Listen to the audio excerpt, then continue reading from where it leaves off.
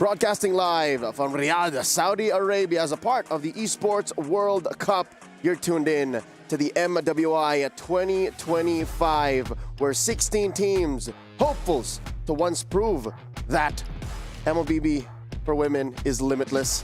But today, only 12 remain, because on this broadcast here, Stream V, we're saying goodbye to 4 teams. It's an all-elimination day here at your service. My name is Leo, joined by Staffa and Trex to call the action for the very first match. Gentlemen, how are we?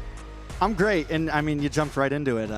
Today we're losing 4 members, so I was great. Now I'm a little bit sad, but that is the nature of the beast, and I'm glad to be a part of it today. I think it's clear that this year the competition has already evolved. Every single team has come better prepared, and the teams that simply haven't been able to catch up to even their previous performances are being left in the lurch. One final opportunity now stands between the 8 teams that will be facing off today, and that will be the difference between whether they make it to the next stage of the competition or they are among the first to bow out. A good chunk of the competition involves the club championship. Let's take a look at how that's going with the STC-CC ranking.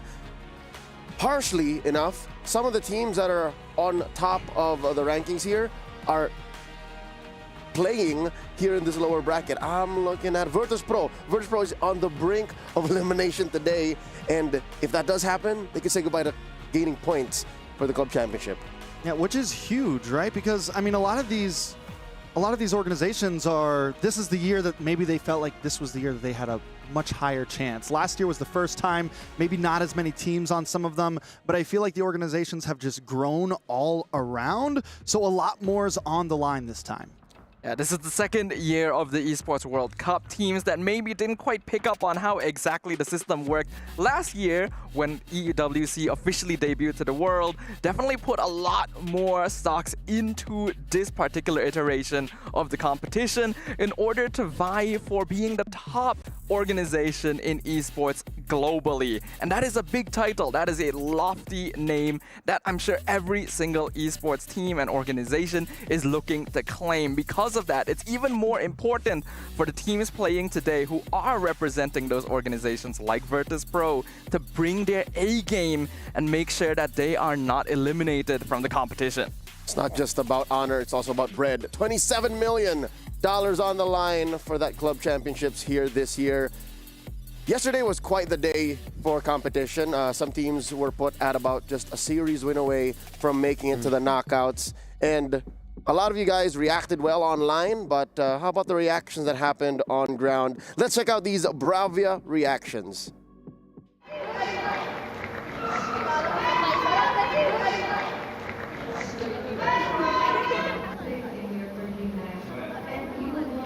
Serem dive-nya, soalnya kita mau habis aja. Iya, iya.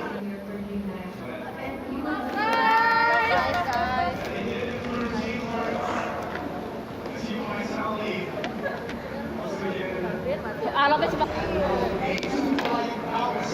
Kasar.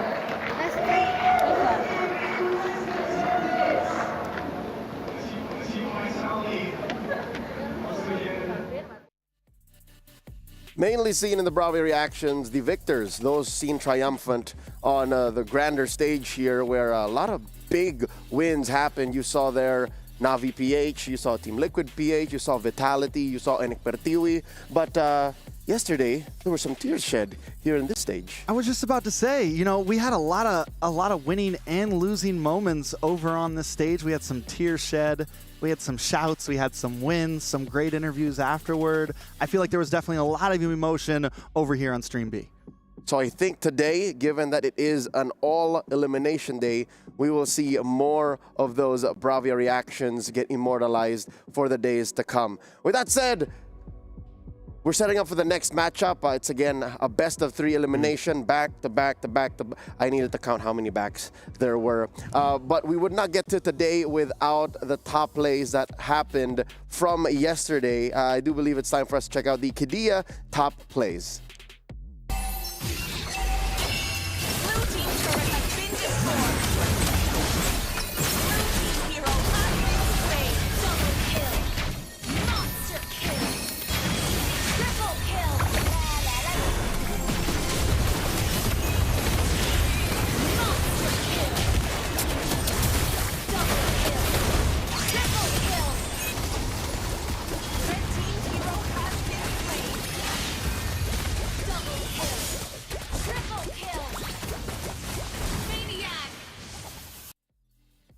Y'all just saw record-breaking moments. The Savage by Yippee on that Claude from Onyx Pertiwi. And of course, the fastest game on record so far at MWI. What was that, 9:38? I believe so, yes. It was a 9-minute long game, and we had some pretty quick games here in Stream B as well, but that definitely does take the cake. The question is, will any of these teams try to beat that record, right? What is going to be the thought process going into this day, especially since every single team that lost during day one of MWI, whether it be on Stream A or Stream B, actually ended up getting clean swept. I mean, sweeps all around. I have a feeling that today games could go a little bit more of the distance. With everything on the line, teams seem to kind of, stick their feet in the dirt a little bit harder. They seem to hold on to everything they can just a little bit more, and hopefully we have some real nail-biters. Maybe today we see games go all the way in a best of 3. Real quick, a reminder of what they're fighting for. Let's check out the prize pool here at the MLBB Women's Invitational 2025. In addition to the club points that you could garner for your club, that's the big picture. What does your squad walk away with? A total of $500 in the prize pool, with 150 G's for the champions, 90 for the runner-ups, 50 for third, 30 for fourth, and the 2015 and 10 cascading down from 5th to 16. That's a whole lot of bread. You were talking about bread earlier, and that's just a piece of what EWC is offering, but that is definitely, that's a nice slice of the cake right there, and we all love cake here. Yeah, we all do love some cake, and I think that means you want to have a bigger slice of that cake, right? Any team who gets eliminated today will still have some winnings. As you can see, 13th to 16th place will still walk home with $10,000, but that is a very small consolation when compared with the grand prize. Heck, even touching the top 3 makes such a huge difference. A quick reminder of who is exactly competing in this year's Women's Invitational. Let's take a look at all of the attending teams spread out across 4 different groups from all around the world. Of course, you have your favorites, Navi PH, Vitality, their runner-ups respectively from their qualifiers, Liquid and Onyx Pertiwi. Any other favorites that have come up in the past 24 hours for you gentlemen? Honestly, Team Falcons Mena seemed very strong yesterday. They brought in the Ube strat, they were using the Estes, and they made it look very good. They were playing it like we've seen some of the best teams in the world play it before, and it didn't feel like they were just up against a team that couldn't compete against it. It felt like they were ready for that strategy, and I'm excited to see how it kind of keeps going with them. Is that Egyptian Ube they brought out? Staffa? The Turkish delight. Personally, I can afford to see a little less of Estes Ube, I'll say right now. I personally prefer the teams that have demonstrated impressive capability in their micromechanics, in their team fighting. I think Terror Queens was a very impressive team yesterday, dominated their first game, and then, even though they fell behind, was able to recoup their losses, adapt to the situation, and reverse a comeback victory in game number 2 to clean sweep their series as well. Self-proclaimed dark horses of the whole shindig. Terror Queens from Myanmar, definitely to be watched out for. Now, let's talk about what's going down today. It's a 4 elimination matches back to back. Best of 3s we're looking at, and y'all better stay tuned, stay glued here to Stream B, because it might be the last time you see some of these teams in action. Yeah, I mean, it's like we've been saying continuously, is 4 of these teams are going home. TLG versus GG, CFU Gaming versus Vertus Pro, Twisted Minds up against WoW, GG, and DreamHack Girls versus Rising Rage. I'm glad that we get to see some teams that we didn't get to see on Stream Bean yesterday. Specifically the left side teams that we're seeing on the graphic right now. I'm excited to see what they bring to the table. I was able to kind of catch some tidbits from watching some of Stream A, but again, we were heavy focused over here. So anything you excited to see? Sadafa. Well, we've already known about the little rivalry that will be going on among some of the Southeast Asian teams. I think CFU Gaming versus Vertus Pro is going to be a game that is worth watching. In the same way, TLG and GG could be fun. We're opening up with TLG and GG, but I'm glad you mentioned it. That is our SNB match of the day.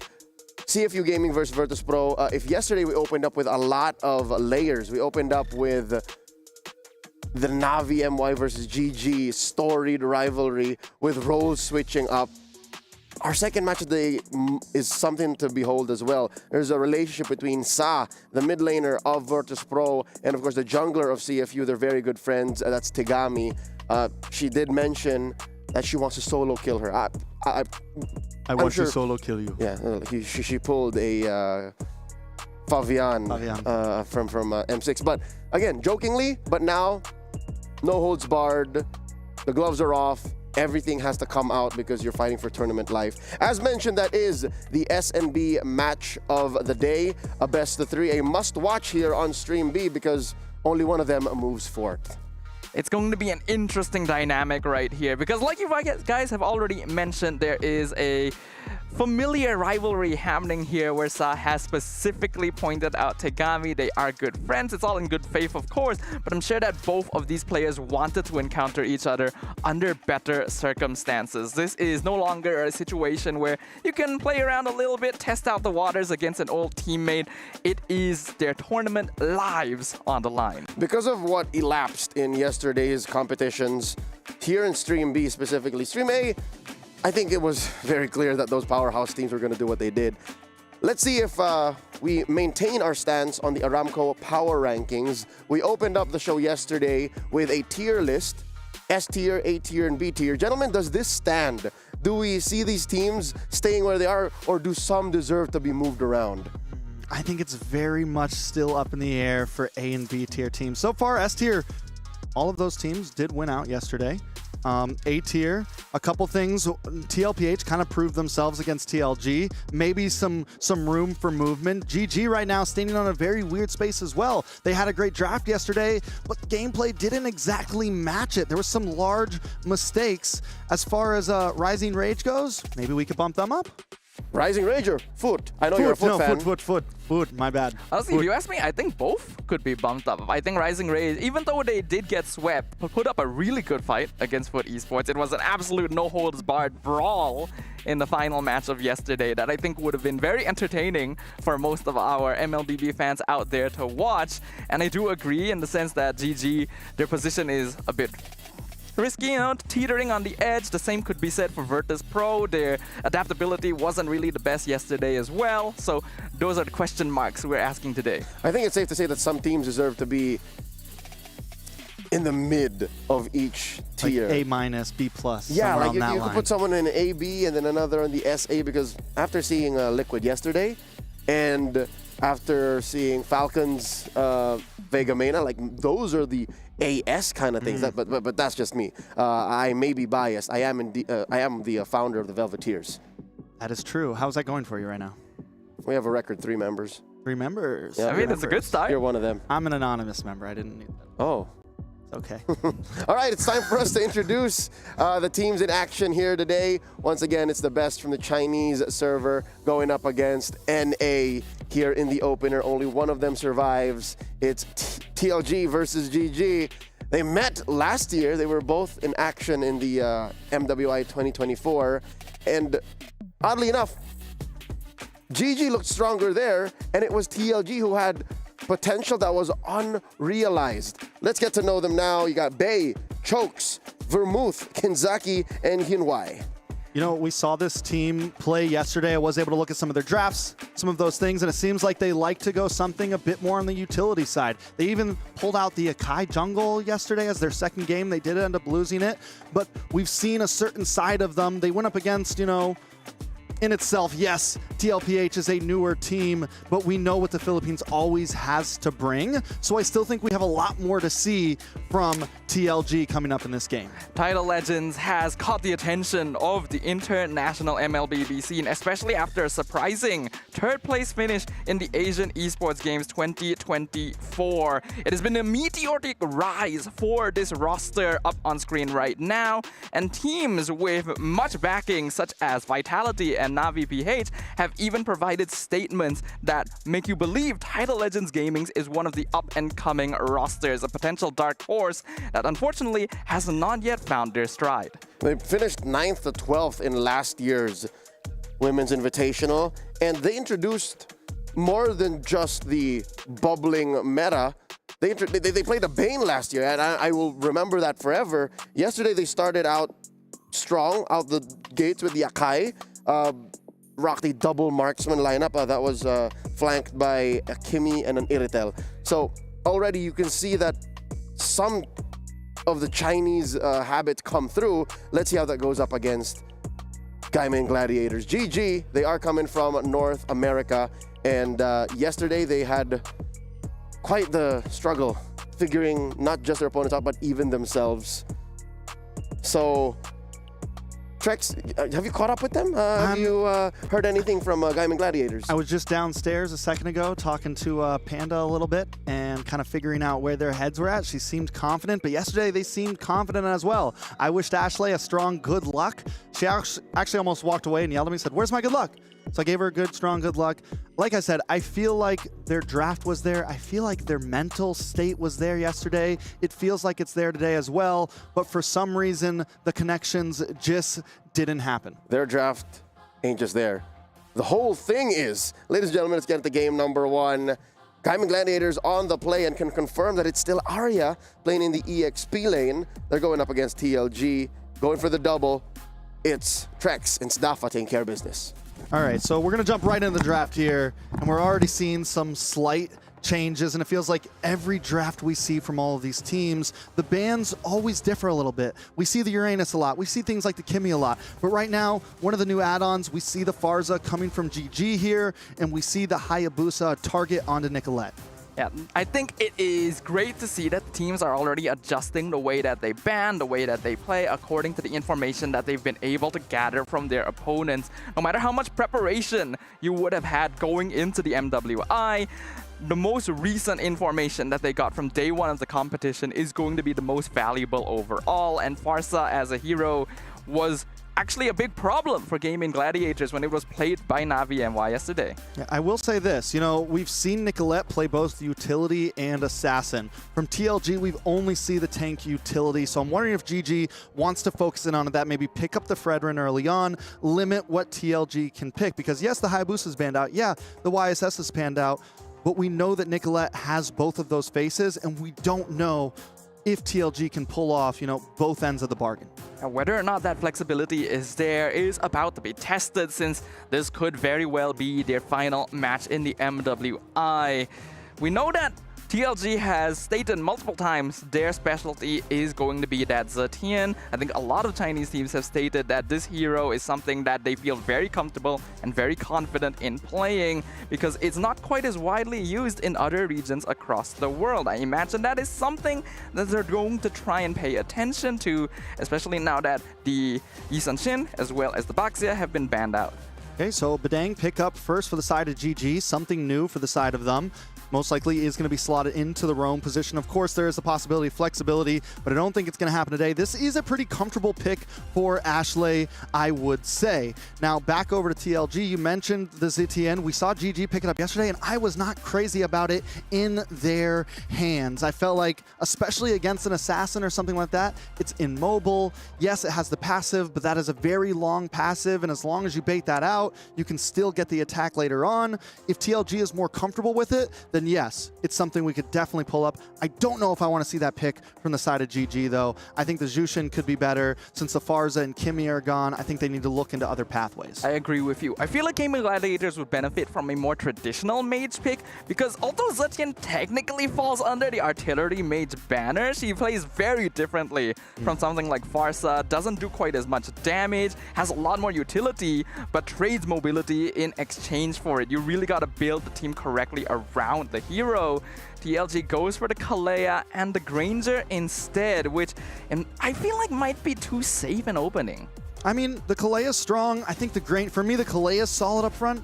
Granger may be too early, and you immediately open yourself up for what a lot of us agree, the Aerthal counter. The Aerthal, yes, you can kite around, you can move. Now, did we see Panda play amazing on the Aerthal yesterday? We saw her maybe be a little too slow to the party, honestly, with it. And if she's going to pick this up today, she needs to maybe be a bit more proactive, maybe move around the map a bit more, or the rest of the team needs to know that if we're going to wait on Panda to farm, we don't need to pick fights in the first 4 minutes. Yeah, I think coordination really was the name of the game for Gaming Gladiators yesterday, and based on information that we got after their loss to Navi MY as well, they actually did gather together and agree that there was a lack of communication where certain players would overextend themselves and really mess up the team fight formation. They would force things out where it was not necessary. So hopefully that's something they learned from here. I'm not too certain about the Valentina pick. Yes, Tsunami Slam is good to steal, but this hero is in a rough spot. I will say this though, with the Joy now being picked up, the Valentina can be solid. You get to steal that. You have the possibility for the Tsunami Slam as well. I think right now GG's falling into comfort with that Valentina pick. Yeah, the Farza's gone, the Kimmy's gone. There's not a lot of other options still out there other than the ZTN, and we were talking about that. Maybe go into something a bit more comfortable, and I think that could be what this is here. Has it been exactly the greatest pick so far in terms of the tournament? No, but maybe they have something up their sleeve here. I hope so. Valentina is a hero that has quite the storied history in MLBB, but this is definitely not her time in the meta. Joy, though, is going to be an interesting addition to the TLG lineup since, as we've mentioned so far, Chokers has mainly leaned towards utility junglers. This is going to be the first time we see her on an assassin, and a fairly high mechanic assassin as well. Could be a good way to circumvent the Vadang and chase down the Irritel, but requires the skills to back it up. So what do they pick to deal with that? And at this point, normally the Fredrin would be a beautiful answer. So TLG knows that. We're going to counter that out.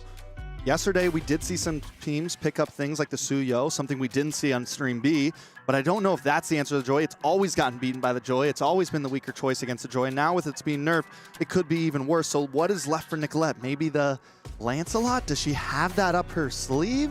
The Hayabusa's gone. We've seen the Ling a little bit. Does she want to stick full assassin? Or does she want to still try to pick something utility up here? And if utility, what's left? If it's assassins, like you mentioned, Lance and Ling are both still going to be solid for Gaming Gladiators, but requires space to be created and is risky because by farming, you're also giving space to Chokers to farm on the Joy as well. If you go for utility, Fredrin's already banned out, like you pointed out. We could see a reversal of the fates and have Gaming Gladiators go for Akai instead. It's actually not too bad. It could look against all right Joy. here. Works well with Badang, but tricky. Yeah, on paper, it sounds one of those heroes where, like, on paper, in theory, Akai looks like it could work here. But for some reason, a lot of those heroes don't work out. Here comes a Suyo, though, along with the Lapu Lapu. This is an aggressive composition from the side of GG. My only worries for it is a lot of your frontliners are divers. And with that, you're going to leave Panda behind on this Aerithel, and it's just an open target for the Joy. So they have to find a way where one of the big issues we saw from the yesterday was them splitting up to the comms weren't right. The dives weren't connected. This time with a composition like this, they all need to be on cue.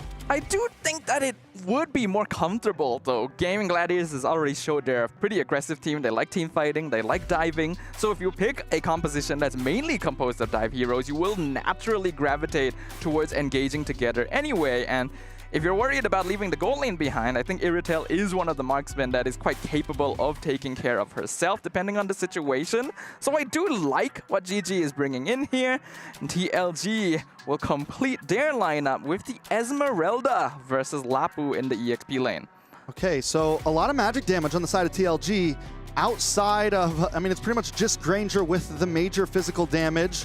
Yinhua is going to need to be able to farm up, get online, be able to do something, because without him, it just comes down to 3 of these magic dealers, especially with the Esmeralda now. Speaking of that Esmeralda, an interesting last pick. I'm not completely against it. We've seen it work sometimes. We've seen it kind of have some issues, but both teams covered in crowd control, covered in burst damage, covered in some chip damage as well. I like both drafts. It's kind of hard to choose which one I favor. It's a pretty balanced lineup. I think GG have definitely gone back to comfort, but in a way that suits the style that they have brought here to MWI.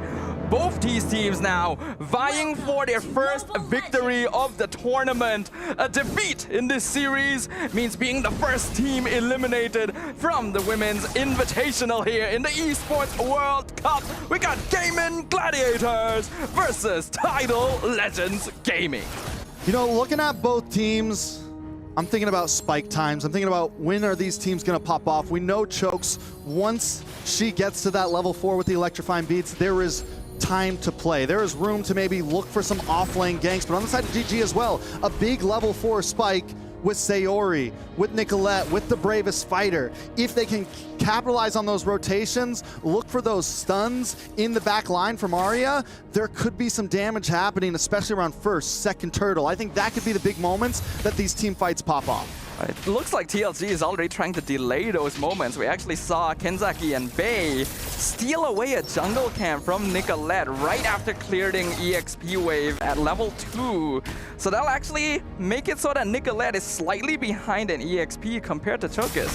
Oh, hold on, Arya could be in some trouble. Okay, yeah, Gaming does not want to fight this yet. They know they've lost some EXP. Yeah, one of my big worries for Arya right now on this Lapu Lapu, we saw her yesterday on the R-Lot, and it seems like sometimes she would dive a little bit too deep without the team. Sometimes go for these big plays all alone, and what I want to see from Arya is stick with your team, stay close. Gaming Gladiators likes to play that big group, but damage in the middle. Here comes the Blade Surge, connects with Vermouth, first blood over to Nicolette. Yeah, Vermouth goes down already, seeing that aggression that we were looking for from the side of GG. And this is what you want to see from a Suyo. In the past, when we saw the Joy versus Suyo battle, yes, I do think the Joy wins out in the 1v1. But if the Suyo can get some kills early on, it's a huge advantage. Yeah, and that's what GG have done. Kotos comes in from backline, steals the turtle away from right under the Gaming Gladiators. Tsunami Slam gonna be stolen away, used. Nicolette pulled back and executed. And Arya forced the flicker just to get away as well. All right, so Turtle plus a kill over to the side of TLG. It's a nice lead, about 600 gold. GG now need to rethink about how they approach this. Nobody checked that bush for Chokes. Nobody knew that the Joy was there. Once again, it feels like GG is kind of, the comms aren't just connecting, so they need to figure something out quick, or else this could get out of hand in the next few minutes. I think we're still seeing an issue with the gameplay being a little bit one-dimensional, right? There's a bit of tunnel vision happening on the Gaming Gladiators where they have a goal and they're trying to achieve it, but not really thinking about other possibilities. Yeah, I think what's important is do not rush it. TLG in a comfortable spot at this point.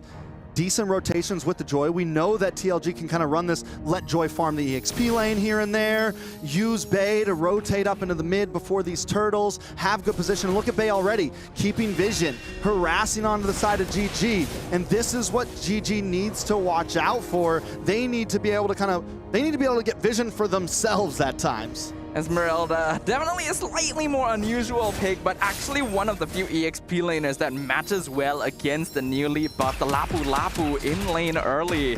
This means that Bei can provide vision, allow Tidal Legends Gaming to make very informed decisions about how they rotate. Kenzaki going to find one, forces the Purify out from Sayori. And the dash forward, Electrifying Beats comes out, Fist Crack a little bit too late. Flicker from Ashley. Yeah, Ashley's going to have to be careful. Yesterday, one of the big mistakes we saw from Ashley was being too far out at times, getting caught off, being too aggressive. And yes, they have an aggressive composition, but like you mentioned, it can't be too tunnel vision. They still need to keep themselves open. And Tidal Legends Gaming's positioning on the map, looking at the mini-map right now, they always kind of encircle GG. They're looking at all angles, looking to make a play from any member on the team. And once that player makes the play, the rest of TLG closes in. Look at Bei right now, sitting down in the spot bush. When we look at GG, they're just grouped up in the pit. Kenzaki jumps in, Arya dashes away, Bei still holding the front line. Here comes the bravest fighter coming in, glad the land shaker, Kenzaki flickers out of the wall, Chokus steals the turtle away regardless, and now Arya is 1v3. You're not getting out of that one. Chokus picks up the Lapu. Chokus right now is not breaking a sweat at all in that turtle pit. It's not a problem for her. She's just hanging out on the other side of the wall, waiting for her time, clicks the retribution button. Not a problem, too easy, makes it look easy. GG needs to find an answer to that quickly. And we are seeing better flexibility and just overall better positioning from Tidal Legends Gaming on the map right now. Uh-oh, Nicolette in some trouble. Chokus 2 levels up on their opposing jungler right now. We can see that the pressure from TLG has been very powerful. Tsunami Slam purified away yet again. Yeah, the Purify is gone though for Sayori, and that leaves Sayori in a bad spot. Sayori hasn't taken a death yet, which is huge. A lot of the members, it's not a high death game right now. We're 5.5 minutes in, and this is what I meant earlier when I said a lot of the teams are going to be digging their feet in. It's still only a 1.5k gold lead for TLG. Taking a look at the items, Hunter Strike has been locked in for Yin Hui. On the other side, that is about a 400 gold, nothing too crazy. Down to the junglers right now.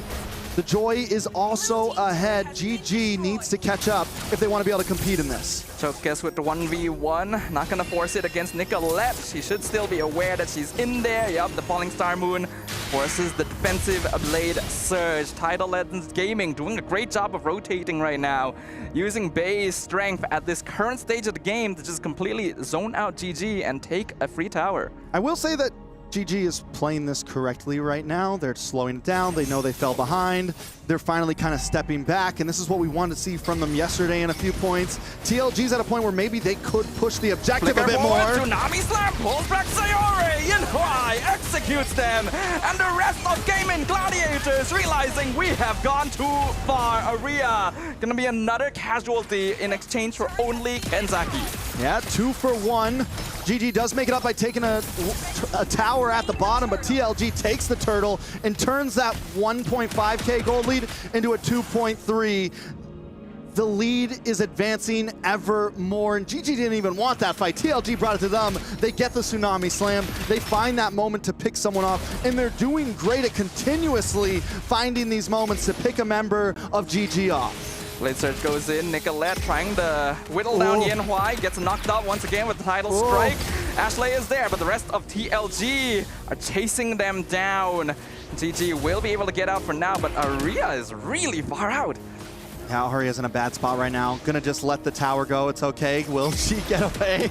Shot in the face, still stuck there. Should be able to get away safely. Should be, unless, no, Yin Hui doesn't have another Death Sonata. Yep, Aria will be able to recall, loses the tower, Electrifying Beats comes out, Chokus sees 3 members of Gaming in the mid lane as well.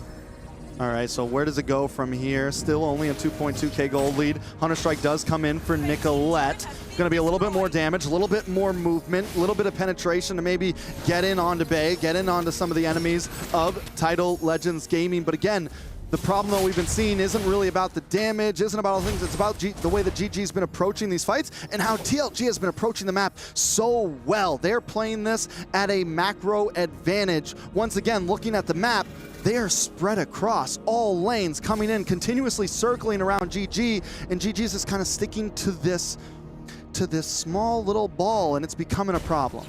Yeah, GG, even though they have a good dive composition, at this point are quite reliant on having the numerical advantage because they simply do not have enough damage yet after Nicolette has been put behind in the early game. And TLG are able to make great use of that to just make their presence across the map really wide. All right, so Starlium Scythe and the Crystal does lock in for Chokes. One more item and Chokes is completely online. I mean, the damage is already going to be there. It's already a problem for Nicolette. At this point, GG probably unable to even try to fight for this Lord. Ashley, though, maybe going to try to go for it. Ashley goes in with Fist Break, gets cancelled instantly. Yin Hui secures the Lord. The rest of GG looking dive. Aria too far forward. Flickers back. Landshaker lands in the Stolen. Tsunami Slam catches Chokus. That is going to be the first kill on the Joy the entire game. 1-for-1 trade. But TLG gets the Lord. All right, so the damage is starting to come in a little bit for Panda. I don't know whether forcing that fight there was a good idea or not. Since it's an even trade, I feel like it wasn't. No matter what TLG was getting that Lord, GG was just too late to the party, but we are starting to see the possibilities form for GG in these team fights. But again, I think it's a matter of time, not a matter of do we want to try to win every single fight. Let it go. Let Panda, she did get her Berserker's Fury a minute ago, about 30 seconds to a minute ago. I think she needs one more item till the crit's really there, and she can just burst down whoever's in front of her. It sounds easy on paper, yeah, but it's difficult to achieve considering the circumstances. A 3k net worth lead in 10 minutes is not the worst, but it's still a difficult one. Blade Surge coming for Kenzaki. Tsunami Slam gonna be used to escape. Catches Nicolette, but Kenzaki will fall. And here comes the Raging Slash doing some good damage. Sayori in the front line. Chokers trying to burst down the back line, but they get picked off. The rest of TLG is not able to reach them in time. Gaming Gladiators pack it tight. Okay, so TLG, the strategy that they've been approaching is starting to not work as well. GG knew when the power spike was coming in. They knew, yeah, we can take a Tsunami Slam to the face. Panda's finally outputting. Chokes makes the mistake of maybe going for someone else instead of Panda. And now if TLG wants to win these fights, they have to know that, okay, Panda's the new target. That's who we need to get the electrifying beats onto. Third item's locked in. We get a little bit more distance now. Taking a look at the mages, it's a 400 gold lead over the side of Vermouth. I mean, still, I think it's still an even game at this point. The gold lead drops down a bit. GG showing that they're still in this to fight. Look at the damage! There's so much damage. 4-man title strike, knock up into the Tsunami Slam, and Ashley falls. Killing spree for Yinhuai. It is back and forth right now, but the thing is, it's not a high kill game. It's 6-5. It's still clean pickoffs, not too clashy overall. TLG takes a bit of that gold lead back. We're back to 2,000. I want to take a look at the gold laners though. 3-0-1, 3-0-1. Yinhui, we still haven't seen that true shining light overall, but I think we're going to see it soon, and this is where we're starting to see it. Look at the damage from him come in. Ashley just can't do a single thing. Anytime Renzaki gets a Tsunami Slam, that member of GG is normally going down. Yeah, we're reaching the point of the game where the gold laners now really hold the reins of how the game is going to proceed. Panda is basically GG's final hope. If they can continue funneling gold into the Irritel, it'll be huge for them, since Title Legends Gaming still isn't holding on to that big of a gold lead. I want to point something else out as well. Sayori has taken the Tsunami Slam. I think Gaming Gladiators need to be able to use that well. Maybe wait for Chokes to come in, and it makes Sayori not as easy as a target. Is it going to matter? Arya also needs to be able to aim that Bravest Fighter. TLG, I think, just needs to keep playing the way they've been playing. Ashley Use misses Kenzaki. the flicker completely. Yinhuai bursts him down. Bay dives the backline for him out. Chasing down Panda. Almost dies, but is able to get away. Purify use. Here comes Chokers! Electrifying feet shut down on the Irritel. Bay now in 1v1 with Arya chasing them away. The fight is split completely in half, but TLG are the clear victors. Once again, GG is just completely split up. TLG takes full advantage of that. Panda down, Ashley down, Arya nowhere to be found during this. Over on the side, it seems like the comms are just mixed up, and TLG is on point in terms of comms. They know the objective, they know what they need to do in every single team fight, and they are executing it to a T. Man, we talked about how important the gold laners were going to be. Panda needed to keep herself alive there, but forced out too many resources to maybe burst down Vermouth and just put herself in the iron sights of Chokers. The situation now looking a lot worse than before. Yeah, taking a look overall between the two, 14 to 15. Yinhuai has it to level 15 a little bit faster. Minions, Panda, been able to farm those just a little bit better, I guess. But at this point, we're seeing Yinhuai start to take jungle creeps, start to get those orange buffs for himself, start to get some of those advantages for his own team. And here they come, diving into the towers. Lord will collide with the top inhibitor. TLG taking things slow. Skypiercer now completed for Vermouth as well. Looks like the Chinese team not interested in pushing their advantage. It's all about map control. All right, TLG, and I like this. They're not trying to rush anything. They're just taking it slow, taking it easy, tower by tower. We don't need to dive in. They do have Bay who can drop the Falling Star Moon at any point. I'm waiting to see that happen. I'm waiting to see Kenzaki dive in as well. They've shown that that's, a lot of damage on Yinhuai there. She does back off, and I think that's the call for TLG to, we don't want to push this too far. We have the game in our hands so far. Honestly, I do praise Yinhuai for being willing to play so aggressively. She knows that she has reached a power spike on this Granger and can actually be the one that sets up the initiation by just poking someone down low enough. It's quite lucky for TLG that she didn't get picked off there, because that would have been a way for GG to claw their way back here. Yeah, I mean, but it's going to be hard. At this point, Yinhuai has 3 stacks built up. 30 stacks overall? 302. Going to start being more and more damage. It's going to get harder for Nicolette to hang out on that front line. Another Tsunami big pick. Slam, they found Ashley, picks her up. Here comes the bravest fighter. Panda looking for the sideline, diving in. But look at the back chokers. Eliminates Sayori. Now looking for Panda, trying to run through the mid lane, but Panda finds a reversal kill. Falling Star Moon onto Nicolette. Panda trying to run away. Vey, will she be able to find more? Yinhuai picks up the mega kill. Aria the whole time has been holding back the rest of TLG. I don't know how many times I can say it. Every time the fight breaks out, Panda jumps forward, someone else gets left behind. It feels like the dive comp, and this is what I was worried about with a dive comp like this. You have to dive together to make this work, or you just gotta be a top G like that. You better secure the kills if you're gonna go alone, and right now Panda's unable to secure them. Yes, she ends up getting the one onto Choke, so that's with the help of a teammate, and by her not being there, they lose Aria. They lose members of the team, so they gotta hold it together if they're gonna survive on this, and TLG are approaching every fight very well. Now with Lord coming up, they still have a 4.5 gold lead. That did drop earlier, was at around 6K. So gold's starting to come back. We're at the 16-minute mark. GG's only chance, I think, is they got to survive past this Lord.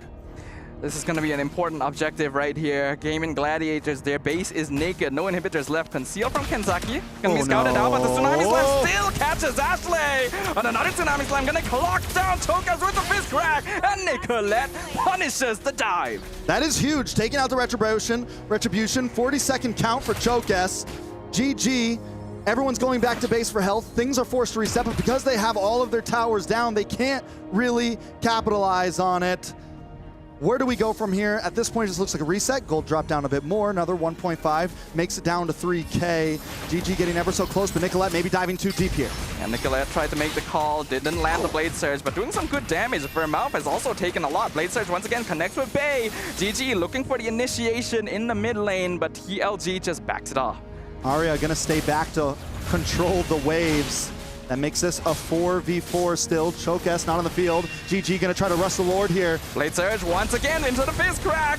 They found Vey. Tsunami Slam gonna be purified away by Kenzaki as well. And that means the Kalea is too far forward. Gaming Gladiators are turning it around. Double kill for Panda. Tsunami Slam stolen away. It's a triple kill for Panda as Gaming Gladiators strikes back. The clock has been ticking.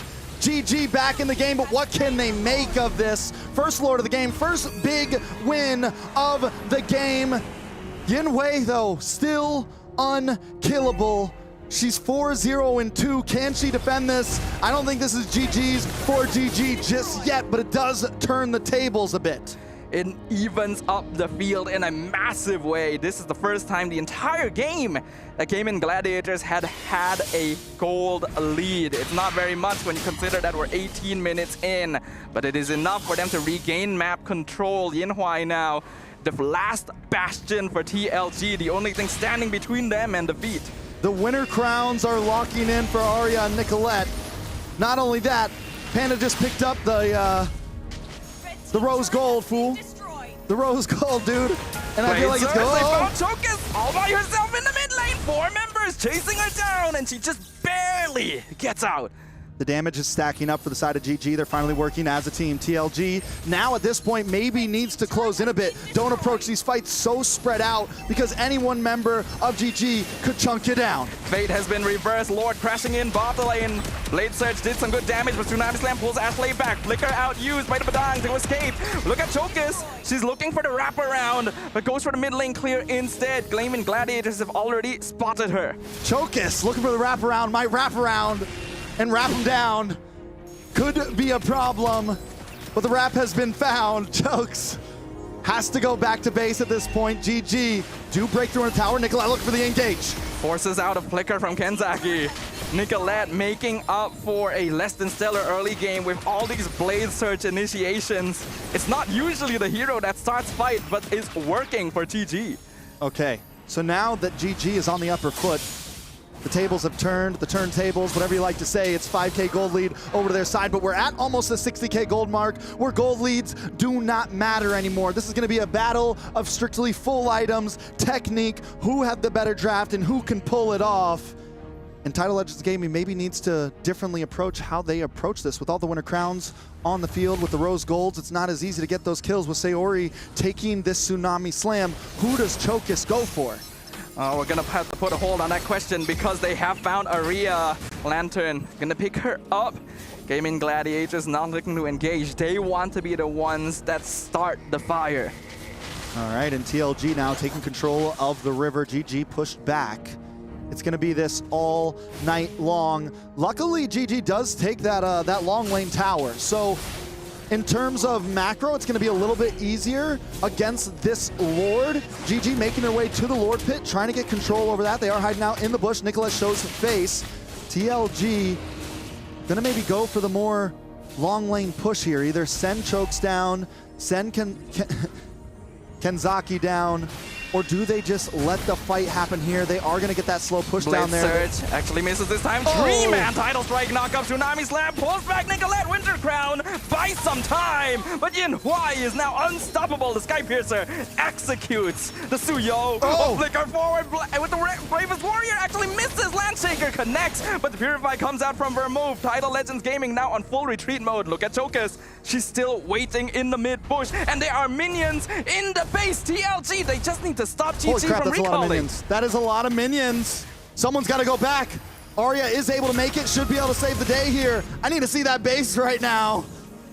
I think We'll be Aria okay, made the it health back is coming back. just in time. That is actually kind of terrifying. Yeah, 20 seconds for NICOLETTE. No retribution for them. Panda still doesn't have heavy crossbow, so the damage just isn't there. Even earlier when Arya made that engage, I feel like she shouldn't have, because there was no heavy crossbow. There was no big damage for the side of GG. Yeah, GG didn't need to force that. It was very obvious that TLG was baiting their positioning, and there was no real need to bite onto the line. But luckily, they did not lose too many resources for doing so. It is now going to be a 50-50 Lord dance. There's a pretty big minion wave bottom, though. Yeah, I mean, TLG at this point can just slow play this all they want. Earlier, they did use Arya as the lane protector, as the base protector. That's how they achieved the Lord before, and they were able to get the kill onto Chokis. But the thing is, I don't see Chokis doing what she did last time, kind of overstepping her footing. At this point, TLG respects GG very much, and they're not going to go for the deep dives. They're going to play this slow. They're willing to dance, and GG needs to be willing to dance as well, and that's been their biggest downfall.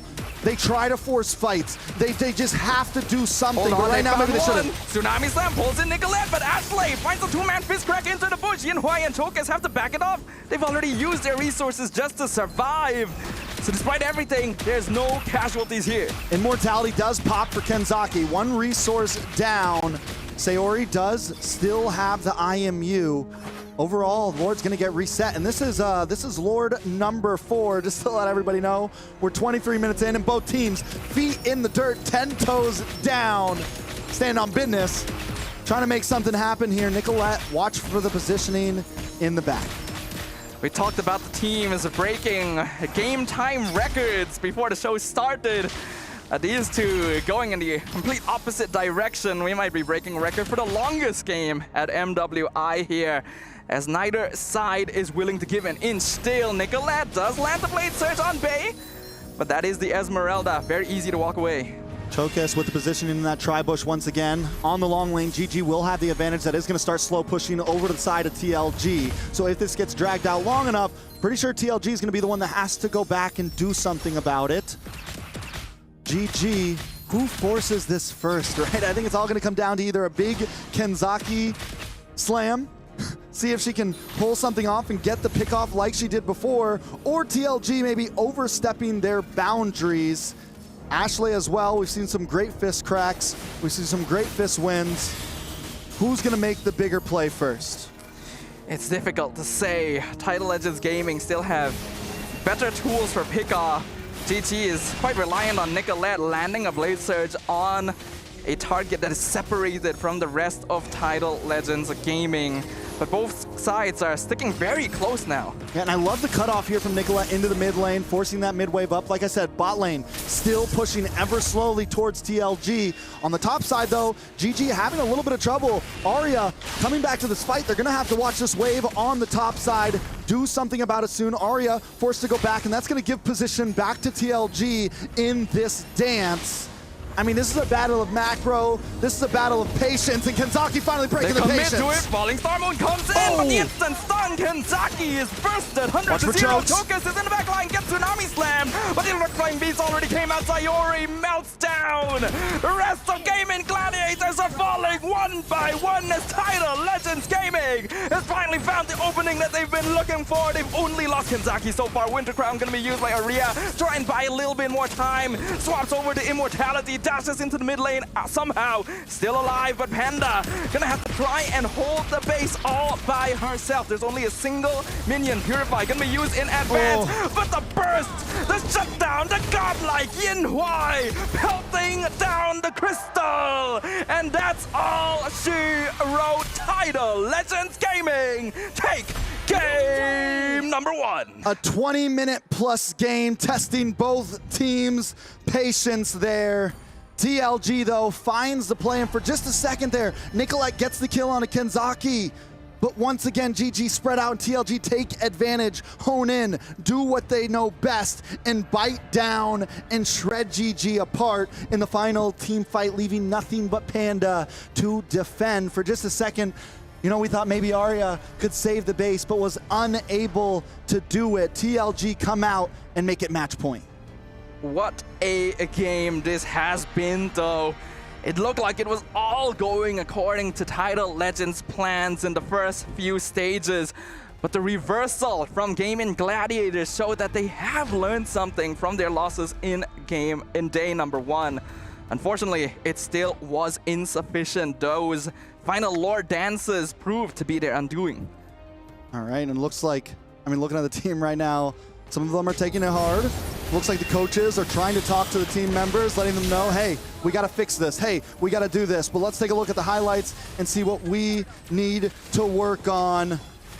GG, so many of those early turtle fights, man, they just didn't have it together. They were all grouped up, and TLG would just surround them. And with the composition as fast moving as TLG, with the pick-off abilities of Kenzaki, with Chokes being able to consistently get to the back line, it turned that whole early game into their advantage. And GG, if they maybe didn't lose the early game so hard, maybe they could have snowballed. But with that out the window, they only had one chance, and that was get to late game, get Panda online. And once they finally did that, they still weren't able to execute it. They weren't too far off from achieving their goal, but a lot of their comeback potential came from TLG splitting themselves up across the map. Once Title Legends knew that that was what was causing them to lose team fights, they started grouping up together, making use of the lane pushes to really close the game down. Leo, how are we feeling? GG showed a lot of heart. I'll tell you now, that draft was not easy to make work, especially in the early game into the mid game, because come that, what was that, third Lord, when GG finally scored it, it looked like, hey, they figured it out. And you're right. You mentioned somewhere in the game, if you're playing a dive comp like this, you have to all dive in. But again, if only this happens about 70-80%, TLG squeezed into the last 20 and broke the lineup apart at the very last moment. When they picked off Kenzaki, I thought that was it. But when you looked at the minimap, literally Panda was over here, Arya was over here, everyone else was just, I knew that was the end. As painful as it is, GG have yet to found the working formula, or at least have found it hard to stick to it, because there were definitely some shining moments here in game number 1. TLG, though, as they exited the battle stations, base said 2-0. She's feeling the 2-0, and I'm scared for GG. She's feeling it. I'm scared as well after seeing what happened in that game. Yes, there were some good things from Gaming Gladiators, but it felt like they just went back to the same old habits of throwing bodies at the wall and hoping something sticks. Kenzaki played a great game there, though, man. I'm talking about so many of the Tsunami Slams were pivotal. And even at the end, when there was a few times that, yeah, Kanzaki died for it, even that last team fight, you said it, Leo, it looked like the game was in the hands of GG's through that fight. But Kanzaki did her job. She scares Panda off to the right, and GG doesn't know what to do with it. They lose their damage dealer, and after that, there's no answer. Yeah, I think it's more than just Kanzaki. It was also Chokes. Chokes did amazing on the Joy. About more than half the team fights that she was a part of, she got the wrap around, and that was more than enough to scare GG, even if they did not know she was there. It wasn't always sure, but the fact that she consistently finds the back line makes Panda's job all the more difficult. I get it, I understand. I don't blame her for playing the way she did. Yeah, I mean, looking at some of these fights, the ones that they do win out on, look, here's that last fight we're talking about. Panda comes in, Panda runs off to the right here, and I think at that point, Panda's like, yeah, I'm done with this fight, but the rest of the team is stuck in it. It's really, really messy. Right from the beginning until the end, players were not communicating properly. And when you commit to a dive composition like this as well, you're not going to be able to escape from most of the fights that you start. You gotta commit, and you need to communicate to your team that we need to all fight this if we want to have a chance at winning. There were so many situations where half the team wants to back off, but half the team is still inside the fight trying to make something happen. And if the team fights were just taken a little closer together, I feel like the chances of GG winning them out would have been higher. It's difficult to ask because, again, TLG drafted very beautifully. They had the Joy to break them apart. They had the Granger to poke from afar. They had the Zushin to control zoning and range. And then the rest of the lineup was just beneficial, or at least countered everything that GG wanted to do. So draft-wise, maybe there is a lot to adjust there as well to maybe take us to game number 3. But before we do that, I do believe we have something to watch here real quick to get to know Gaming Gladiators a little more. Let's watch this. Okay, you got this. You gotta respond in Malaysian. Fun. Tapi kita orang laut sedap doh. Yeah. She said. Yeah. New country, easy server. This guy's definitely a random. I'm not gonna lie. Man, you're not playing, bro. Don't talk. He's so childish. Is this about me? So what? Bro, look at his profile picture. What is it? Yeah, upload your face first, because you cannot show your face because you're ugly. Someone said boring. That's why you're behind a screen and we're here.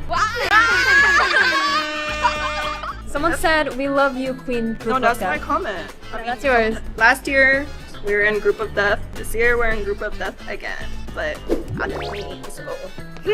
Someone said, Mobile Legends push for gender equality. Go Pandas. Oh, what? Me? Yeah.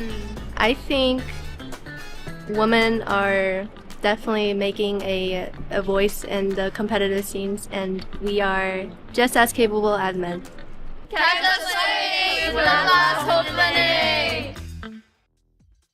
We definitely know a little bit more about Gaming Gladiators there. Great to remember that they were in the Group of Death, and now they're here again, and they're at the brink of death. I wonder how Ashley's keeping the girls together. I wonder what that process is like, because I couldn't imagine. Yeah, I think sometimes that's one of their biggest downfalls. You can see like the tilt on all of their faces. Yesterday, after they lost that game too, you can see Ashley just being frustrated. You know, a lot of them took that loss hard, and one of the most important things we saw it yesterday, you know, even though you lost, you got to come in. You have to play just as strong in the next game, if not better. So whoever is the voice right now, whoever's trying to, you know, pull them all together, needs to be there on their possibly last game of the day. Stefan, what do you think is going down in the camp of TLG? They are one game away from eliminating GG. I think for TLG, they're just gonna need to stick to the basics, right? They've already figured out what works. I think it's very clear to them as well what the weaknesses are on the side of Gaming Gladiators, because it's something that we have observed. I think it's something that many of the teams and many of the coaches can quite easily observe as well. As long as you continue picking up drafts that pressure the early game, provide you good map control towards the mid side, and have good defenses in your front and back line, it's quite simple to force GG to run at you. So that means going into game number 2, a lot of the impetus is on Gaming Gladiators to actually change up this playstyle. I didn't get to ask you, gentlemen, post-game, things happen so fast. Who would you name as the MVP for game number 1? Ooh. like I said, I really liked Kanzaki. Chokes as well, did an amazing job. I think it's a toss-up between the two of them for me. I like to point out players that don't get quite as much green time, so I want to say Bay, actually. The Esmeralda was creating a lot of space and making Gaming either like play super safe or just completely ignore her, which was not necessarily the right choice. I don't know what stream you're watching, but Bay gets plenty screen time. No, Maybe I mean, in-game. In-game, you know, you're always going to focus on the goal lane, on the jungle, you know? We gotta Not when give Bay's it- playing. Not one base. Okay, that's fair. You know what? That's fair. She really dominated fights. Again, they ran Lapu Lapu into this Esmeralda. I think that alone is trouble because if you're looking at the Lapu Lapu and a Badang. So that's why I think it was so easy for TLG to just spread out GG like this because wherever Bay chooses to go, like that's a non-starter. So that's already one front of the fight taken out. And then you have the other side covered by Kanzaki. So all of them valid. I think we just gotta mention Vermouth because we talked about all four members. So let's bring in the mid laner as well. I wonder how GG will be answering this. Any thoughts on GG's draft here as we prepare for game number 2? What should they change? What should they prioritize? I'm sad that Suyo couldn't catch a break. Like still winless. I mean, I think the Suyo at this point, we're seeing that there's not a whole lot it's going to work with unless the team's ready. Unless you get that early game snowball, it just doesn't really have a chance to keep up. As far as draft, I think the Badang pick that early on was maybe a little too rushed. They gave over the Kalea, and whether you like it or not, Kalea has continuously showed that it is an amazing pick. And if you're going for something simple, you want to go for Roam, I think it's solid. Yes, Ashley didn't do amazing with it yesterday, but I think still it fits well in the team. Yeah, unfortunately, Badang is no longer the universal first pick he used to be as well, right? Last time, it was safe to pick Badang first very early, no matter what, because he was just such an effective hero for stunning. But nowadays, after the nerfs, while he's still a solid pick, is a lot easier to counter. And then you consider that the Suyo was picked into multiple sources of magic damage, which he is going to melt to a lot of the time. You would see why Gaming Gladiators had difficulty. So Coach, Rexvin, and Midnight may have overshot with that early Badang. Let's see if they will reconcile these drafting choices in game number 2 because it's all on the line. Do or die. GG answering back on the red. This does allow for them to react. Very good position to recover from. TLG on the play. Coach Catvin versed bans out the Hayabusa, Stafa, and Trex. Y'all take it. All right, so like we said, we saw the Badang pick. I think another thing we need to see change up on the side of GG, we didn't really like the Valentina pick. I would have liked to see something a little more artillery, a little more back line. Sayori being forced to dive in. I don't think she got a single kill in that last game, 5 assists. Towards the mid to late, she was like 0, 1, and 5. I need to see something a little more controlling from her. They had time to pick up something like the Zushin. They had time to give her something comfortable. And the thing is we know Ashley can put a lot of roamers in her kit. I don't think they need to force the roam. I think they need to put comfort into someone else. Does look like we're going to be taking a second to pause on this draft. So where do you think they take it from here?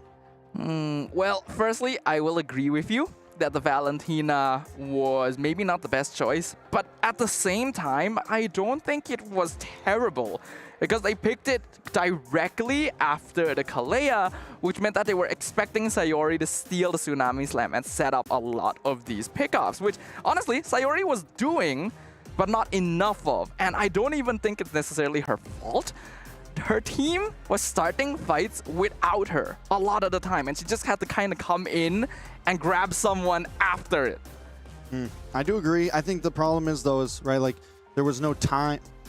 They needed the early game win with something like Nicolette on a Suyo, and Valentina's going to take a bit of time to really be able to. They needed that mid lane control, and Valentina, used to be a great mid lane mage, but right now with all the artillery out there, it's hard for Valentina to do that. And by the time, Valentina could make those big plays happen, it was too late for them. She was a great protector. The Tsunami Slams were amazing, but I think the rest, again, the comp just didn't fit. They have these early game heroes that want to scale early on. They have these more mid to late that need time. And again, everybody just wasn't on the same page, so they need to approach this together. If they do want to go for a big late game team fight, then they need to learn how to slow it down a little bit and not let TLG get ahead of them. We do see the Hayabusa ban from TLG here, Uranus from the side of GG. Nothing too much changed up thus far. Now, I wanna bring up a separate topic here, Trex, that I feel like might be a very crucial component we may not have been pointing out enough. Aria has not been given a winning EXP lane the entire tournament. Every single game, her hero has been picked early and then counter-picked, or even picked into a counter-pick, and the EXP lane for GG keeps losing, which means that the jungle is always vulnerable. Very fair, and I think so. Do we? I mean, in a lot of teams, as you say, like hold that EXP lane till later on, or put something flexible in that maybe you can swap around later on.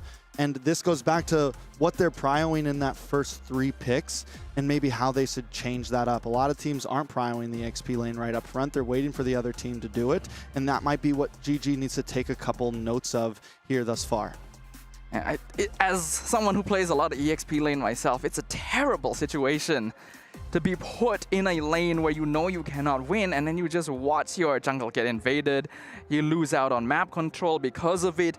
I do hope that GG gives Aria a bit more space in terms of the draft. There are heroes that can be good, and even if you pick something like a Lapu Lapu, for example, which wins most of its matchups, you need to draft heroes that can counteract other heroes in advance.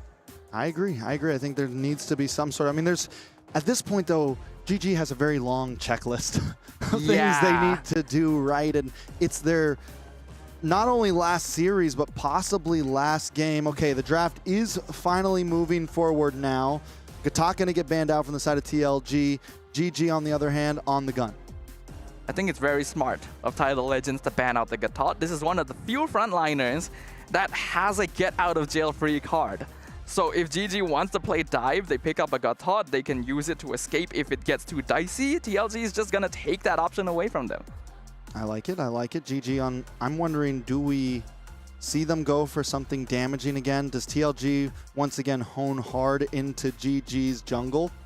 We saw last time they weren't left with much in the second phase, and this time about, instead of maybe slotting the XP so early, slot Nicolette, make her comfortable, give her something that's powerful in the jungle, whether it's the Fredrin, whether it's an assassin, you know, things that we've seen her do well on. I agree. There are certain lanes that you can afford to pick a little earlier, even if it may end up being countered, because especially jungle and gold lane, their goal is just to get that farm. You gotta prioritize EXP, especially if you want to make sure you don't lose out to early game pressure. Looks like GG are banning out that Kimmy, so putting a bit more focus onto that mid lane as well.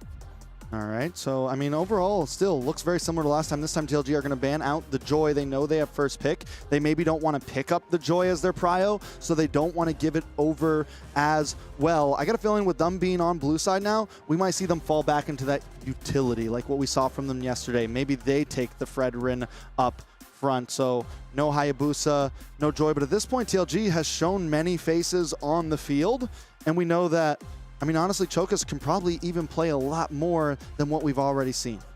Yisun going to be the final ban from GG, so TLG have a lot of options. I agree with you, Trex. I think Chokas is still hiding a lot of potential there, since her first debut on an assassin jungler went very, very well. I think Baxia going to be a very easy first pick if TLG wants to lean in that direction. Still one of the most flexible heroes in the meta. Basha is out right now, and yeah, you could play a roam. It's great in the jungle right now. It seems to be the favor, but what makes it a good first pick is the possibility for flexibility, and it's something we want to see. It's something that I feel like, honestly, right now in the meta, there's not a lot of picks that are getting flexed around. We haven't seen a lot of drafts where it's, oh, this first pick gets swapped at the last second phase, you know? We haven't seen that too much, at least so far in MWI, and it's something that can completely change the advantage of a draft for a team. So there goes the Basha. GG now. I think they lock in the Kalea. Maybe the Granger as well. They go for the Badang again. I'm not saying Ashley played bad on it, but at least it's something comfortable. And hopefully they don't lock in the EXP right away. But they are going to possibly get over the Kalea here. I don't know how I feel about this. The Granger Badang opening feels really safe, feels kind of reactive to me.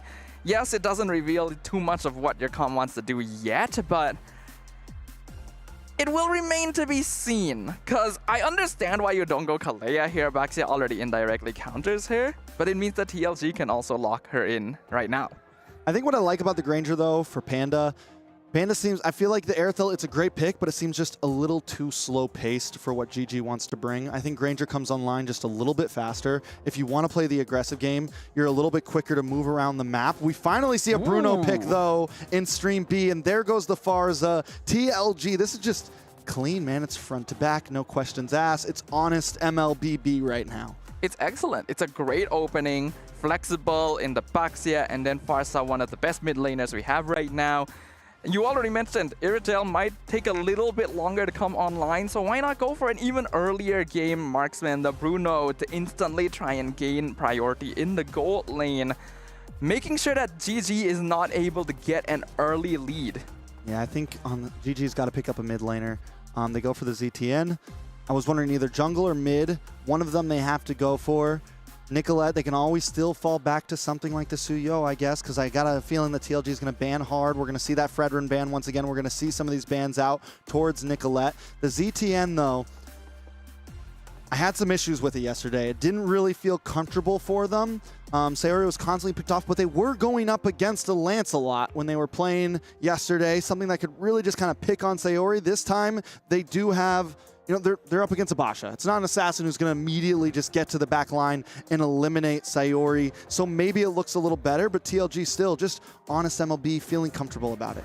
I mean, but TLG can just flex the Baxia into Rome, and That's then true. you lock in If they Ling or want to. Lancelot, and Zetian and Granger will just be sitting ducks. I don't really like the Zetian so far. It is a mid-hero that requires a little bit more follow-up. It works quite well with something like Gatot, for example, because you land the ultimate and then the AOG just comes in right afterwards. If you don't have something to set up or follow up with that Zetian ultimate, this hero doesn't actually offer that much. I mean, you get the stuns. Some teams are making it look great. I'm still not completely on board with it. It still does seem to be one of the top 3 most picked. It does have decent wave clear in the beginning. It has those first 2 skills that do have some spread damage. There goes the Lancelot band, like I called. We're going to focus in on to Nicolette here. It's all about GG. I feel like a lot of their comps, it's not exactly the composition itself, it's how they deliver it that has been very off. Because we've seen the comps that they bring, they win out on a lot of team fights. Even in yesterday's games, they were able to win out on team fights, but at some point, they just don't execute it correctly. And because TLG's keeping it so simple, it's a very easy composition to execute, man. You got the Farza in the back, find good positioning, drop the feathered airstrike. If they try to dive on you, you have the Basha, who can just roll around, wait for the moment to strike. And now we have this Bruno who is going to be able to pack a punch. And we're already seeing a much more honest, much more direct gameplay style from Title Legends Gaming, which typically, when it comes down to 2 evenly matched teams, typically the side that has an easier composition to play will have the slight advantage. And I do think Title Legends currently holding on to that. Aiming Gladiators, they banned out the CC, so at least now they are giving a little bit more attention towards Aria's side of the map. That could help out a lot. Now still waiting on this last ban. So at this point, what do we see lock in for these last 4 picks from each side? GG still needing an EXP laner, still needing a jungler. They did take your advice. Hold on to that EXP for a little bit later. Look for counterplay. They are going to get last pick of this whole draft. So what do you think? They lock in the jungler first with Nicolette and then hold Arya for the possible counterplay? I think so, actually. There's not really a lot of junglers left in the pool that are worth last picking unless GG is looking at a Fanny. All right, so draft should be resuming now. We had a quick pause once again on it. Small technical issue, just making sure everyone gets a fair field of play. GG on the gun for this ban. Last ban for them. They're going to lock into EXP as well because the thing is TLG also needs an EXP laner. So CC's gone. Do they take out... It's all about what they want to pick. If they want to go for the Lapu again, do they take out the Esmeralda? I think it is going to be Lapu. But if they're banning like this, I have a feeling that they're picking Lapu as the 4th pick as well. Yeah, it can work. Since they banned the Esmeralda, it makes me think, yeah, Lapu's coming in as this 4th pick. It can work now that the most direct counters are Good gone. counter to Farza. It's good counter to Farsa, yes. Would still have some trouble against something like Glue though, so it's not like TLG wouldn't have options left over. Last ban for TLG. Do they take out the Fredrin here? They targeted it earlier in second phase. I know the Fredrin's not like an easy answer to the Basha, but at least it's something. I don't know if I've seen Nicolette too much on the Ling, and I don't know if that's going to be a route that TLG takes for this ban. I think Ling would actually be pretty good though. Yeah, the Ling could be solid. It might just be the safety ban, but honestly. you would need a little bit more early pressure, which again requires a good matchup in the EXP lane. So again, unless GG is specifically holding on to a surprise jungle pick like Fanny, I still think it is better to leave EXP for last. Looks like we're going to have a quick headset change on stage right now. Seems like we've come down and figured out what the problem is. So yeah, last ban. You said maybe they ban Ling, maybe they ban... I think you do still ban Fred, because dealing Ling with just utility doesn't jungler is feel as difficult. comfortable. Yeah. You have a box, yeah, you can deal with a Ling. And Fredrin just looks solid right now. I mean, of course, it's going to do better with something a bit more on the lines of that healer in the back line. But it's too late for that. GG's already kind of showed their cards. They've picked up Ashley with this Badang, unless they go for the old switcheroo and slot the Badang into EXP, but it's something we don't see very often right now. Not very often at all, for that matter. Speaking of this Bruno, though, how do we feel like it's going to go against Panda on the Granger? Bruno has way more early game damage, but it actually is more of a 50-50 matchup because Granger outranges a lot of the time. If you properly use your Rhapsody, you can actually outpoke a Bruno. So it really comes down to how much you actually want to interact.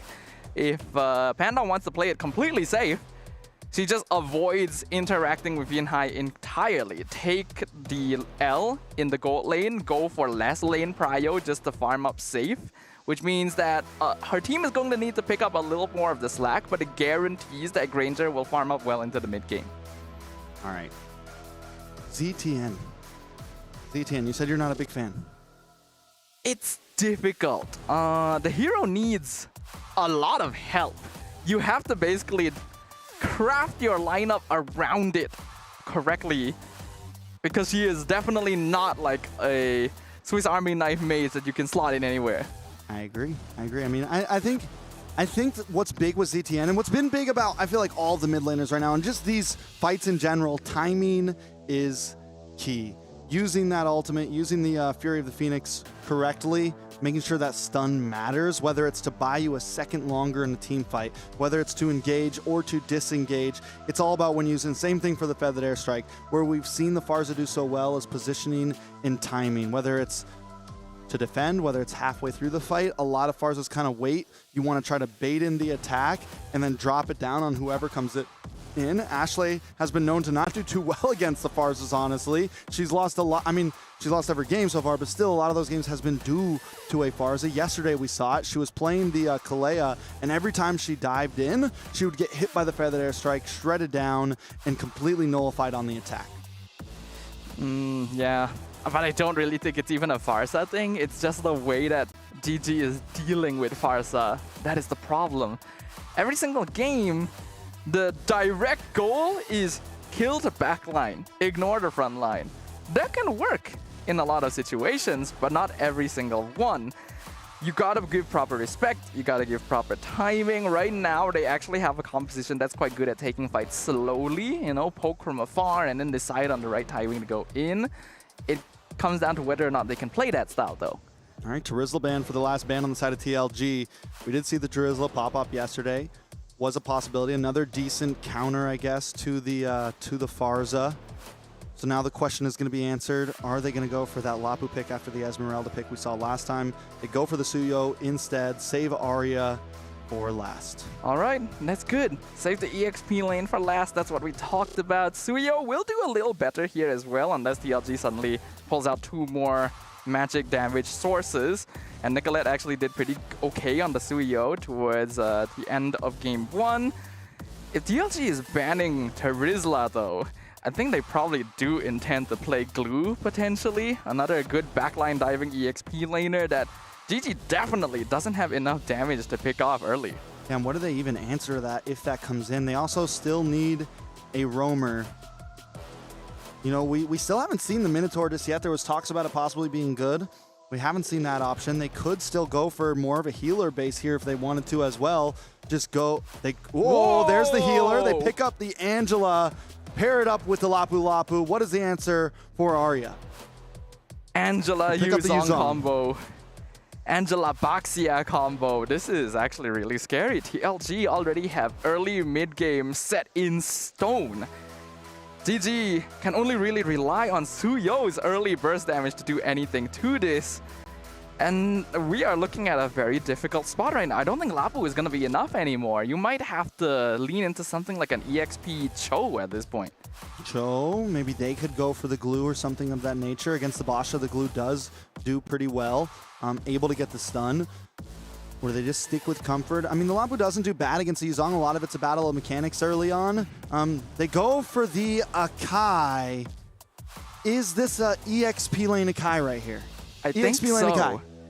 It is an EXP lane. It's not bad, actually. Yuzong will not kill an Akai unless they make a big mistake. And it's good at canceling abilities like the Feathered Airstrike, but I am not too sure if this is the answer. It's questionable. It's questionable to say the least. GG on their possibly last game. Spice things up just a little bit more.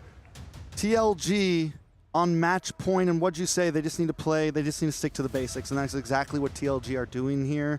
Yeah, they switch up the strategy a bit, but they've continued to show that they have many faces that they can approach this game too. They have many faces that they can play MLBB too, many paces. We've seen them play the utility style. Now we've seen them play the aggressive Joy style, and now we're going to see them pick up a healer. I'm excited for it.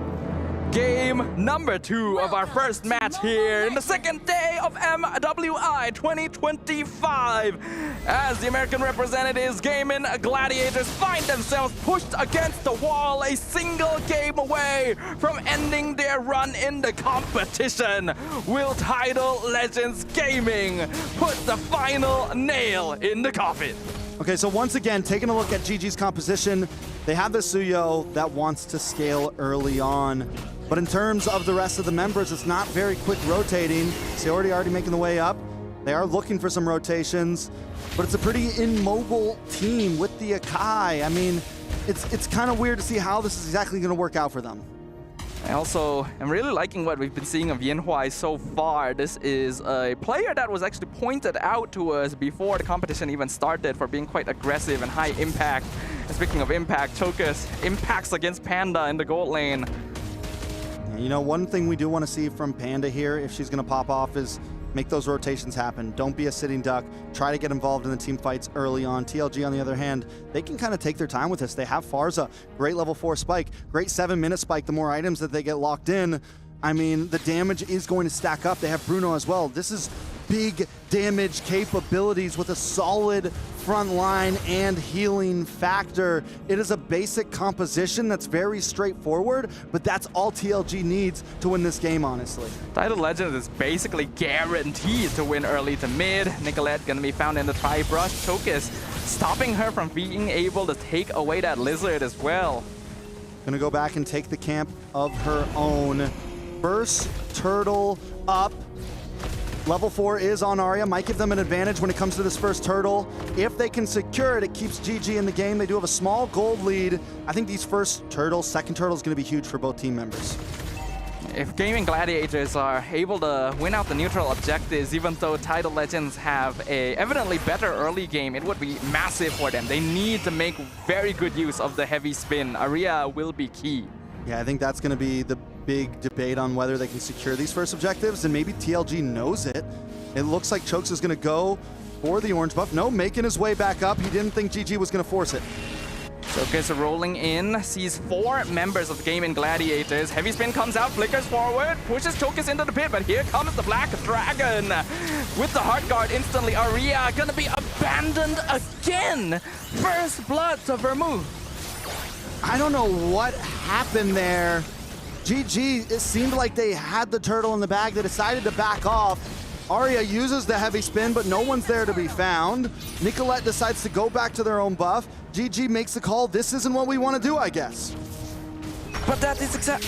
it feels really weird. Again, the disconnect. Arya committed a very important ultimate. Actually successfully pushed Chokers out, but the moment that the Black Dragon form came in, Gaming Gladiators just says, no, Arya, you're on your own. Even worse, Nicola was out of there before the Black Dragon even got there. She was making her way. She decided once she saw Chokers show up, she decided to go back for her own camp, jump back into her jungle. Fizz crack finds Kenzaki, a really good catch from Ashley. Panda though gonna eat it in return. Yinhui alive on 1% HP.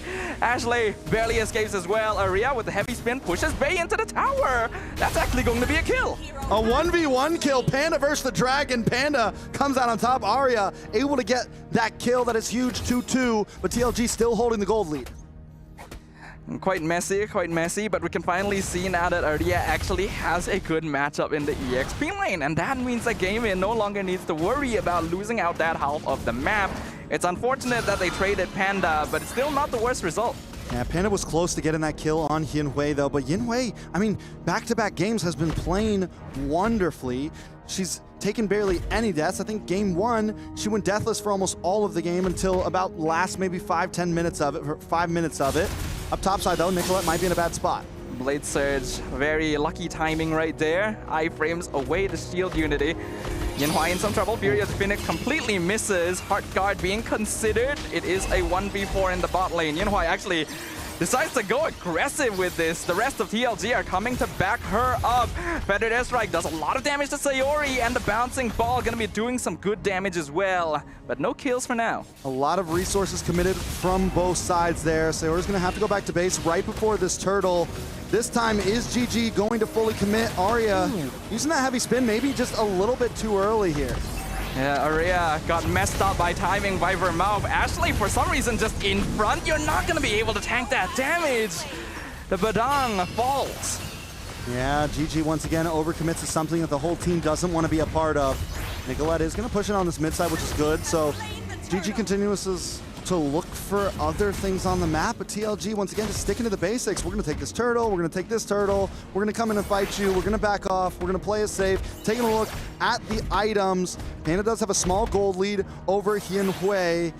As we move down to the mid lane, take a look at Vermouth, a pretty significant, almost 1,000 gold lead over Sayori, and that is going to be troublesome when you're going up against the Fars. The damage is already starting to stack up, and it's only going to get worse and worse for the side of GG. It's a 1k goal lead for Bay as well. Arya has been pulled in for so many team fights that the Yuzong is just directly out-farming her in lane, even after the 1v1 victory. And the heavy spins have not been successful thus far. Yeah, taking a look at the level ranking. Nicolette, though, at least keeping up overall. Chokers comes in, level 9. Gets caught with the Fizz crack, 1v4, but the Heart Guard gonna keep the Baxia alive very easily. Black Dragon form separates Ashley from the rest of GG, and it's an easy pick-off. Nicolette playing the map, though, on the top side, able to take a tower.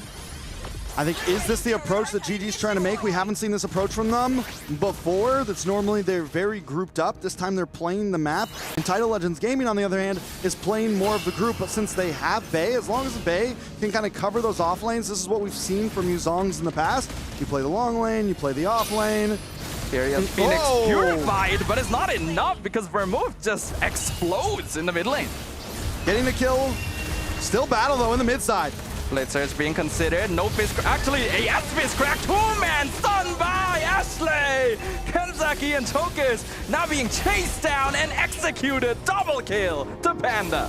That is huge for the side of GG. Not only do they get 3 members down, but they break through on the mid-tier 3, opening up the map for themselves. Just when we were counting Ashley out, she finally gets a solid Fizz crack down.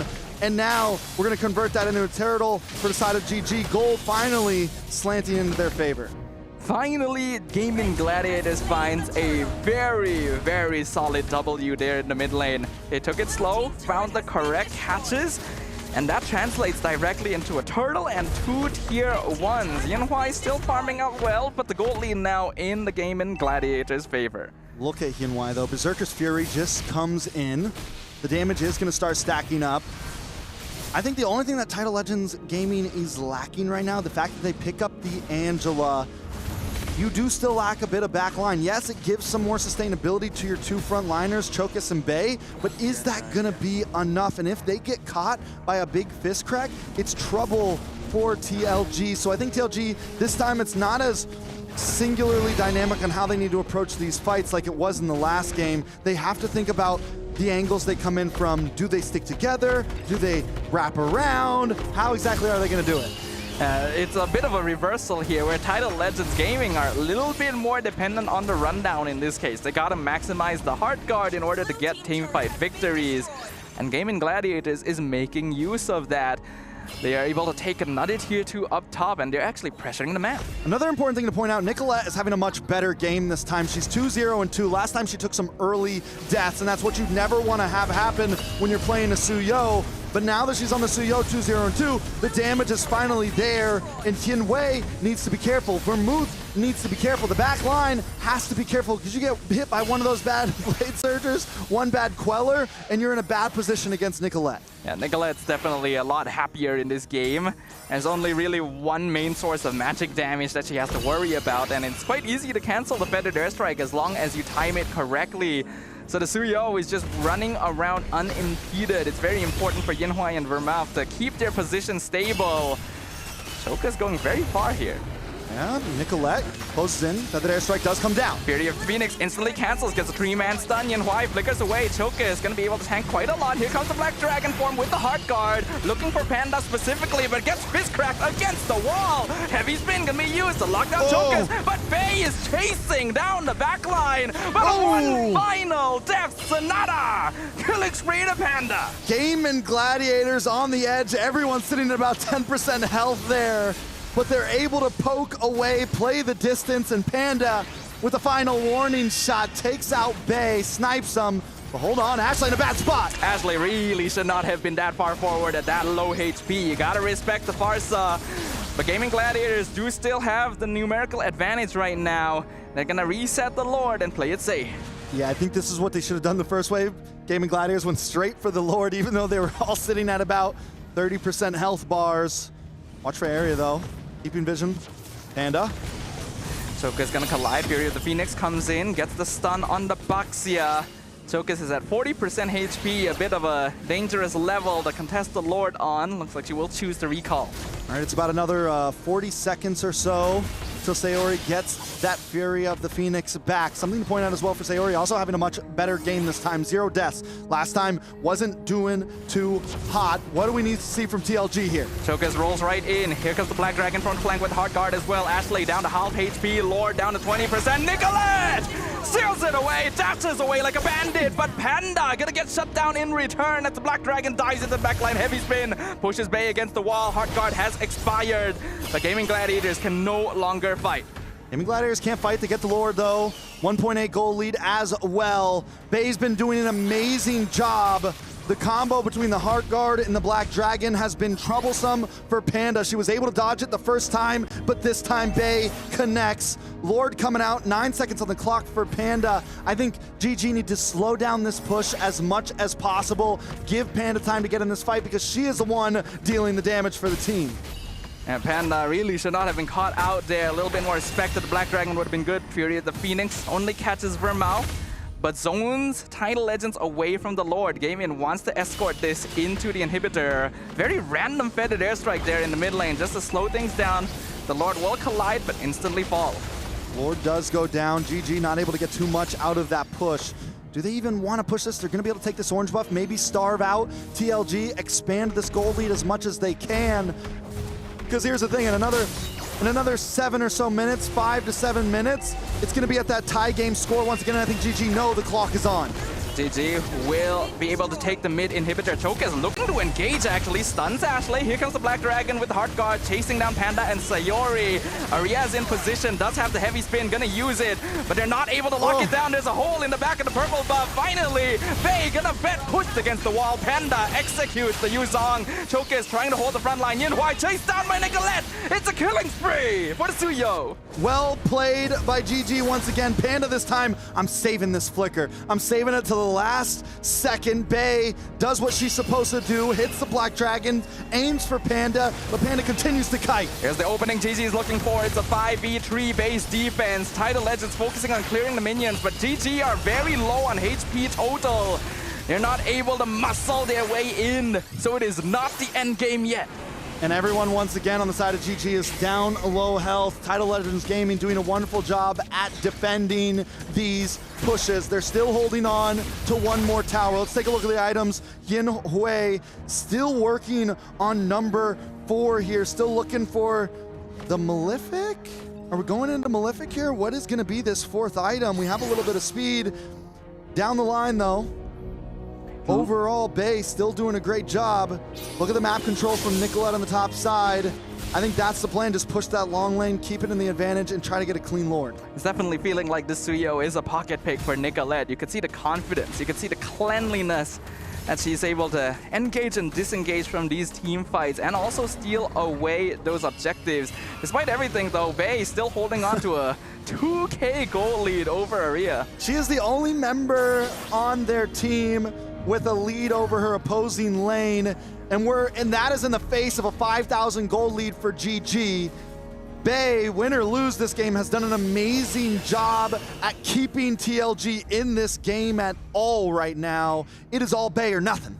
We were concerned about the Granger Zetian showing up early in the draft, whether or not GG would be able to play slower, more controlled poke-down compositions.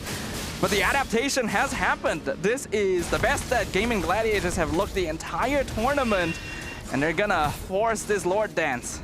Yeah, I think the comfortability of Panda, you know, we've all said it, that the airfield is great, but Panda's just playing so much better on this Granger. I think it's something that maybe they should have put into her hands a little bit earlier, and now it's match point for TLG. Can they change it? Spirit Phoenix comes out, Choke is locked down with the fist crack. Nicolette melting her down. Panda picks up the kill. Hardguard with the Black Dragon.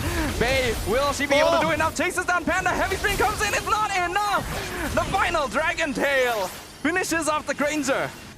Are they still going to go for the close here? Minions are on the base. GG decide to back off. They've lost their damage dealer. Panda gone. You know, she flickered the wrong way there. I hate to say it. She flickered to the left. I think if she went closer to the river, would have possibly been okay there, but that's the dice you roll sometimes. That's the misplay, and look at the positioning right now from GG. You have Ashley, you have Sayori, keeping TLG at bay. Look at the mini-map.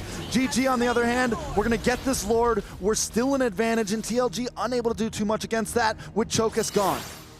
Chokus playing a very important role at this point and having difficulty being able to run into the fight anymore. Now that Gaming Gladiators have so much damage under their belt, it's a full build on both Panda and Nicolette. Something important to note out though, Windwalker has been locked in for Panda. That is going to be important when Bay tries to close in, when that damage tries to lock on, a little bit more survivability. On the other hand, I mean, man, Bay's doing insane damage, insane heal. This is the first time I feel like we've finally seen a EXP laner that lifesteal's actually, Spell Vamp is back a little bit, and it's kind of crazy to see. I kind of wish that Bay had a Winter Crown though, potentially, just to buy a little bit more time in the front line. Loa's gonna come in, Chokus trying to bait it towards the side with the only inhibitor left standing. Spirit Phoenix comes out, Bay gonna be forced to back it up. The final inhibitor will fall. Heavy Spin pushes Vermouth into Gaming Gladiators, right into the iron sights of Panda, but Sayori gonna be traded in return. And now the Black Dragon chases them down. Fist crack on 2, but it's the 2 tankiest members of Title Legends. Aria jumps back in, mega kill for Nicolette, chasing down Yin Hui. 1v1 Gaming Gladiators! They have done it! They have melted through the ranks, and they will take their first victory of MWI! For the first time in 3 games, GG get a win, and the first time in 3 games, they finally go all in on a fight. They didn't split up in that last moment. It could have been easy to fall, but Panda holds it together, gets the kills that matter. The whole team finally seem a little cohesive. This is what we were talking about, Trex. This is what we've been waiting for. Some more controlled team fights, more deliberate movements, and a draft that doesn't already put them at a disadvantage from the very beginning. This is what we've wanted to see from the Gaming Gladiators. Very well done. I mean, not perfectly clean. You know, there were still some hiccups there. There were still a couple things to work on. but they put a win in the book. They're not leaving empty-handed right now without something to say, without a statement. TLG, though, what went wrong? I think TLG, unfortunately, while it is a solid composition and it was working very well for them towards the early to mid-game, once Gaming Gladiators started to save their resources a little bit more, wait out timers, and make full use of the Fury of the Phoenix to get information, the game changed dramatically. I mean, yeah, taking a look at the replays, oh, man, I still can't get over. Bay played a great game, but I think today Panda played, or this game at least, Panda played a little bit better. Arya as well. The Akai ended up working out. It had some big moves. Nicolette, everyone on the side of GG just seemed to finally be in sync here. We finally got a best of 3 for the first time so far in MWI, and I'm excited to see it. Leo, are you excited to see it as well? I'm excited to see the Suyo finally get a win. And in the face of a Farsa nonetheless, and it's not like that's the only real magic damage source. Baksha churns out DPS damage. Angela throws out DPS damage and some healing. But alas, Nicolette still got the dub. So if I were to just right off the bat name an MVP, I'm looking at Nicolette. I'm looking at Apple. Like, she plays the Suyo the way I would. The way you would. Is that well? Not really. That's very, very well. No, I'm actually looking for Suyo inspirations in the current metagame because come on, we all got that Sasuke skin, right? We all got the Sasuke skin. It's like, why can't we use it?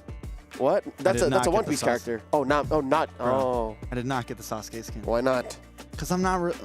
I'm more of a Naruto fan. So did you get the Naruto skin? I did. All right. Kakashi. Lucas does get some play, but yeah, no. Here today, GG stood their ground. They're not taking this lying down. TLG, though, I'm glad that they're still experimenting. Again, we were alluding to the Yuzhong, and here it finally is. It just overshot. It went a little too far and too deep. I think we did see the Yuzhong a little bit yesterday. I forget exactly from which team. It was on Stream A. It did not win. I'm pretty sure. Leo could probably pull that info up for me. He's the real man behind the curtain right now. But yeah, I'm pretty sure it did not win yesterday. And once again, it does not win today. But today, I will say it looked very good. And holy Lord, we got some stats. This looks great. That looks good. All right, let's see exactly how Bay built this Yuzhong. It's hybrid. That's a good half of the build fully defensive with the Oracle and the Queen's Wings, and then the other half damage with the Hunter Strike and the War Axe. And she actually opened up with damage. Just to let everybody know, I think it opened up with Hunter Strike or War Axe into Blood Wings, into Oracle, and then maybe we're looking like we're finishing off with a Antique Cuirass, most likely here, I'm guessing. And nothing changes with the Suyo. Again, look at that. It's a thing of beauty. I love it. That's how you build it. And let's not forget to give a shout out to Arya's Akai stuff. How you like that one? It's a full tank Akai, and that's exactly what you need, right? You're dealing with a Yuzhong. It's very unlikely you're going to directly win against Yuzhong on a typical fighter, so you go into full utility instead. It requires a little bit of execution. The first few fights were messy, and Arya kind of got left out in the lurch. And because she got pulled into so many fights, wasn't able to farm up nearly as well as Bay, but it didn't really matter because her goal, once we got into the mid to late game, is just use heavy spin on the Yuzhong, and then that 10k net worth total no longer means anything. And once again, Gaming Gladiators proves to us your priorities don't matter, ours do. That early badang, once again, forced through the curtains right out the bat. That's what Coach Rex, Coach Midnight said we're picking, and they won with it still. Ashley has found, her flame. Like, this is her hero. Yeah, and it took a little bit. It took 3 games, but finally, yeah, it is. In that game, it looked good. I was doubting it. I was worried about it. I saw it come on. I'm like, oh, here we go again. But Ashley, we saw that first big connection under the tier 3 in the mid, and that was kind of the game changer. That where we were like, okay, GG is here. I think it really also came down to a general switch in dynamic, right? Because in game 1, GG was playing the dive composition. Once they commit, they can't get out. The same thing happened to TLG, Once they decide we have to fight, there's no way to disengage if it goes wrong. Checking out our big 4. More graphics. Most damage dealt, of course, Panda with that Granger. And again, that's the story, it seems like, for Gaming Gladiators, is they're finding what they're comfortable with. Panda, highest GPM, highest damage dealt per game, highest damage per minute, most assists, again, that badang in the hands of Ashley, and chokes on the Baksha, the highest damage taken. in the absence of a traditional roam, because then you have the Angela, you're left to the Baksha. Not even the Yuzhong, because the Yuzhong is more of a, again, I hate to say more of an assassin. The Oracle and the Queen's Wings are more of just ways for her to get out or for her to sustain the fight. But yeah, no, it all went down on choke guess. Like, she was the one peel. I think there was a need for adaptation from TLG actually, because they were very good in the early game because Chokes takes the front line, then Yuzong dives the back, picks off the Granger and the Zetian straight away, but GG eventually learns this. They just keep Arya with those two and have the front line hold Chokes back for as long as possible. Because every time a fight starts, the Heart Guard goes in straight away. No waiting, no like deciding maybe we shouldn't go for this. Yeah. Bey just dives in, and when you're 1v3 with an Akai as well, you're not gonna win that. Seems like a blind decision. So maybe TLG, they injected some innovation, but they did not think of the other options that they had, the variations that they could put into their play to try and stop GG from taking us all the way. A quick update. It was DreamHack Girls yesterday who brought in the Yuzhong in the hands of Day and lost. Very savagely, because that is the game that Yippee won. That was the Savage. Yippee scored the Savage. That's why on I him. think I saw the highlight and I was like, oh, there's a Yuzong there. Look at that. We missed that. But it's still lost. Yippee Kaye. Yeah. So, with that said, let's check out the highlights once more. Look back at exactly what we were talking about. There it is.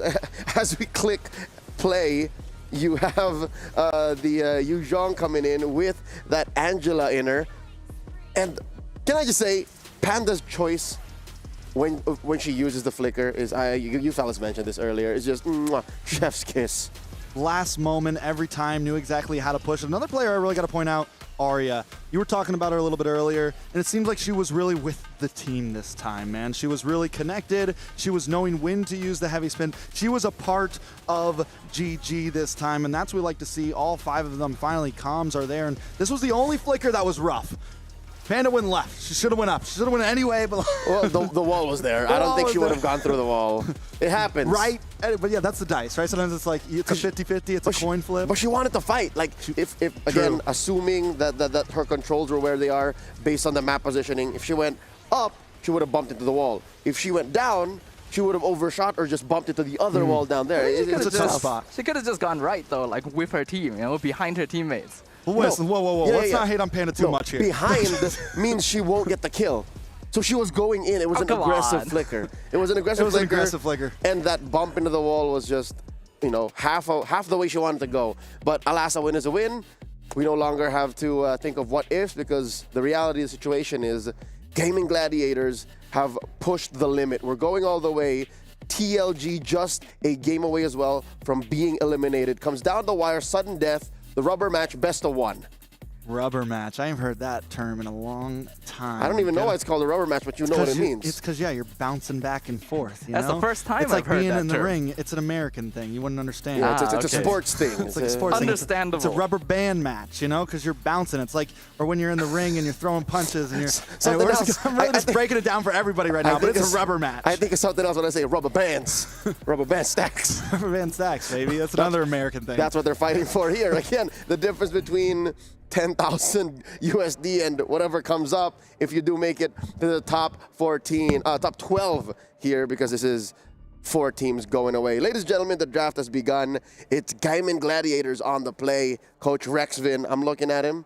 He looks like he wants to pick the badang again. While TLG, they answer back, Coach Catvin, he's got to win this or else him and the girls are going home. The same can be said for both teams, right? Again, pushed against the wall, rubber match, as you guys put it. A best of 1 determines which of these 2 teams ends their journey as the first team eliminated from MWI. It's a thing, Sadafa. Let's take our word for it. I believe you. Yeah. Okay, cool. Heard some doubt in your voice. Maybe a little. And it's real. okay. I believe you. It's real. Like, you can Google it and you can do it in public. Gaming Gladiators banning out the Yusun Shin and the Uranus, while TLG taking out the Baksha and the Hayabusa. That's a lot of jungle prio. I mean, it's understandable. I think the junglers on both sides, oh wow, even more jungle prio. See? Both sides have done really, really well, right? Nicolette on the Suyo was terrifying in game 1. Chokus on the Joy was a big factor of how TLG won out the game. So we are seeing a lot of respect happening there and trying to narrow the game in a way that's a little bit more predictable overall. With the Kimmy now being the final ban on the red side, Gaming Gladiators have a choice to make. And what is that choice? What's their first pick? Of course, I mean, that's a choice that each drafter has to make at every turn, right? We've seen typical picks would be something like Farsa. Then the Badang has been Badang seen. here? It's Yeah. GG. Again, they've found success with the Badang. Even game 1. Game 1 was winnable with the Badang. So I don't doubt that.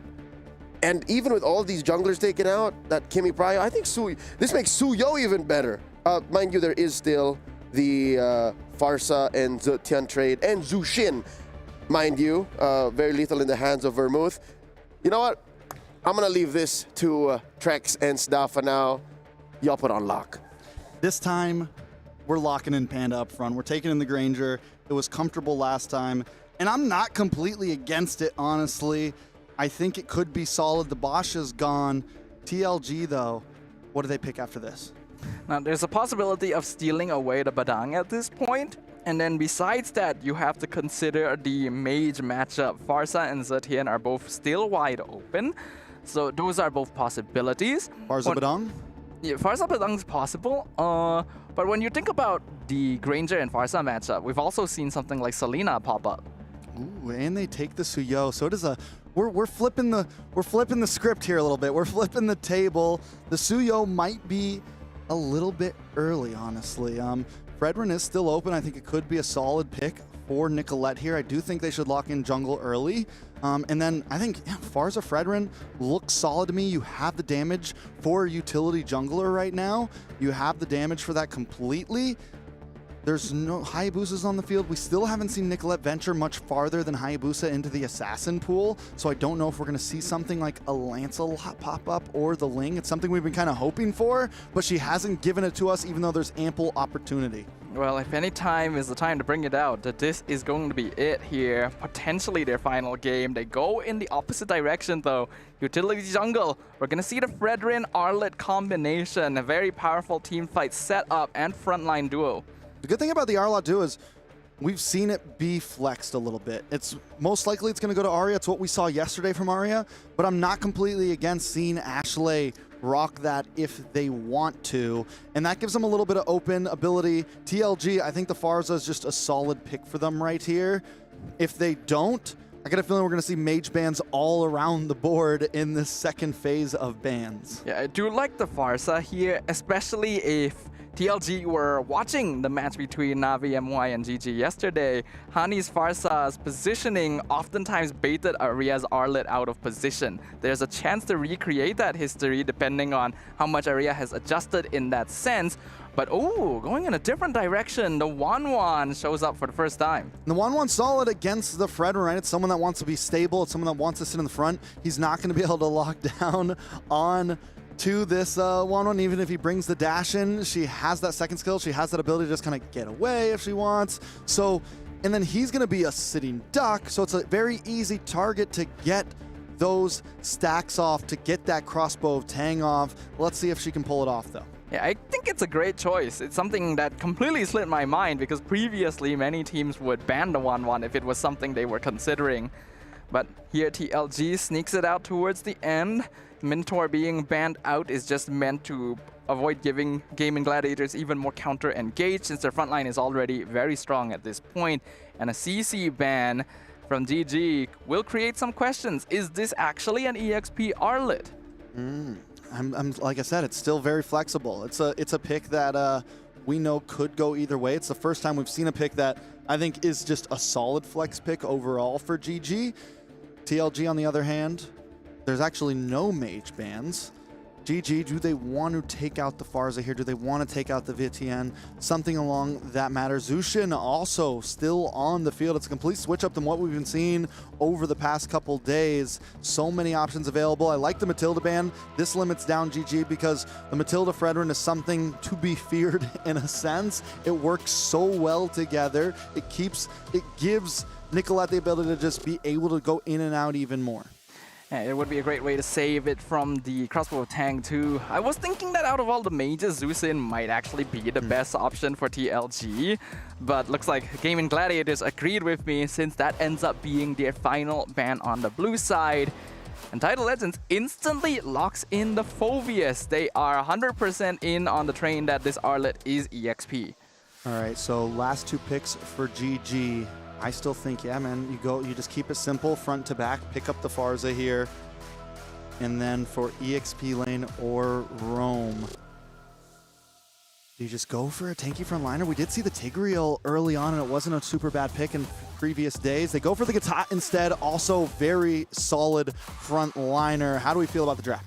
I actually really like the draft from Gaming Gladiators. They have a lot of tools. Their frontline is easy to play around. Their front-to-back composition is very traditional, and that makes it easier to execute. And they have get-out-of-jail-free cards in the form of that AOG, so this Gatot can walk forward, bait out the crossbow of Tang, and get out. So do we just see the ZTN here from the side of TLG, or do they pick something spicy? We've seen the Valentina pop up. You know who we haven't seen? We haven't seen the real-world manipulation come into play in a while, and a couple of us were wondering, why not? Is this something that's still playable? I mean, it's a question on all of our minds, but they go for the Aurora. We're jumping back a season or 2 right now. This did work very well against the Fredrin in the past. It works well against that heavy frontline composition. You get the freeze off. You have the ability to slow them down. What it lacks is mobility, though, in a high mobility meta.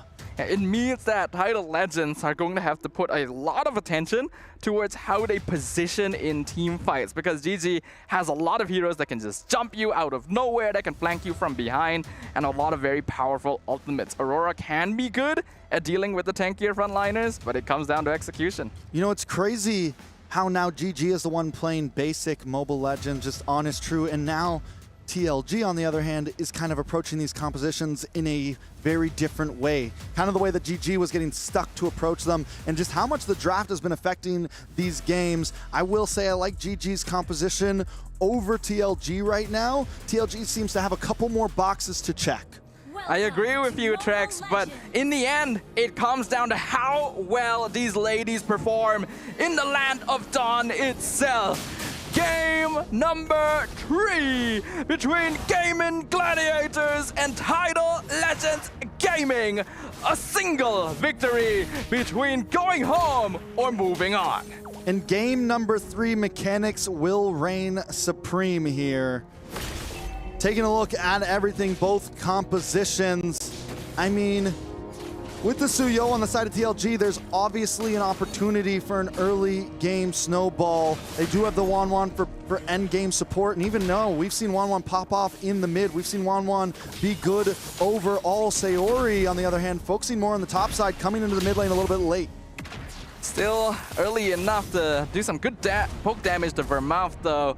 Bay gonna be focusing on freezing out that EXP lane. Phoveus is technically a counter to Arlet, but the recent quality of life changes really allow Aria to be oppressive in lane if not handled correctly. And I like the way the Panda lets that last minion, takes it slow, knows that this isn't gonna be as easy as a matchup as maybe the past one.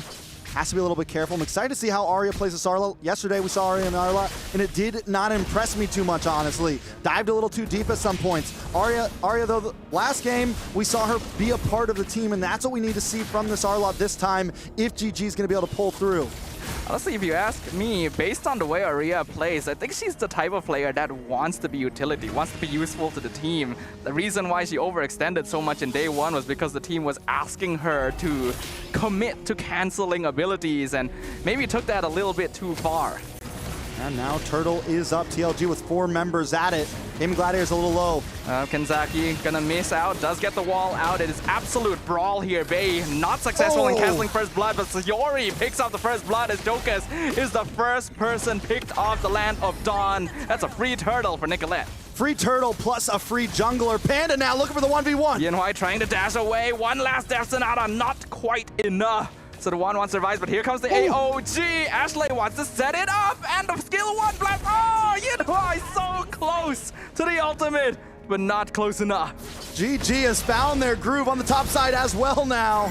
Bay in the 1v. But actually ends up being a 1-for-1. Aria stuck under the tower for too long. All right, let's take a look at the board. It's 3 minutes in, 4 deaths. Nicolette 1-0-1. Sayori with a kill for herself as well. On the side of TLG, it's just Bay sitting with something, and she had to pay for that kill. She had to fall down under the tower. TLG, like I said, having Vermouth as this Aurora, it's a slightly slower rotation, and in games that they've won, they were fast-paced, they were moving around the map, and now with Sayori on a mage that she can finally kind of find a pace for herself with the Wings by Wings, it's a much different Sayori than what we've been seeing in the past. Yeah, I think this is actually the first draft where Gaming Gladiators has early game advantage over Tidal Legends, and they're making use of that priority, rotating around a lot more than usual and not allowing TLG to be as oppressive as we know them to be. Kenzaki does show herself. You know, Panda just locked in the Hunter Strike, gonna give her even more speed in terms of these fights, already with a 1 level advantage over Yenhui, and now being able to rotate might give them another advantage on this next turtle. The taunt onto Chokus, dashes out, but gets content again by Ashley, and Sayori comes in, bursts down the Suyo. Revitalize, keeps Sayori topped up even in the 2-man fist crack. And Yenhui, why are you here? This is too late to the party. Panda gets a free meal. 1-0-1 for Panda, 2-0-1 for Sayori. The damage dealers are eating good right now. Another turtle as well for GG, most likely. This is getting bad quick for TLG. This is a completely different result than we've seen in the previous games. Gaming Gladiator with nearly a 3,000 gold lead in 4.5 minutes. Tidal Legends cannot even approach to contest this turtle. Yeah, I think at this point TLG's taking it right. They know, okay, we're our main snowball hero in the wait a second. 1v3, you can't dance out of that one. There's no dancing for sure. So we see Yenhui with 3 deaths. This is your late game hero. We have your early game hero, Suyo, with 2 deaths. What is the answer for TLG here? Yes, obviously at this point, yeah, we hold out. It's 3.6k gold lead 5 minutes in. We're going about 700 gold a minute for the side of GG. Towers are starting to fall. GG just needs to convert this into other parts of the map. Choke's in a bad spot. She's being vice gripped. 4 members of Gaming Gladiators running her down under her top tier 1. Choke is now 0-3-0 as well. Things are going from bad to worse. You know, TLG have done so well in previous games in terms of their map control, in terms of being able to spread out. But this is a time when they need to change gears a little bit. They need to group up a bit more because GG is hunting them down 1 by 1 across the map, and TLG nobody can get caught alone. Red alert has been activated. You gotta stick together because GG's a fast-moving composition, and if you're at a tower by yourself, you're gonna get dived on. But the more you stick together, the less you're able to farm, and this is way earlier in the game than you would typically want to start 5-man deathballing. But that's what you have. I mean, you're not deathballing, you are survive balling at this point. You are just huddling together, hoping you can get the scraps of food you can, because no, there's no other answer to survive this right now. Tidal Legends, they've already lost control of their jungle. We're only 6 minutes in and there is barely any space on the map to farm. The gold difference just expanding more and more with each passing minute. Panda's already nearly 3,000 gold ahead of Yenhui. This is a terrible spot. Seems like GG's just been downloading for the past 2 days, and finally the information is locked in a bit. It's a completely different team than what we saw yesterday. It's a completely different game than what we saw in game number 1. Maybe the trick was just stop picking Aerith. They'll put Panda on something comfortable. Make sure that Arya is winning the EXP lanes. The mid lane maybe wasn't the problem ever. The mid trio, it was all on the off lanes having comfortability, because that is showing right now. Another turtle goes over to GG. Side lane pressure has always been the answer if you want early game advantage. And looks like Gaming Gladiators finally figured it out. Sayori on this Farsa as well is just making it so that TLG cannot approach the contest. Fistcrack comes in, gets a two-man lockdown! Into the Frigid Frost! AOG gets a four-man knockdown with the revitalized Panda! Is going nuts with the artillery triple kill! Aria finds the final hit as well! Vermouth, the only survivor! That is something. For just a second, TLG, they get the freeze combo, they get the fist crack combo, they have it all laid out on a platter, but GG, the gold lead is just too much at this point. Ashley comes in at the last moment, drops the AOG beautifully, and Panda's there to back her up.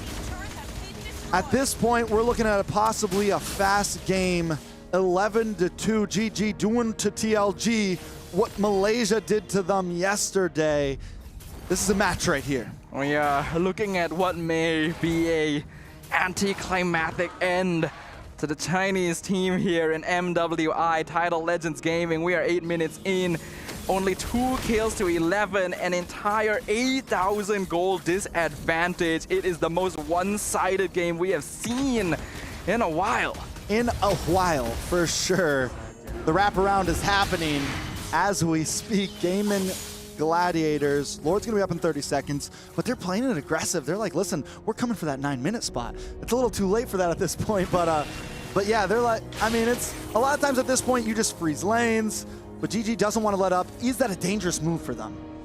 I mean, I think you can. You literally got 3 members caught in one of TLG's best potential combos earlier, and it did nothing to you. Every single holy defense is already gone before the 9-minute mark even. Gaming can basically do whatever they want. I mean, it did do something. If it wasn't for Ashley's AOG, they might have died in that situation. The fist crack plus the big freeze combo was a problem, but Ashley's timing was impeccable in terms of turning that fight around. And now look at the positioning. TLG knows, yeah, we can't even fight for this Lord. We got to turtle up. We got to huddle up. We got to wait our time. And that time is a long way away right now. We're talking 10 minutes possibly. With Yin Hui being 4 deaths down, 0 kills. Chokes just got the War Axe in. That might be item number 2 for him at this point. It's a bad deficit. Sayori just picked the rapid boots to be even more oppressive on the map, and Panda actually grabbed a BOD at the same time Choke has finished her first item. That's how big the goal difference is looking right now, ladies and gentlemen. It's only the first Lord of the game, but I don't even know if TLG can defend it. Let's take a look at the items now. Like I said, yes, that was second item for Chokes. Only 1 item in for Yin Hui right now. Nothing but the scythe, the sickle, whatever you want to call it. This is problematic. That is a 5K gold lead for Panda. This might end right here. First Lord of the game crashes in. Usually not a threat, but in this case, one of the biggest issues Title Legends could have to deal with. Gaming Gladiators taking it slow, learning from their past mistakes, and not trying to force their way through even with a 10,000 gold advantage. But they're still sticking around. They know how easily it would be for them to body their way through. AOG comes in, misses completely. Here comes the fist crack, finds the backline. Lockdown Panda forces the flicker away. Frigid Glacier misses as well. Choke is looking for Panda, but she is godlike. Double kill for the Granger. And Nika, let's smash this. Choke us into the ground. With your praises, Red. Yin Hui looking for the crossbow of Tang, but is not able to find a triple kill for the Panda. Maniac! Gaming Gladiators with the wipeout as they send Title Legends Gaming packing. Well done by Gaming Gladiators. It's been a rough couple of days for them. They take some hard losses, but pick up the pieces and survive another day in the Mobile Legends Women's International. Very well done. Possibly the most well done they could have asked for. A complete 180 performance when compared to how they've been doing in MWI so far. They finally figured it out. They found the puzzle pieces they had been missing the whole time. I mean, it took a while, right? But like I said, it just felt like a completely different game that they were playing, getting the pieces together, finding a composition that truly works for them. And we've seen this happen with a lot of North American teams. They come in and it's like they get stuck on certain compositions. They get stuck on certain picks like the Aerithel or like this.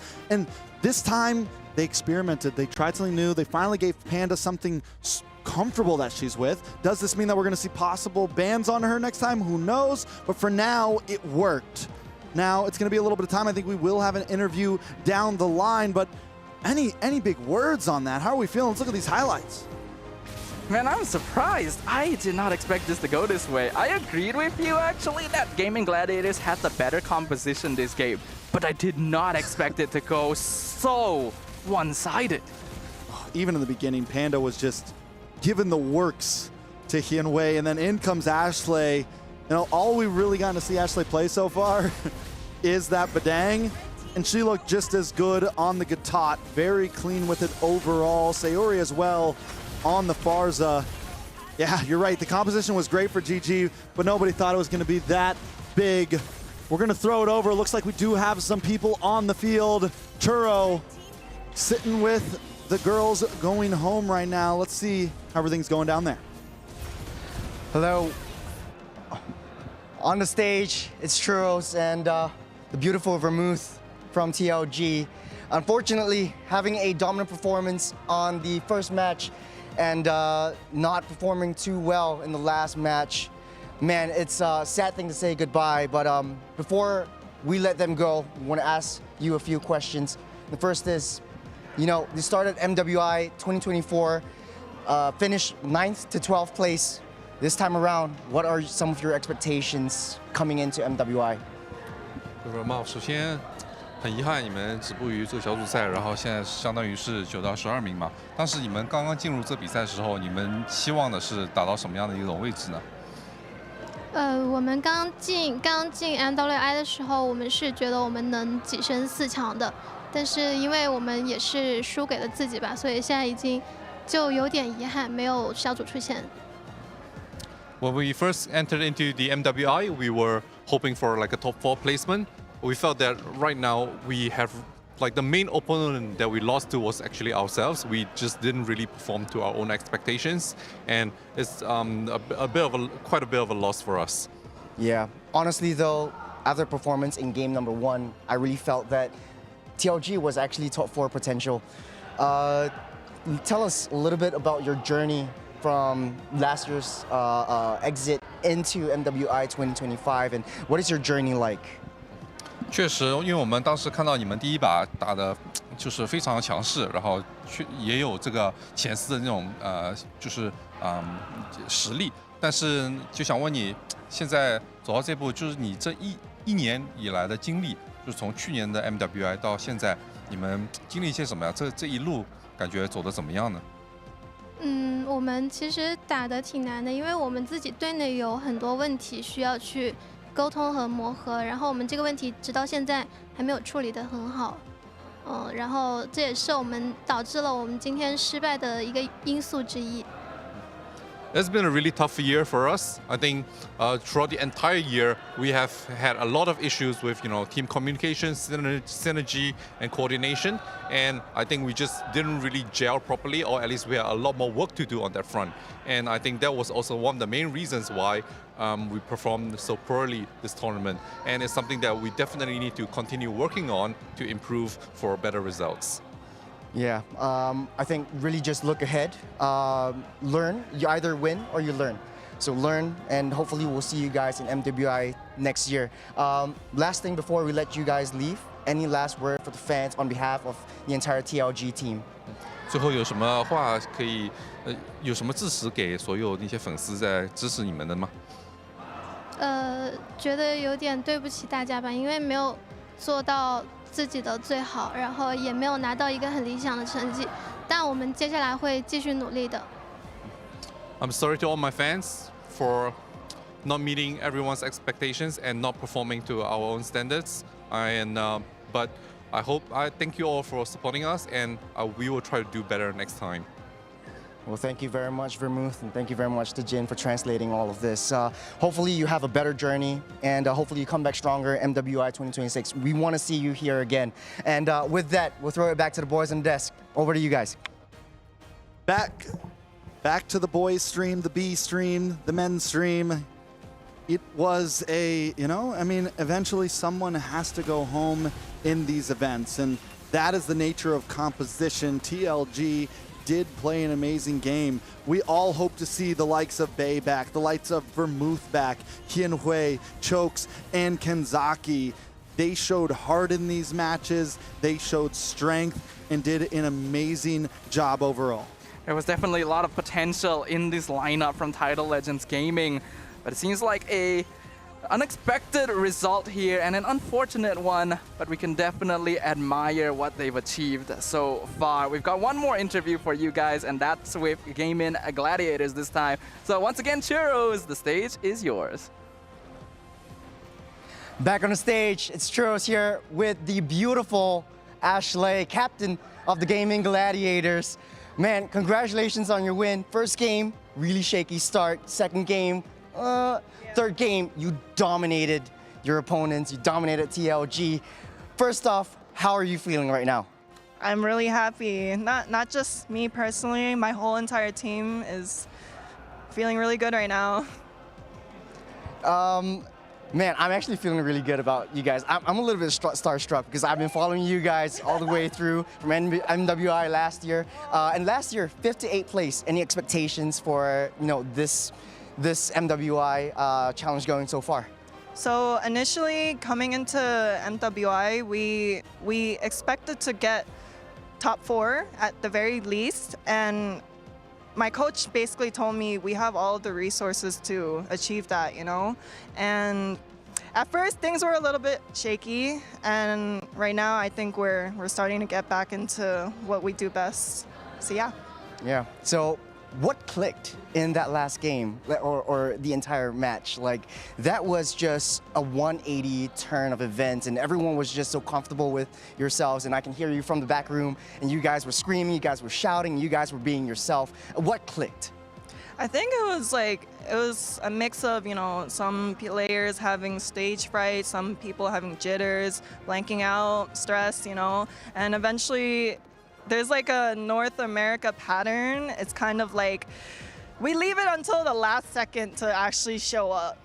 So now that we are in the last chance position, we'll show up. Honestly, that clutch moment really came through. To be honest though, yesterday you were eliminated, not eliminated, but you lost to Navi MY. I got news for you. It's not good news. I got news for you. They lost to TLPH. So the next match tomorrow, you'll be facing up against Navi MY again.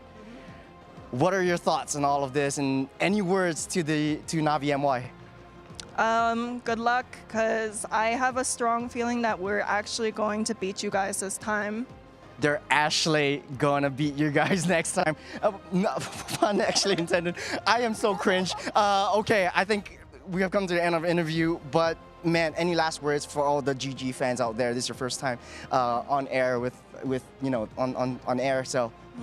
Thank you guys for supporting us. I really hope that you guys continue showing, your love, your support, your comments, all of that.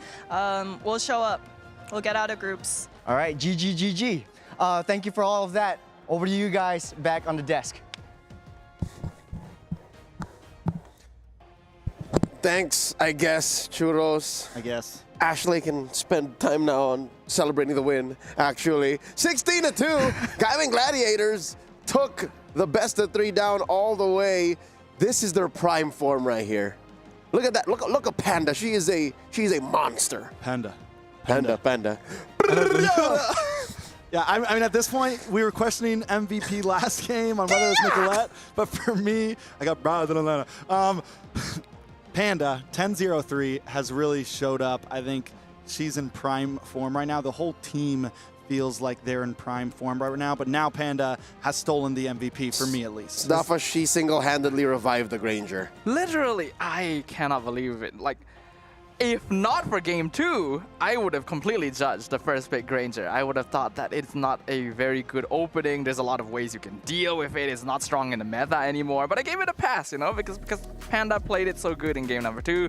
And in game number 3, she just took over the land of Dawn, man. That was her game. Everyone else was just an accessory to her victory. Yeah, this is the same Big Four if you're looking at game number 2. Just trade Bay for Chokes, because at least this time, Bay understood the assignment. And Chokes rocked the Suyo. She tried to do what Nicolette did in game 2. It's just, it wasn't in the cards. And did you see that? 1,000 That gold per minute. 1,049. Wow. 1049.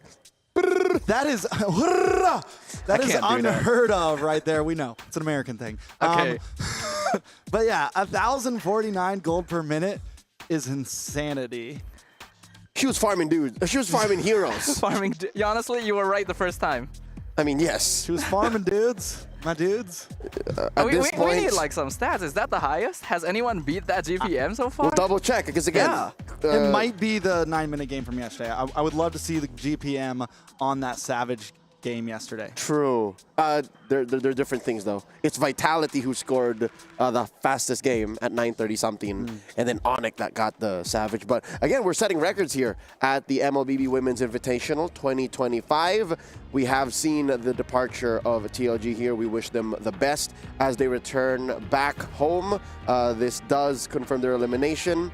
But GG, their journey continues. We're going to go on a quick break. When we come back, we got another best of 3 coming your way. I do believe that is a matchup between Vertus Pro from Vietnam in the Mekong region and CFU Gaming from Cambodia. That's the best of 3. That is our matchup of the day. You're not going to want to miss it. Stay with us. You're tuned in to the B stream of the MWI 2025 here live from Riyadh, Saudi Arabia at the Esports World Cup.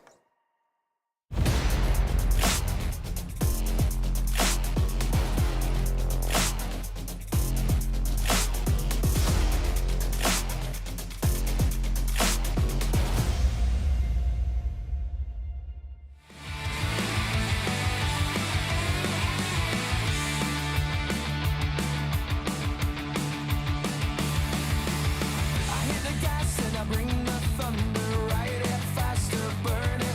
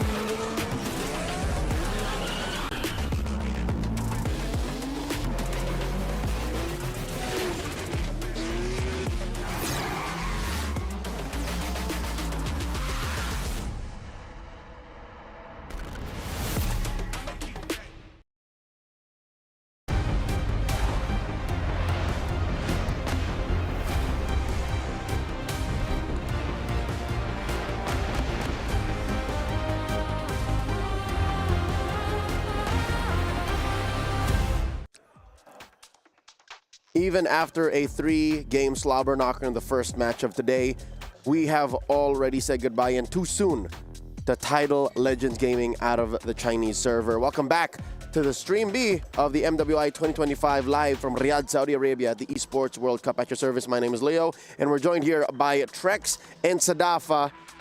There's never enough time with these ladies, and when you just thought you were getting to know them and you're seeing them compete and stride and find themselves, elimination is at the brink. Elimination is at the brink, and that's how we started today off. For Tidal Legends Gaming. And as sad as that might be, that is not going to be the end for us today. And that is exactly what these ladies are doing. They're putting everything on the line for tournament life. Let's get to know one of the teams that is in action here today. We did not catch them on Stream B, but today they make their debut on this very broadcast. Let's learn about CFU Gaming out of Cambodia. All of the Khmer fans, give me a little homo mao for Moshi, Tigami, Fafa, Ui, Yui, as they enter the land of dawn. I mean, this is a team that we got to see last year. We've seen some of these players. They are not new to this. They're faces that are returning. And yesterday, the games maybe didn't go as planned, but I can still say that from what we've seen from all the ladies so far in this event, the turnaround can happen at any singular moment, and that's what I want to see from them today. CFU is definitely no stranger to the international scene. They have been around for quite a while compared to many of the other female teams in the MLBB ecosystem, founded in 2022, and have been international tournament staples ever since. However, their performance recently has been a little bit more hit or miss. And this team, after their previous loss, also admitted that they'd been having some difficulty adapting to gameplay on that stage. Quick recap, they lost in quick fashion to the defending champions Navi PH yesterday, as found on Stream A. Both games ended sub 12 minutes. So silver lining is at least they can go back faster to the drawing board and figure out what went wrong, because I'm looking at the draft and I think it really is just the XP lane choices that they could have really tightened up, or at least maybe when it comes down to the interactions to the matchup, well, they'll have to really consider what their opponents bring to the table here, since they are facing off against a very familiar foe in Vertus Pro. We saw them in action yesterday, and they are representing the Vietnamese Mekong region. You got here Daisy, Starsoy, Sa, Kao, and Liv. Yeah, I mean, I want to focus on Sa because yesterday we did see some emotions run high after game number 1.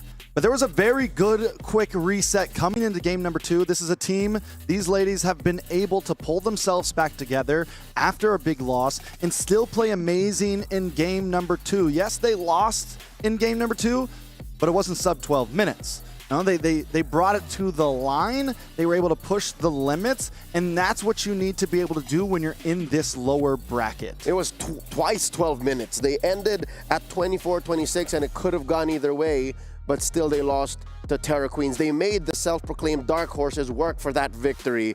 Staffa, any standouts from Vertus Pro? I think Vertus Pro, I have my eye out on Starsoy as well as Daisy. I think both of these players did incredibly well at adapting and adjusting their gameplay after the first game going into the second. But you could honestly spread that to the entire team. We already talked about how emotions ran high. It was actually a big surprise for all of us here on the cast, and many people watching how Vertus Pro caught the limelight in a very unfortunate way, and despite all that, still regrouped themselves to come back stronger in game number 2. That's some sort of superpower. I think to reset that way after tears have been shed is something I will never be able to do or understand. But to get to know Vertus Pro a little more, let's check out this video. Why is Tigami? Because we never versus each other in any tournament, so I want to versus her in her team. I heard you want to face me? Yeah. Who is the better one? Me lah. Me. I will support you 150%. Bye. Bye-bye.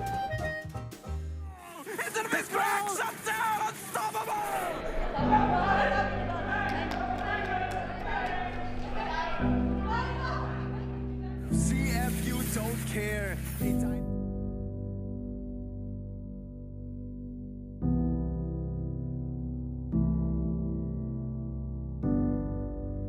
It's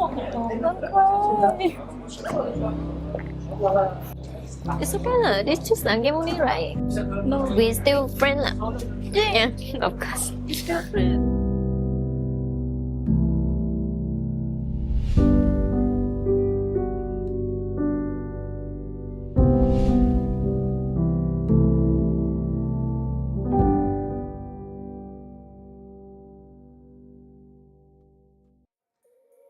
I thought I made peace with the fact that we were going to see one of these teams go home, but I did not expect to feel this way, knowing what's truly at stake. Again, close friends, never given the chance to compete against each other on a grand stage such as this, but now, can you believe it? The one time that they get the chance to play with each other is for tournament life. It's for tournament life.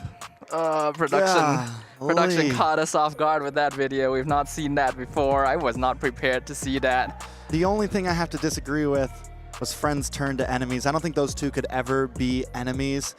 And I think in some sort of poetic justice, who better to be sent home than someone that you care about, right? Who better to have to do that to you than someone that at least you're going to have fun doing it in the land of dawn? I think that's the most glorious way to go out. In the hands of someone you trust, someone you love, someone who'd like to see you succeed. 150%, she will be behind her friend no matter what. Ladies and gentlemen, this is the last chance for either team to move forward through the lower bracket of their group and to maybe clinch a spot in the knockouts. Once again, this is Vertus Pro of the Vietnam Mekong region versus CFU Serendipity of Cambodia.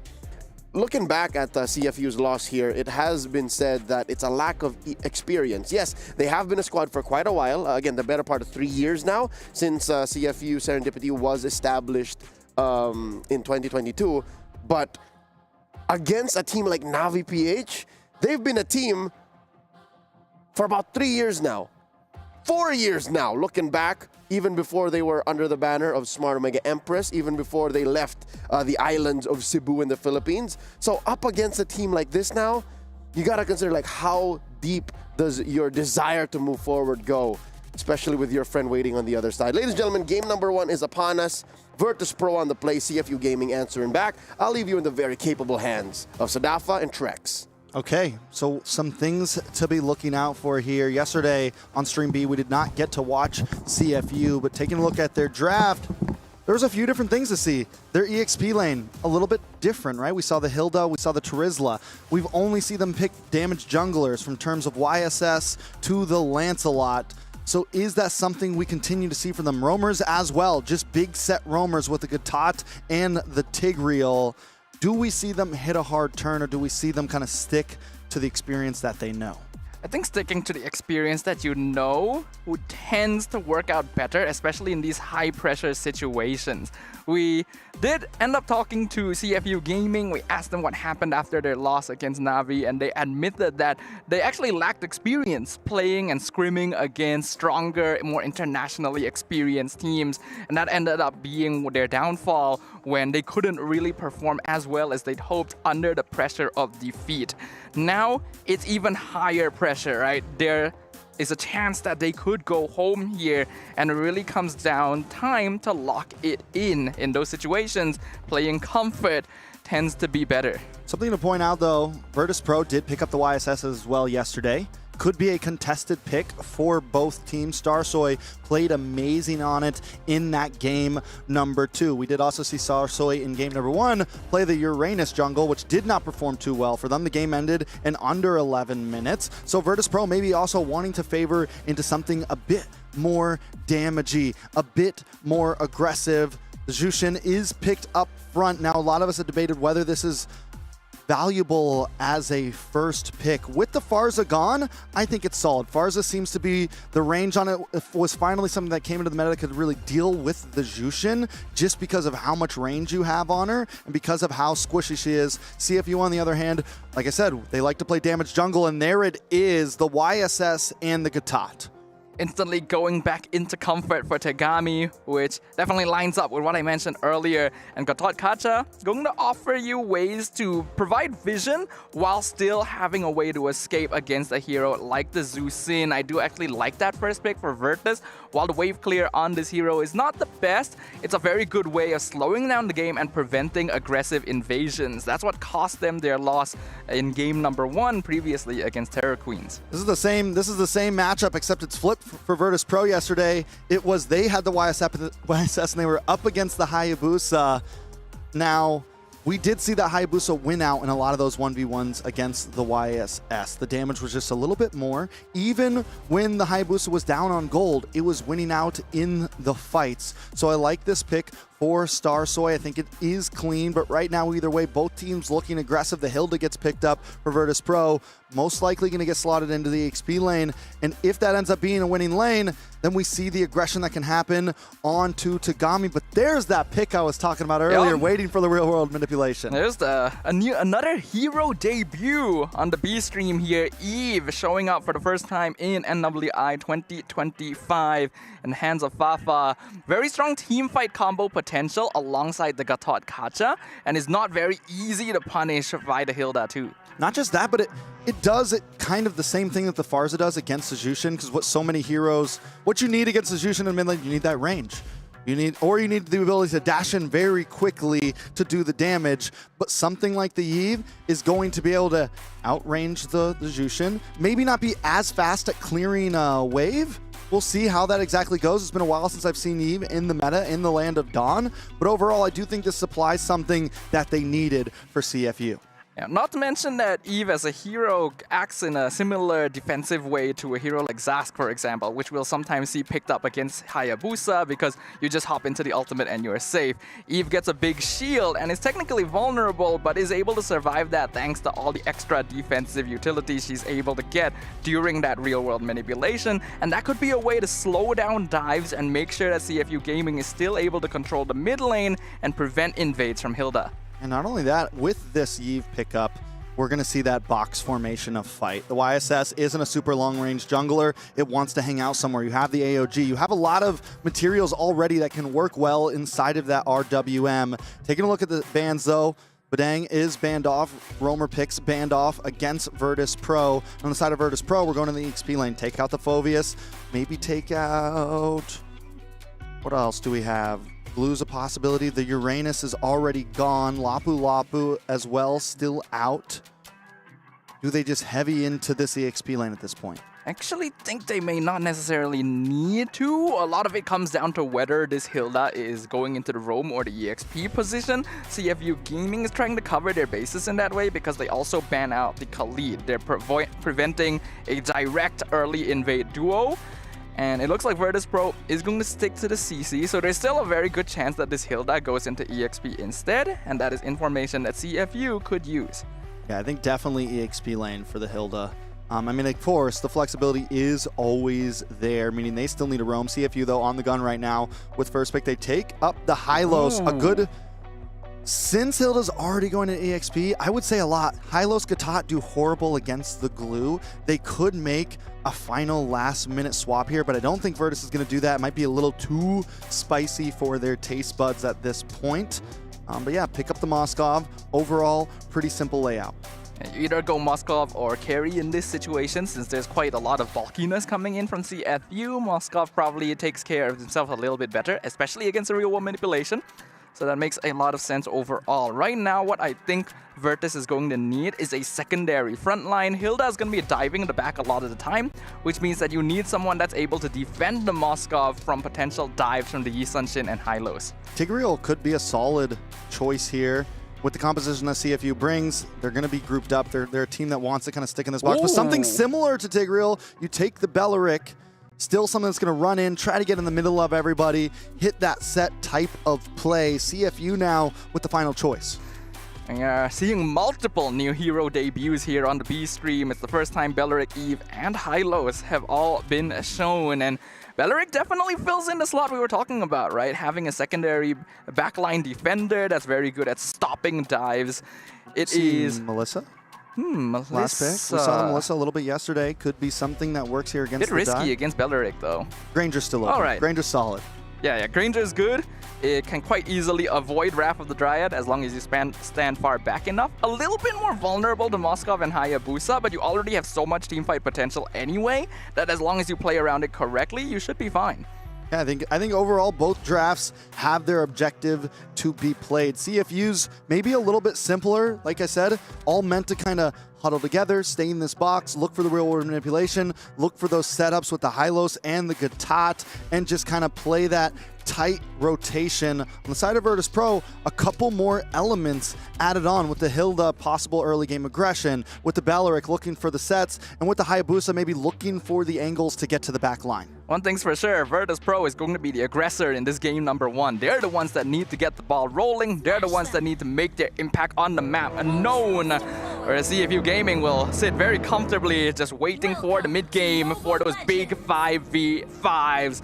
The Land of Dawn will open up once again for game number 1 between Vertus Pro on the blue side as well as CFU Gaming on the red.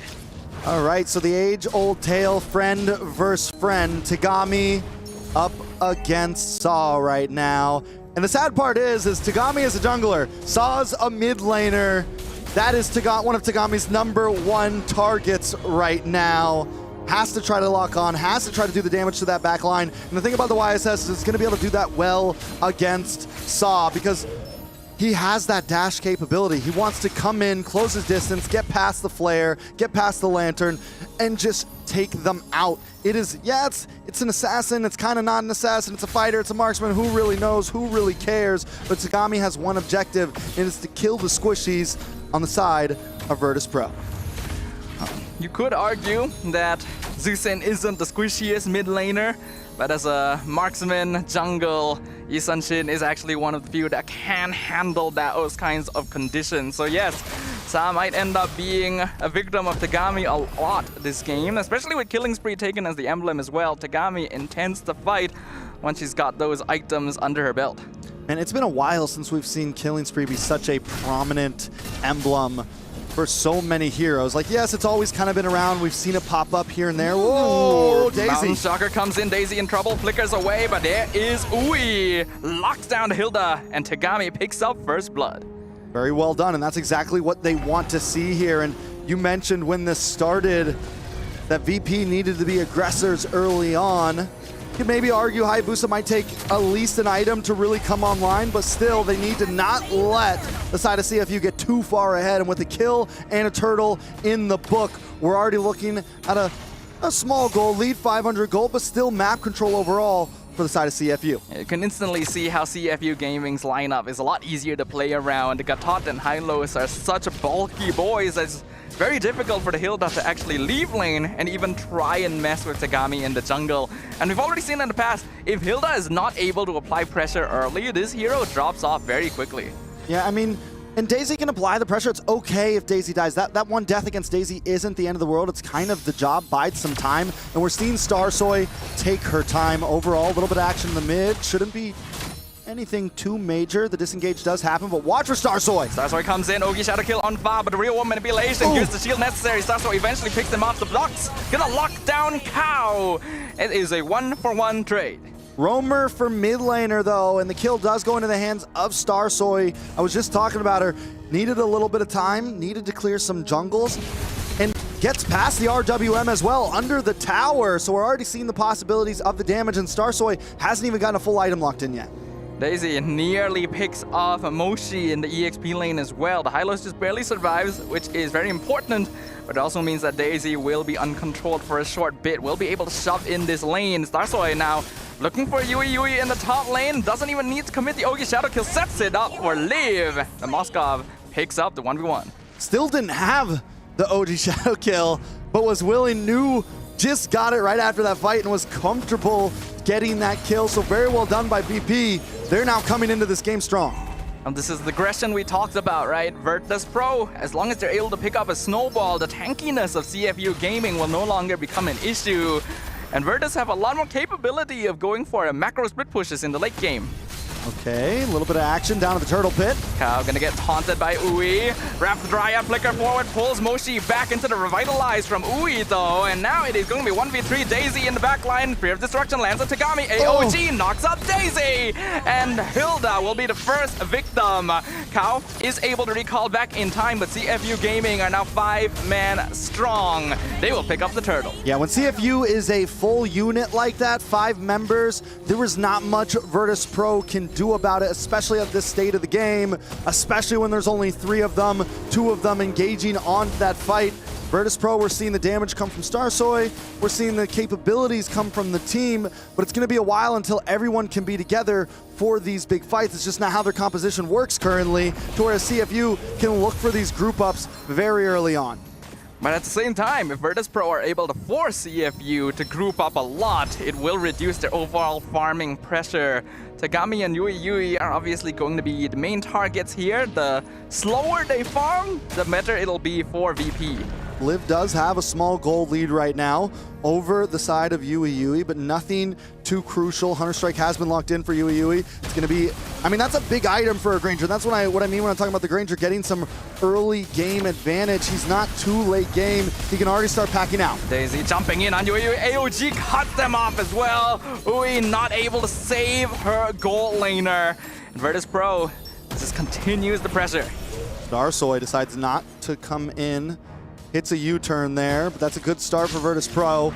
The gold is still at a standstill at this point. We're already seeing when Vertus Pro is together, when there's 4 or 5 of them in the team fight, they can handle the pressure the CFU wants to bring. Taking a look at some of the heroes right now, Yui sitting at 0, 2, and 0. Not a great start, and what was crazy when we were looking at the gold and items earlier, Yui wasn't too far behind, but was already starting to fall behind in gold, and now I got a feeling it's getting even worse, and especially with 2 of the 3 kills for Vertus Pro being in the hands of Liv, this Moskov could start scaling out of control and being able to shred down the front line of CFU. And I like that Vertus Pro understands that Liv on this Moskov is going to be their key to victory. Once you get into the mid game and Moshi and Ui have a couple of items, it's so difficult to melt them down unless you have the marksman online. And that's what they're trying to do. Turtle now going to be contested. Tagami has control. Ui gets picked up. The flicker into the Wrath of Dryad. Picks up 2, but Tagami still secures the turtle. AOG comes in. Ui used as defensively, but killing spree on Liv as he jumps forward and melts down CFU Gaming 4 for 1 trade. Liv was not supposed to come online this quick, and Liv is already there. Starsoy as well. Look at the pincer. They want Yui. Daisy just barely survives the tower. They will not be able to get the team wipe, but the damage is more than done.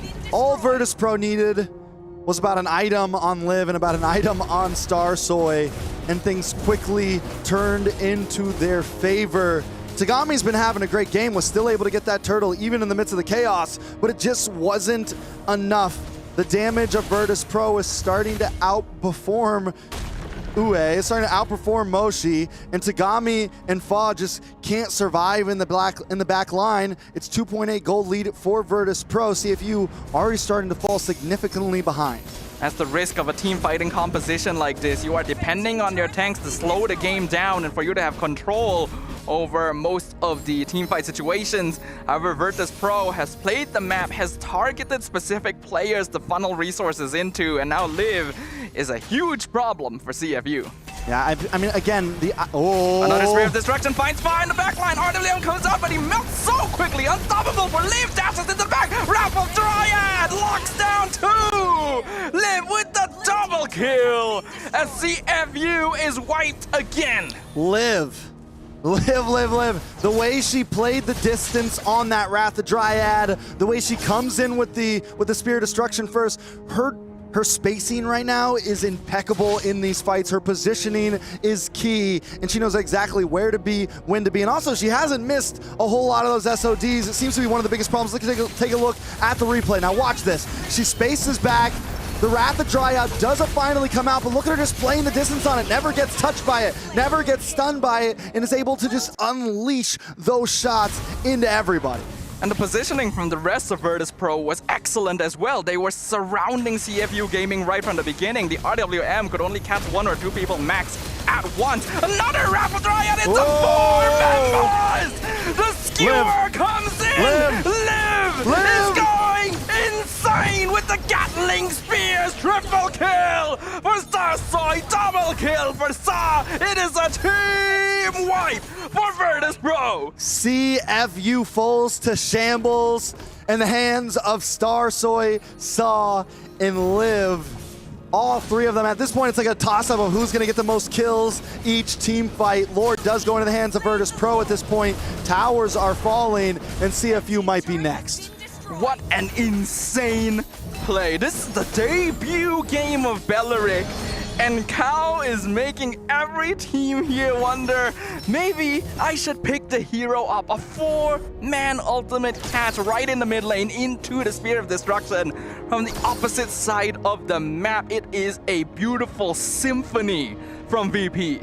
Yeah, I mean, at this point, Vertus Pro 8.1k gold lead. We're looking at what we've been seeing a lot in some of these games, to where teams are able to just scale up and it doesn't feel like there's anything the opposing team can do. We're 10.5 minutes in. CFU in the base already. Lord about to crash. Lord will collide. Bottom tower will be dealt with in quick fashion. Mountain Shocker basically does nothing at this point, as CFU Gaming is forced to hide in the back. Ui trying to hold the front line with Revitalize, but gets picked up straight away. RWM catches everyone, but Ramp of Dryad does the exact same thing. Starsoy comes in. Liv melts away fast so quickly, and Sa even picks up her own double kill on the side. This is looking like a complete wash right now. 2v5, Crystal is wide open, and VP is not playing any games here. They will take game number 1. Even with a slightly sketchy start for the first 2 minutes, Vertus Pro, once they find their groove, came in so strong in that game. I mean, I wouldn't have guessed it would be a complete domination after watching the first few minutes of that game, but once they started getting some kills in, it was GG's, and I was shouting out Liv, Starsoy, but also Cal on that Belleric. If it wasn't for some of those plays, if it wasn't for some of those lockdowns with the Wrath of Dryad, none of it might have been possible. Yeah, it was just perfect. It was excellently done. And I agree with you, Drex. In the very beginning, I thought that CFU was doing a good job of slowing down the game, of actually getting some kills into Tegami. But the momentum up so quickly when Liv became the main target, when VP funneled everything into her. All right, still an emotional battle, even with the win. Sa knows she's stabbing the knife into her own friend's heart at this point, and I mean, it's tough. This is the nature of competition all around. Taking a look at some of these highlights, Tegami started off great. Daisy had some trouble in the beginning. So much of this battle was about when and where to choose these fights, and Vertus Pro, with the few missteps, once Starsoy got an item locked in, it was game time. Once Liv got 1 or 2 items locked in, it was game time, and they quickly and regularly put those put those kills into the hands of Liv. And Cal, with so many of those Wrath of Dryads, was just, you know, we said that the Tigreal could have worked, but I feel like the Belleric worked even better, because the thing about it is that ult's just a little bit bigger. It just about fills up that whole RWM, and just the spacing that CFU wants to take in these team fights. So it was almost a guarantee hit on at least 2 or 3 members every time. And the fact that she played it with a flicker made all the difference. There's a argument to be had between flicker, revitalize, or vengeance. The flicker made it work, and oh my god, when Cal found that first big ticket Wrath of the Dryads, it was just short of a minute from then, and Starsoy and Liv picked up the rest of it. Again, these Indonesian imports for Vertus Pro making bank for their squad, again putting CFU Gaming at elimination point, the brink of death from MWI 2025. Here's a look at the post-game stats. Again, 19-7. And just look at the item disparity. Most of Vertus Pro was almost reaching their final items in the build, while CFU Gaming was still struggling to hit the midpoint. Liv even already started selling shoes towards the end because of how confident she felt jumping into these team fights. You know, something really important to point out is those 7 kills on CFU were on 0 damage dealers on Vertus Pro. All the people that matter in those big team fights, you know, the ones that are going to output the damage, all went deathless. Saw, Liv, Starsoy, all sitting at beautiful KDAs this game. They knew the objective and they achieved it. Here's a quick head-to-head of the team's goal distribution across the board. CFU Gaming, they were farming, right? Yui was able to score some jungle creeps. She was able to get some Turtle and Lord gold. And then, of course, roam items meant more to her because the rest of her team was doing better. But compare that to Kao, who was all about impact, kills, assists, passive gold, minions. She was in lane more often than Yui because Yui was literally just throwing herself at Vertus Pro to save her cores. It's very true. And I mean, Kao knew exactly where to be when she needed to be there overall. You know, and it's a weird graph to look at between the two roamers, but I think overall it just shows that Kao made the right decisions in terms of where she was focused, where she needed to be at what time. Kao had excellent positioning throughout the entire game. She wasn't always the first one to initiate. She was following up. She was cutting off escape routes, and that positioning allowed her to gain the most assists across the entire game. But then there's Liv, right? She is the true star of this game. That Moskov, this is a hero you usually expect to take a while before he starts joining team fights, and Liv just throws that fact out the window. Yeah, no, she smelt blood in the water, and again, that is very much to the hard work and excellence put on display by Kao. That's another successful debut here on Stream B. Here's the thing, a little bit of trivia. Last year in MWI 2024, I believe after a dozen games, the hero pool was at about 41, 42 picks unique. This time in MWI 2025, after the first dozen games, we're looking at 46, 47 unique heroes. Okay. So we've already surpassed the diversity and the depth of the hero pool in the metagame. What more now that we've introduced the likes of a Beleric, the Yu Zhong, Suyo getting revived? You know, and that's why I think in terms of meta, I don't think we're in a horrible place right now. We've seen different types of jungler comps work out. And though sometimes it feels like there's only a few really good picks in each lane, it doesn't mean that you can't dig deep and find something that will work to each composition. And so many teams are willing to push the envelope right now and try what they think will work. And a lot of time it is paying off. Far from it. This metagame is wide open. The fact that you're able to put an Eve into your draft alongside an old favorite like the Hylos and the brand new pick in the Yusun Shin and the Granger that, you know, is, you know, going from death and life and death the current metagame. Gentlemen, is there anything wrong in Vertus Pro's read, rather in CFU Gaming's read of the draft? Did they not understand these interactions, or were they blindsided by really just Sa's sudden snowball? I think definitely blindsided a little bit by the Beleric. I think on paper, once again, this is a draft that looks good. The objective is clear on how you're supposed to fight this. But the Wrath of Dryad was just a problem. And then Liv getting out of control, the 2 deaths early on their own gold lane was a problem. Tagami taking some deaths as well early on was a problem. They just weren't able to get to where they needed. And then the Eve, I think I was wondering whether it would work in some of this current meta. Obviously in that draft, it wasn't able to pull through. Still maybe a little too squishy. I mean, got taken out by Starsoy at like first level 4 Uji Shadow kill. That shouldn't happen under a tower, so maybe Eve still needs a little bit of time, maybe a little bit more buff till it's ready. But I think a lot of it did actually come down to the surprise of this Beleric. Leading up until that final debut of the hero, I actually had no issues with the draft at all. In fact, I thought that it was very good from CFU to lock in so many tanky heroes, have good counter engage, a mid laner that can take care of herself if she gets dived by Hilda or Hayabusa, because they can see that Vertus Pro wants to play the aggressor. They want to be the team that's snowballing. But then the Beleric comes around. A team fight lineup like CFU's is really based on counter engaging, but now they also have their own counter engage, and the Beleric was being used a lot more effectively in these team fights, and that's completely just caught CFU with their pants down. Yeah, what Belric does is basically denies all re-engage. You're forced to go all in when the Belric finds its placement, and again, Cow flickering in the river in the mid, if I'm not mistaken. That's what led to the wipeout eventually that pushed straight into the tier 2 and just, again, writing was on the wall. The game was over, but not on paper just yet. So now we ask, what does CFU Gaming do going into game number 2? The ladies are already batters at their battle stations. They're ready to go. We're just waiting for the draft.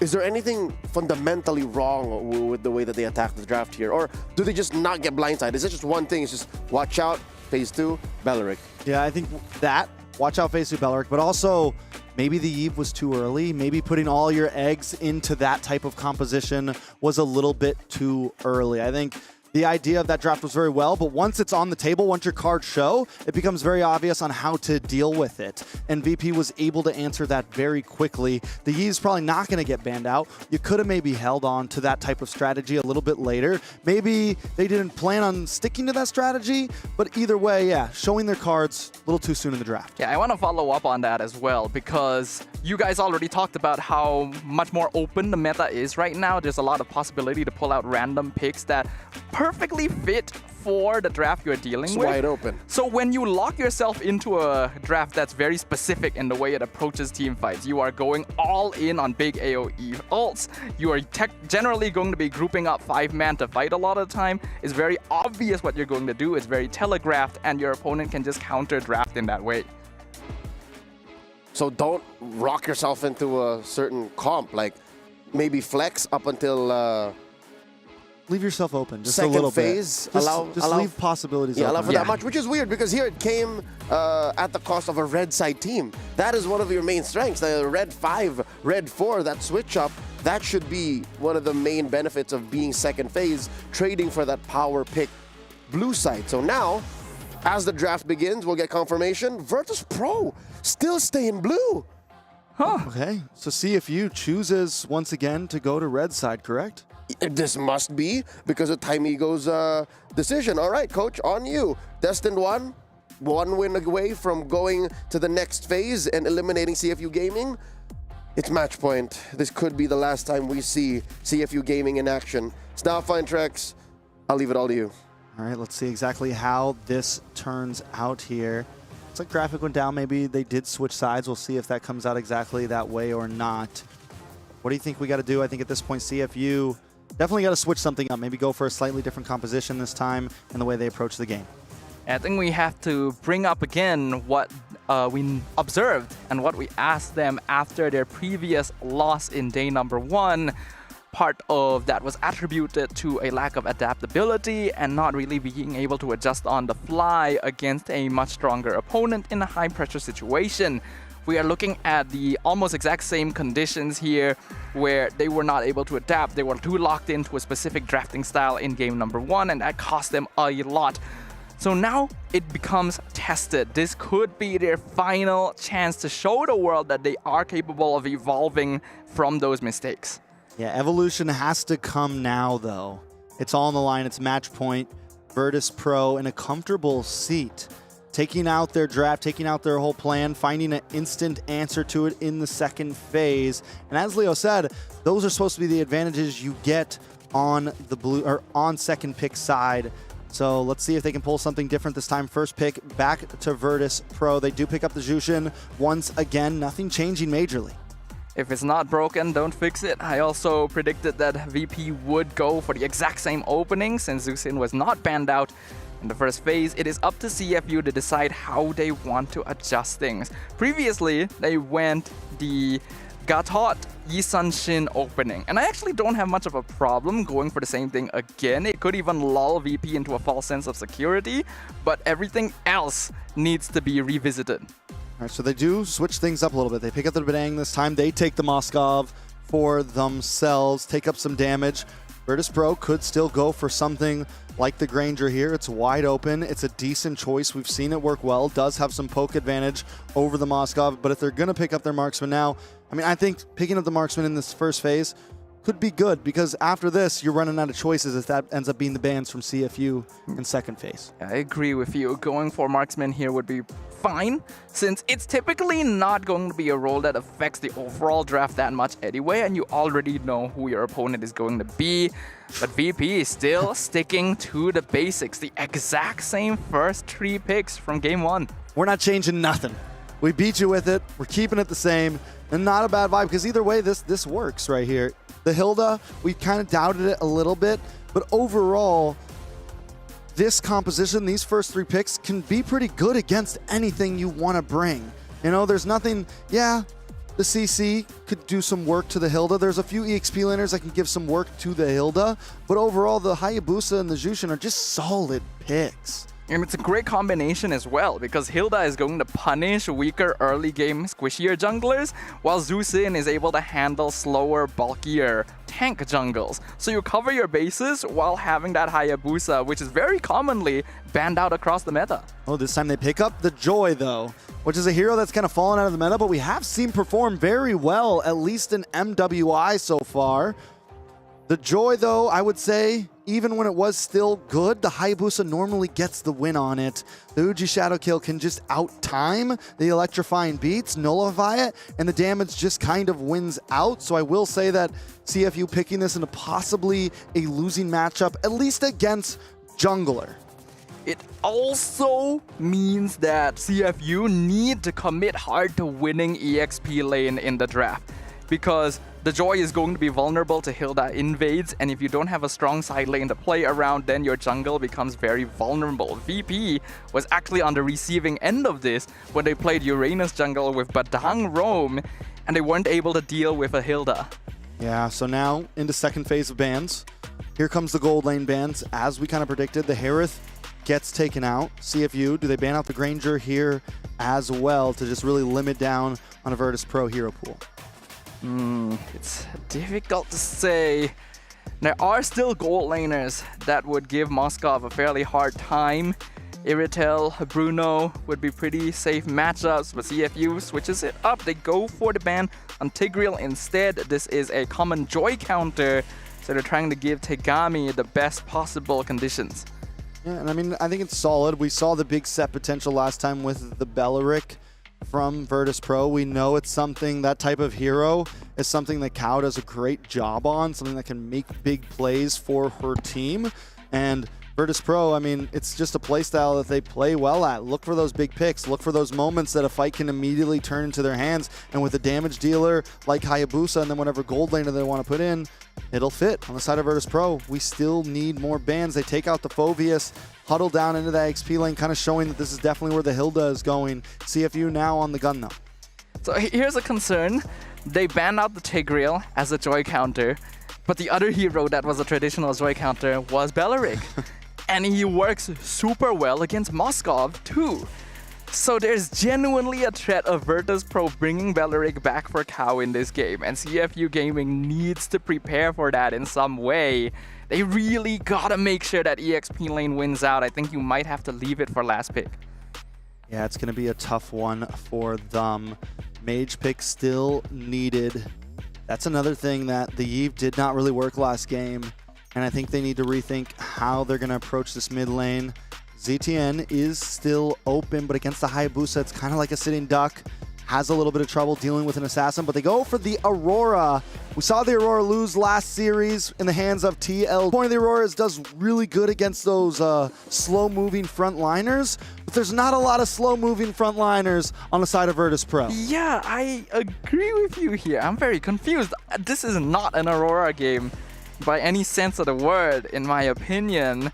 And even if it is a pocket pick, I don't see it performing very well against Hilda, Zusin, Hayabusa at all. Right now you got the Iritel on top of that, and it's basically impossible to lock anyone down. Aurora is so vulnerable here. If she can catch more than one person with that ultimate, I will give her a round of applause, because it is going to be tough. Literally every hero on the side of Vertus Pro has a lot of movement to them or kiting ability. The Belleric does come in, as you said, a nice answer. CFU now, final pick. What can they do to try to turn this around? you need to win out lane against Hilda. There are a few EXP laners that would be able to do that, but nothing that would also help you against the Belleric. I'm trying to think as well. It's tough, yeah. Real tough. This is a hard situation for the side of CFU. My mind is still on this Aurora. They have, I mean, their whole composition kind of revolves around diving a little bit, and Aurora's just going to be sitting in the back all alone as Badang hits the fist crack, as Joy runs around. Here comes a Terizla. A little something, but CFU's draft just seems a little too all over the place for me. Yeah, not a good final pick in my opinion either. Doesn't really directly win out on Hilda, and doesn't offer you much to catch VP. It's a similar situation to Aurora. You are not catching more than one person in a penalty zone most of the time. I think the odds are stacked against CFU. Even more reason for them to break the odds, though. Can they tie up the game here? It's match point for Vertus Pro. Life point for the side of CFU. We just already saw earlier today, GG come back from the brink of death, 1 game away, and get the reverse sweep in. We're not crazy about the composition, but the possibility is never there. I've seen teams do it in worse odds, Sadafa. It is possible, but it is going to require some of the best gameplay we have ever seen from our Cambodian representatives. Their backs against the wall, 1 game down, 1 loss away from being eliminated from MWI 2025. Ooh. Can Vertus Pro be their final opponent? Within the first 30 seconds, it was already almost a death on the field. Ui has to go back to base. Taking a look at everything, the emblems, nothing too out of the ordinary here. Nothing crazy at all. Now, we mentioned the EXP lanes earlier. Moshi up against Daisy. Daisy got cut off in game number 1, did take a death, but with a Hilda, that's normally okay. I think what's going to be big for CFU is can Terizla get involved in these team fights early on. We're going to get taunted back into the Lantern, but VP not going to force it. They're not level 4 just yet. All right, on the top lane, gold lane, Yui does have this Moskov. Now, you know, before this whole event started, we were talking about the Aerith a little bit and how it's a lot of us believed that it's one of the best gold laners you can choose right now, but so far, it hasn't been the gold laner that's been exactly showing up. It is, at least in MWI, it has taken a decent amount of losses, and a lot of others have been seeming to improve. And whether that's just a comfort thing for a lot of these gold laners, you know, a lot of them have been going back. We've seen things like Claude's, we've seen the Granger work, we see the Moskov working out, and it might just be that a lot of these girls in the gold lane haven't completely adapted to the Aerithel playstyle yet. I don't know, but we'll see how this one goes. I think Aerithel is just generally considered good because she has a great lane matchup against a lot of the other meta gold laners, and she does great burst damage into the mid game faster than some of the other scaling auto attackers. But damage consistency is where he ends up lacking. Ooh. Yeah, I think, oh. 2v4 in the mid lane. Tagami comes in with the electrifying beats. Daisy in some trouble, but is able to flicker to safety.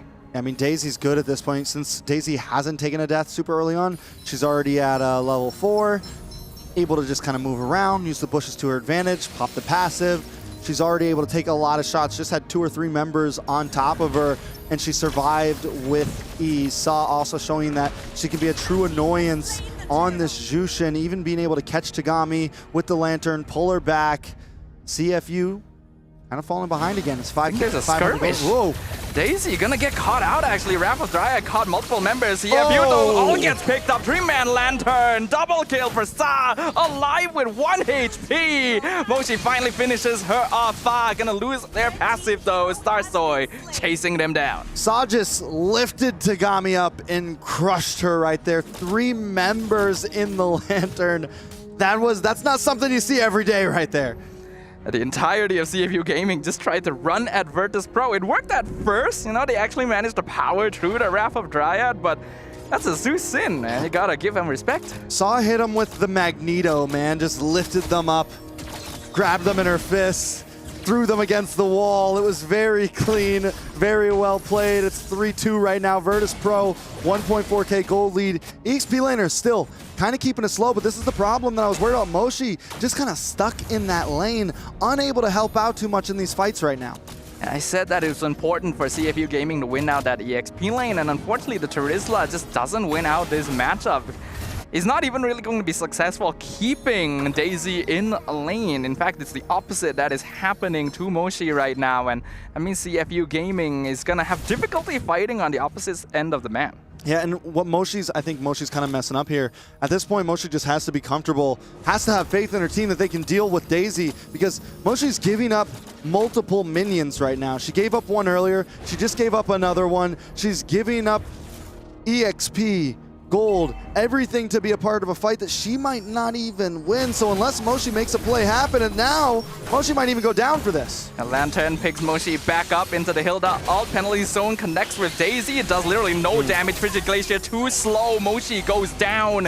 And Tegami not even going to be able to commit alt. Another Lantern picks up the Joy Fist Crack on 2 members. But Ui has been abandoned. And now Starsoy comes in for the scraps. Double kill to Sa with the Sky Piercer as the Raffle Dryad locks down Tegami. Cow picks up another kill. 3 members down, actually 4 members down, and about 20 seconds. And this is what I meant. Moshi not only gave up a few minions, but then loses her life in that fight. And that's a lot of gold for that cost. That price is very, very hefty for CFU. And it's those small things that start to add up. Taking a look at the items, though, a little bit of fight up top before we do it. They are going to back off, but yeah, taking a look at the items. Taking a look at Liv already working in onto that second item, sitting about 800 gold ahead of Yui Yui. Liv in a lot of trouble though, caught 1v2 with the penalty zone. So that will help Yui Yui catch up a little bit in farm. Hey though, in a bad spot, forced to use the flicker, Starsoy. Ogi Shadow Kill, jumps to Fa. Aurora still has the passive, but Fa not gonna need to use it this time. Claws locked in for Liv. Oh no, Yui jumped into Tribush. Daisy was there waiting for her.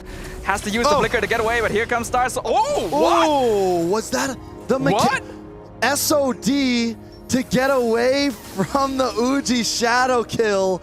A beautifully done mechanic right there, and it's moments like that where whether they're winning or losing, you have to appreciate some of these females playing. Man, I was prepared to say that Spirit of Destruction wasn't going to do anything there, but Ui also not going to be able to do anything here as Sa picks up the mega kill. So many Sky Piercers stacked on this Susin. Moshi now surrounded by 4 members. Starsoy with another one under her belt. Man, that was such a clean mechanic right there by Yui Yui. It's not something you see every day. Top tower now getting taken down. Yui Yui trying to make some play happen. CFU not wanting to give up this match too easily. But it's already slipping away from their hands. We're 7 minutes in. Vertus Pro is nearly at a 4K gold lead. A lot of that on Sa, who has probably picked up 4 or 5 kills since completing that Sky Piercer. This Zusin is a threat. And CFU Gaming doesn't have very good ways of jumping on top of her. I mean, it's very similar to what we saw last game. Vertus Pro not even changing up their draft too much. All the same heroes except for the gold laner, and they look good doing it. CFU was the ones forced to try to change things, and currently just not working for them. Daisy runs directly at Moshi. Fist Crack misses completely. Rapid Dry lockdown too. Tegami looking for Sa, but not able to find his Spirit of Destruction. Comes in Yui Yui on top of Liv, but here comes Sky Piercer. Double kill for Sa. Saw 8-1-3, a harsh turnaround from what we saw yesterday. And wait, Tegami in a bad spot. Daisy found her, recalling, not gonna get the kill, but gonna make that walk of shame back to recall elsewhere. Unless Daisy goes after her again. Unlikely. Does let her go back to the base, but still, 8 minutes in, Vertus Pro. Let's take a look at him. Starsoy 207, Saw 8-1-3.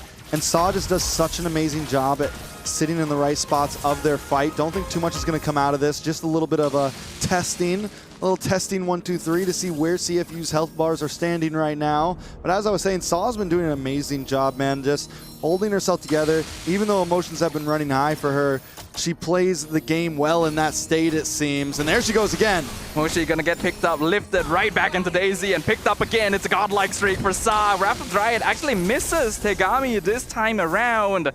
but CFU not going to be able to find anything from that. You know, for being such like a kiting, almost passive hero in a sense, I love it when a player gets on a roll with the Jushin and they just become this aggressive Jushin where they're in your face, you know, flaring to the side, grabbing you, throwing you around. I mean, it's definitely, you get the Sky Piercer in, and now you're doing even more damage, or you're assassinating people in the last few percentages of health. This is the type of Jushin that's very enjoyable to watch at times. And Jushin is no longer just the light that illuminates the way, but also way too bright and just burns your opponents in the first place. That is what Sa is doing for Vertus Pro right now. 9-1-3 on this hero. This is the second time this has happened too. For game 1, she also was a huge threat. And Starsoy still unkillable as well. The side of CFU, Tagami, needs to be a little bit more careful the way she approaches these fights. She can't just dive in. That's not the objective anymore. I think her main goal needs to be around not this Lord, but possible next Lord in terms of looking for steals, looking for small moments. Positioning is going to be key for her. She cannot take these fights head on. Fa as well, man. Timing on that ult, it's already such a hard hero to play in a match like this against who you're going against. So it has to be perfect timing on that ult. I don't think you want to use it as an engage. You want to use it as a last moment. Maybe even use it for when they're encroaching onto these towers, when you know they're going to be getting close together. Here comes the conceal play though. Ui comes in, Fistcrack connects with Cow. Not really the target you're looking for. Here comes, look at how much damage Susan does all on her own. Frigid Glacier lands on Daisy, penalty zone on 4 members into the Spear of Destruction. But another Rapid Strike comes out, zones out CFU Gaming. They can't find anything. Yeah, I mean, even Yui knows I can't commit onto that Spear of Destruction. Yes, the penalty zone lands. Yes, everyone's grouped up. But still just maybe too risky. But at some point, CFU may have to commit the all-in here. I don't know when that point's going to be, but it might be coming a little too soon for their liking. That was already one of the best opportunities CFU could have asked for. They hit their AoE abilities on basically the entirety of VP. Tagami trying to jump on Liv, still surviving, I guess just trying to buy space, but Sa comes in, picks up the Legendary. That's a strange call. Sa does it once again, grabbing her friend and taking them out. Tagami down, and this is what I meant by Tagami. This is not a point that you can just rush in, man. This is not a point where you can be the joy that you want to be. You have to be a bit sneakier. You have to be a bit more patient. Starsoy doesn't even need the Ogi Shadow kill. Gonna wait for the passive to burn down before picking up the killing spree. Frigid Glacier does nothing, only delays the inevitable. Legendary streak for the Jushin. Min inhibitor falls so quickly. Fistcrack again, only on Cow. And Starsoy does so much damage. Tagami comes in, stopped in her tracks instantly. With the Raptor Dryad, it's another double kill. And now Yui is 1v5 in the base. This may be it.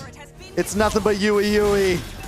The game should go to Vertus Pro. Nothing CFU can do here. VP have done it. A clean performance. The adaptation after their loss in day number 1 has borne fruit, as they will officially eliminate CFU Gaming from MWI.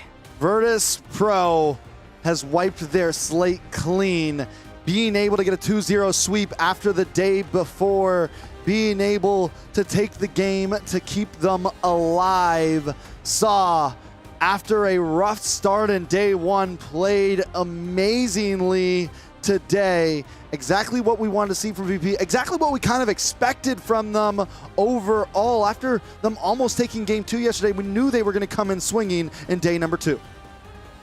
They came in swinging, and they came in swinging even harder than a lot of us may have anticipated.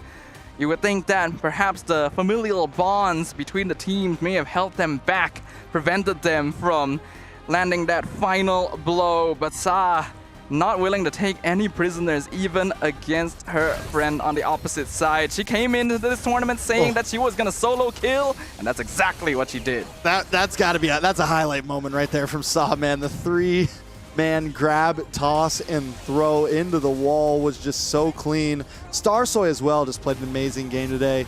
Overall, VP seems ready to move forward and give a fight to whoever is next.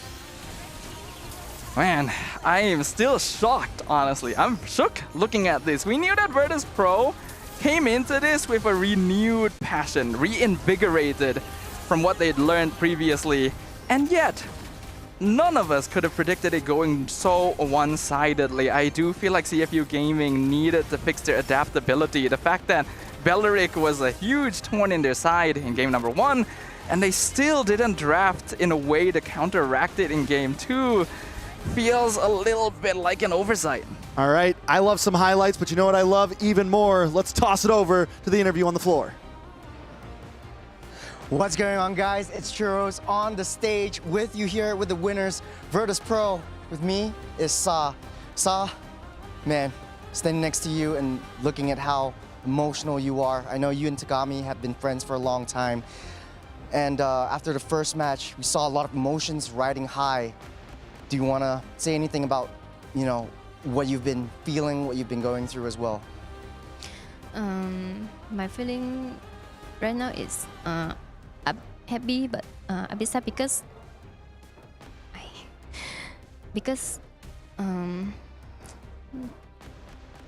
I beat my friend. Yeah. So I know this is a tournament, so we cannot like must have win and must have lose. So no choice. We need to accept it. Man, honestly, I'm starting to feel like tears coming down my eyes as well.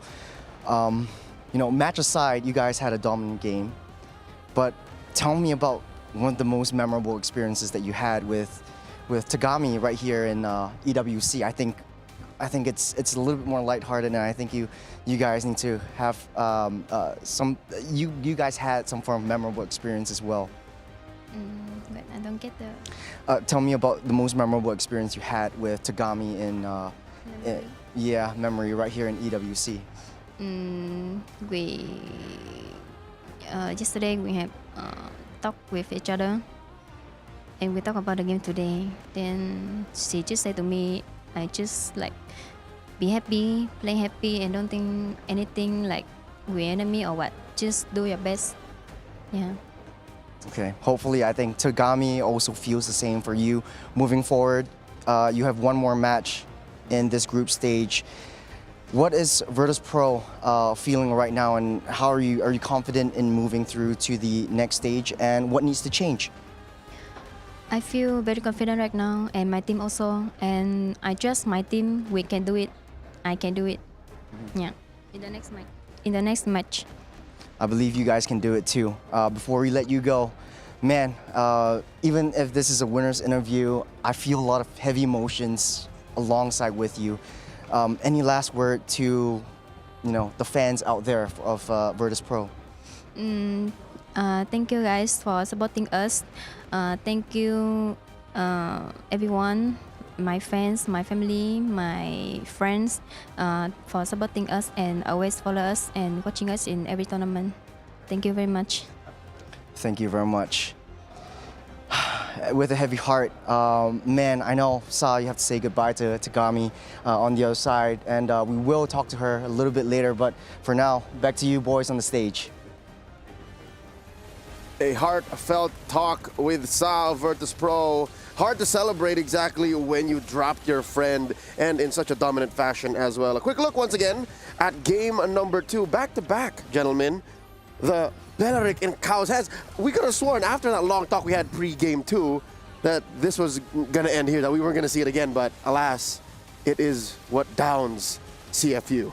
Yeah, the Belleric was a monster. I mean, overall, BP just got back to the roots, it feels like. It just they played what they felt good on. The coaches drafted what they felt like would work. Even if it was a risky pick, it worked very well in the composition against what CFU brought. And I really have to point out that, you know, the fact that it's all so emotional, maybe that's what makes her play even better, because right now she was just, I mean, 12-1-3. Double digits. This girl was a monster in the Land of Dawn. Yeah, she's down there tearing up emotional about eliminating her friend, but in the Land of Dawn, you can see none of that. It is bloodthirsty, but we've got another interview, so Churros, take it away. Back on the stage, on the other side, we have CFU Gaming. With me here is Tagami. I talked to Sa earlier on. And I know it's a little bit of a heartfelt moment for both of these two teams, both of these two friends turned rivals, and unfortunately one has to go. For Tagami, let me know about your journey so far in the MWI and EWC.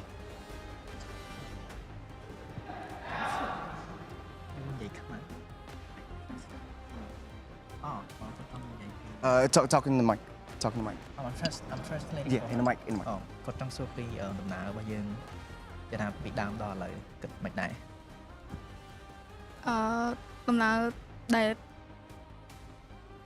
ពីដើមមកដល់ឥឡូវគឺពួកយើងខំប្រឹងច្រើនមែនតើហើយខ្ញុំរំភើបចំពោះអ្នកក្រុមរបស់ខ្ញុំដែលធ្វើបានល្អមកដល់ឥឡូវ So far, she said that she's been excited to be part of this tournament, and she knows that the team has done their very best already and hoping to do better next time. Yeah, it's always good to look forward and ahead into the next tournament, and hopefully we'll see you again in MWI. And what do you think should change in CFU Gaming? What should we expect from the future of CFU Gaming coming into the next tournaments? យល់សំណួរហ្នឹងតើគិតថាអាចមានអីផ្លាស់ប្ដូរអត់ចំពោះថ្ងៃអនាគតចំពោះធីមយើង Yes. and ការផ្លាស់ប្ដូរហ្នឹងអីគេ សង្ឃឹមថានៅឆ្នាំក្រោយ CFU Gaming នឹងផ្លាស់ប្ដូរច្រើនទាំង player ទាំងការវឹកហាត់ Yeah.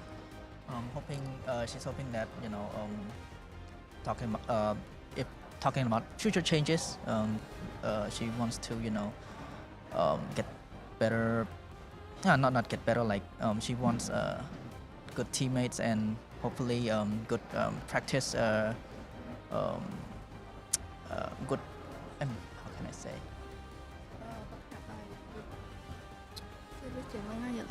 Hopefully the practice sessions get better.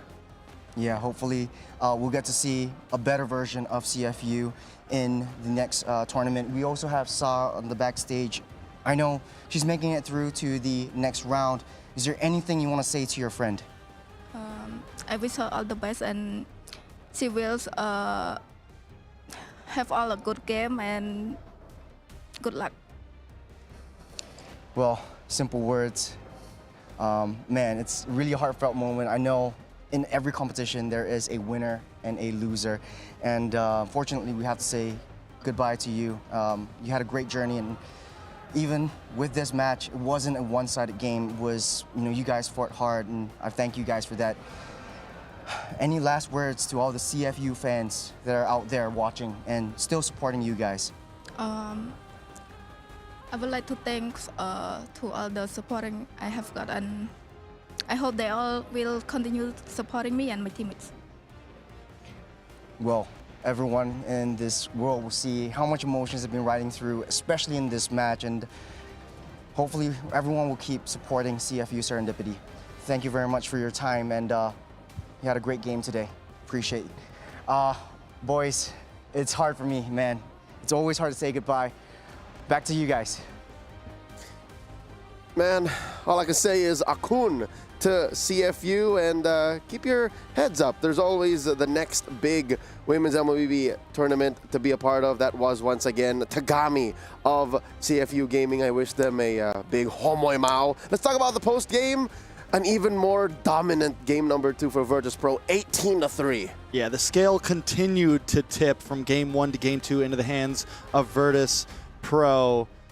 But forget the stats, we're living in the moment right here. That game was less about the numbers, about the plays, and the story, the competition within the competition, and the bonds that we find. Maybe the friends along the way were the actual MWI. Yeah, that's what we do here at MWI. It's the friends along the way we make, the bonds, the stories. I mean, that's what we're really all here for esports, all about. But I know some of you fans out there are just here for the numbers, the stats, the items. Isn't that amazing that right when she's at the brink of eliminating her friend is when Sa plays the most monstrous game she's ever played in the history of Because I can't remember even back then in MWI 2024 or even in other tournaments outside of the mainstream MLBB esports ecosystem like the IESF Women's World Championships. I don't think I've ever seen Sa do this. Honestly, I feel like it's kind of an ironic thing, but there is the sensation of being able to play better when you are against someone you know, when you're against someone you support and who supports you, because you want to put it all on the line. You are okay with whatever result, whether you make it, whether your friend makes it, but it's only fair that both of you play at your maximum potential so that the best of you can represent the other and bring their passions forward. Some points of improvement here. CFU Gaming, whether it be in play or in draft, there were so many things to note. That Aurora on Fafa, I don't think that was Fa at all. No, I don't think it was Fafa at all. That was definitely an issue pick. When we saw it, we both questioned it. But again, there wasn't a whole lot, but maybe a Valentino would. But so many things that might have been better. But let's take a look at the goal distribution once again between the roamers and Cow. I mean, that Belleric looks good on her all the time. Imagine that. Like, we actually did see during the draft when they locked in the Belleric again that Kao was already smiling about it. It is not just a hero that she did well in Game 1, but CFU picked heroes that it's good against in Game 2 as well. So because of that, Kao once again picks up the most assists. You know, not something you see very often. Normally it's the gold laner or the jungler sitting in the highest GPM, but this time Sa with an 816 GPM as a mid laner. And this continues the story of her having one of the most dominating performances we have ever seen from her. 3,600 damage per minute, 800 GPM. At least some things remain close to the ground. Again, this is a mid laner Zushin that she played, and there's only so much gold you get from running through your opponents and staying to the lane, being at the front of these fights. It really came down to just a Sky Piercer going ham. Like, as soon as you just touch someone with that beacon and they're at a certain threshold and you just don't die, your stacks stay at 80 and above, you just get the kills. You get everything. Everything. You just hold the lantern up and people just melt in front of you. It's very difficult to handle when a Zushin is that farmed up. And unfortunately, we talked about how during Game 1, CFU Gaming's draft was very locked in. But even then, at least there was a direction to it. Yep. I feel like in Game 2, the draft was just everywhere. There was no clear concept of what the goal was, and the gameplay reflected that. Yep, not just the draft, even the play. I think, as much as I'd like to commend the ladies for coming out, even their star players, one of their star players in Tagami, played uncharacteristically. Towards the twilight of the game, she was throwing herself at Vertus Pro, crossing out into the jungle where she did not belong. I get it, she was buying time, but there must have been some way to defend inside your base more safely. Yeah, there was definitely a lot of questionable plays across the board for CFU, and I guess this is what they meant when they felt like maybe they just experience was the problem. Maybe they're having trouble getting the scrims they need back in Myanmar. They're having trouble preparing the way they need. Cambodia. They're having trouble preparing the way they need before these big events. And that's a big deal, you know, and especially for the women's teams. So with that said, ladies and gentlemen, another team has fallen. We bid goodbye to CFU Gaming, the Cambodian reps here at MWI 2025. With the pride of Mekong and Vietnam moving forward. Vertus Pro still alive here in the MWI 2025. Will they make it to the knockouts? We'll find out in the next couple of days. But for now, we're going to a quick break. When we come back, we got Twisted Minds going up against WOW GG in another elimination bout. Stay with us. We'll be right back after these short messages.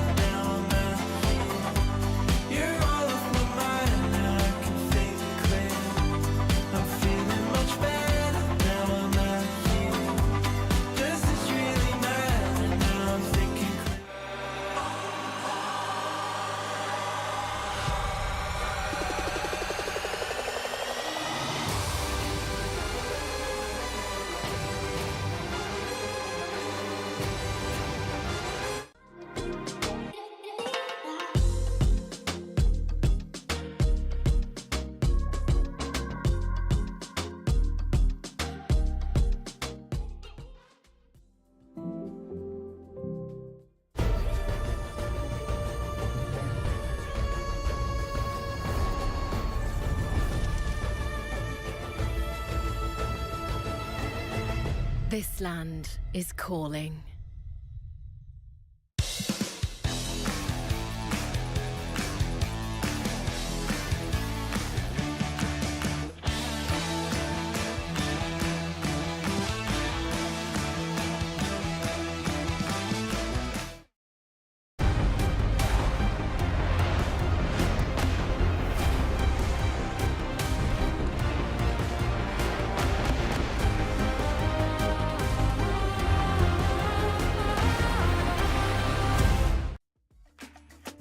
The action is non-stop here in the MWI 2025, live from Riyadh, Saudi Arabia, as a part of the Esports World Cup. At your service, my name is Leo, here to call the action for the third best of three of the day. You got Trex and Churo. They'll be joining us here as we take a look and get to know at Twisted Minds and Wow GG, respectively from MENA and from Mongolia. Gentlemen, how are we today? I'm feeling good. We had a great 2 series before this third one. So far, I think we are in the right projection of how things should be going. I'm hoping that we have 2 more very exciting matches. The last match, maybe in terms of the way it went, it didn't go full 3, still kind of hit us all where it needed to hit us. Emotional is an understatement. Churros, you would be on the ground. You were in the midst of it. I was on the ground. I was with the players, and honestly, I shed a tear. And I don't know, off the desk before this game, I had to go out and I had to compose myself coming in. It just shows the reality of esports. It just shows the reality of a competition of this high stakes level. It's not easy to be in Stream B. We're seeing people leave and go home. That's right. All of the broadcasted matches here on Stream B are eliminations matches, and we're about to say goodbye to one more team here. Could be one of the other Twisted Minds or Wow GG. Real quick, let's talk about our doctor's notes. This is brought to you by Dr. Sulaiman Al Habib Medical Group. Last series, the one between Vertus Pro and CFU Gaming, we debuted a new hero. This was Belleric. Both games showed Belleric in the hands of Kao. Now, the question, your hot takes, gentlemen. Yes or no? Will we be seeing Belleric more often? Is it a legit pick in the current metagame? I think in terms of the way that certain compositions are going, how a lot of teams are leaning back into that more ube strategy, yes, it could be something we see more. Is it a pick that's going to happen all the time? No, but can it be a niche counter to a lot of compositions that are slowly popping up? For sure. Like a specific tool. Yeah, very situational. Have to agree with Trex. Now that the meta's shifted into the attack speed marksman era that we're seeing now so often, I think the Belleric kind of works, but it's super situational because you're always in the fray, and there are certain heroes that could counter the Belleric, and it's slow moving. You don't really have that rotational matchups. If you want to have that momentum game, it's a little bit difficult in my books. Yeah, I'm happy to at least see it find some success, much like how it did in the M6 World Championships, where some teams had it as a pocket pick to counter the Cho, to counter the Joy. Here, maybe as a tool to stop the forward momentum of these Ube lineups, but que sera, well, wherever this Belleric goes, we just hope to see the meta grow even more and get us a more diverse hero pool moving on through the knockouts of MWI. Let's move on to the matchup here at hand. Let's get to know the ladies of Twisted Minds. They are making their debut here on Stream B. The first time we'll actually see them in action. They are Lyrics, Hide, Miss Meow, Nora, and Lunar. Yeah, I mean, Twisted Minds did not have the cleanest games yesterday, but if we can take anything from them and the fact that how well Falcons did yesterday, there's a lot of high hopes, I think, on the standards of MENA right now, especially in the women's esports category. I just feel like I want to see more from them today. Yesterday, they had some big opponents. Today, I think, could be a time for them to seriously shine. Yeah, 0-2 against Team Vitality, one of the crowd favorites. If not, everyone's looking towards this big team, but at the end of the day, what I'm thinking is, hey, is this the best, or was yesterday's match the best challenge for Twisted Minds to show what they're truly made of? Because if you're going up against one of the big dogs in this competition, it's going to be really, really hard for you to compose yourself. And honestly, though, they played a heck of a game. It wasn't a truly super fast sweep for any one of these two teams. It was very hard fought. They played very defensively, and they played to their T. Yeah, no, Twisted Minds yesterday was the holder prior of the fastest defeat at the hands of Vitality from Indonesia. Definitely a powerhouse. They are rocking 2 imports, though. They have Hide and Miss Meow from the Philippines. And, of course, their coach, Coach Daliot, is also Filipino descent. So we can expect at least some buffs to their macro, or at least some strats coming in that might change the course of this matchup if they can put their best foot forward against Wow GG, who yesterday, again, we saw here in action in Stream B, we're still finding their footing. Gentlemen, your takes on Wow GG in the past 24 hours for them to recover? I mean, Wow GG, unlike any other team right now, especially in this part of the bracket, they all kind of lost their footing yesterday, and we're seeing a lot of teams pick up on that footing. We're seeing other teams not do as well. But we definitely got to see something from these girls right here. What I'm thinking is WildGG is still struggling to adapt to the meta. Even on the fly, even down to execution, there are some mistakes prior in the early game, but then they struggle to change out their strategy in the game. They're always trying to play a one-dimensional game where it should be a couple dimensions. If this doesn't work, let's change it to another. They always rely on Mike Wazowski to make the big plays, but when it doesn't work out, they just sacrifice themselves, and it's really high committal. Also, it's going to be another meta game, so it's going to be a huge challenge for this Mongolian team if they can at least take one off from the MENA region. Yeah, it comes down to if they can survive the MENA rope-a-dope after being felled by Team Falcons in the openers with, again, back-to-back Ube game performances. They put their jungler Foss, the self-proclaimed killing machine, on the back foot. She played a Exborg jungle in an the first game. Exborg jungle, and then was that a Fredrin or a Baksha in the second?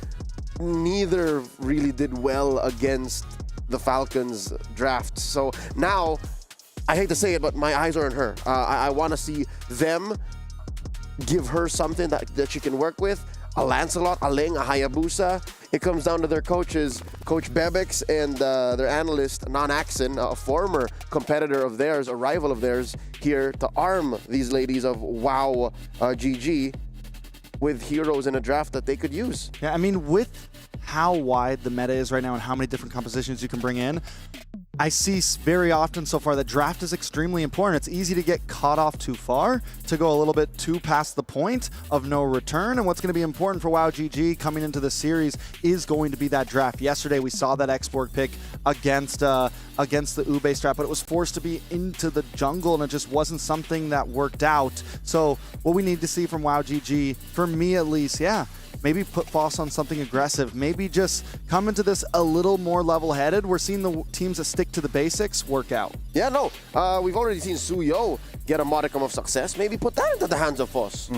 I think it's not a question of can we throw in interesting heroes to play around. It's more of like, can we just play to our comfort? Can we just play what we know? Because still, they're struggling to adapt to the current meta season. So for WoW GG, if you are going out and you're playing an elimination game, just play what you know, just play what you know best, and just do your best in this front. It's just a matter of time. Again, time's a ticking. It literally is just a best of three standing in the way of you and your plane ride home. This is an elimination match, once again, ladies and gentlemen, between Twisted Minds and WoW GG of MENA and of Mongolia, respectively. In case you don't know, the MWI 2025 has free entrance. So if you want to watch, come join us here at the Boulevard in Riyadh, Saudi Arabia. If you're in the vicinity, you can watch a good number of the matches out in the big stage, wherein entrance is free. Once again, come join us.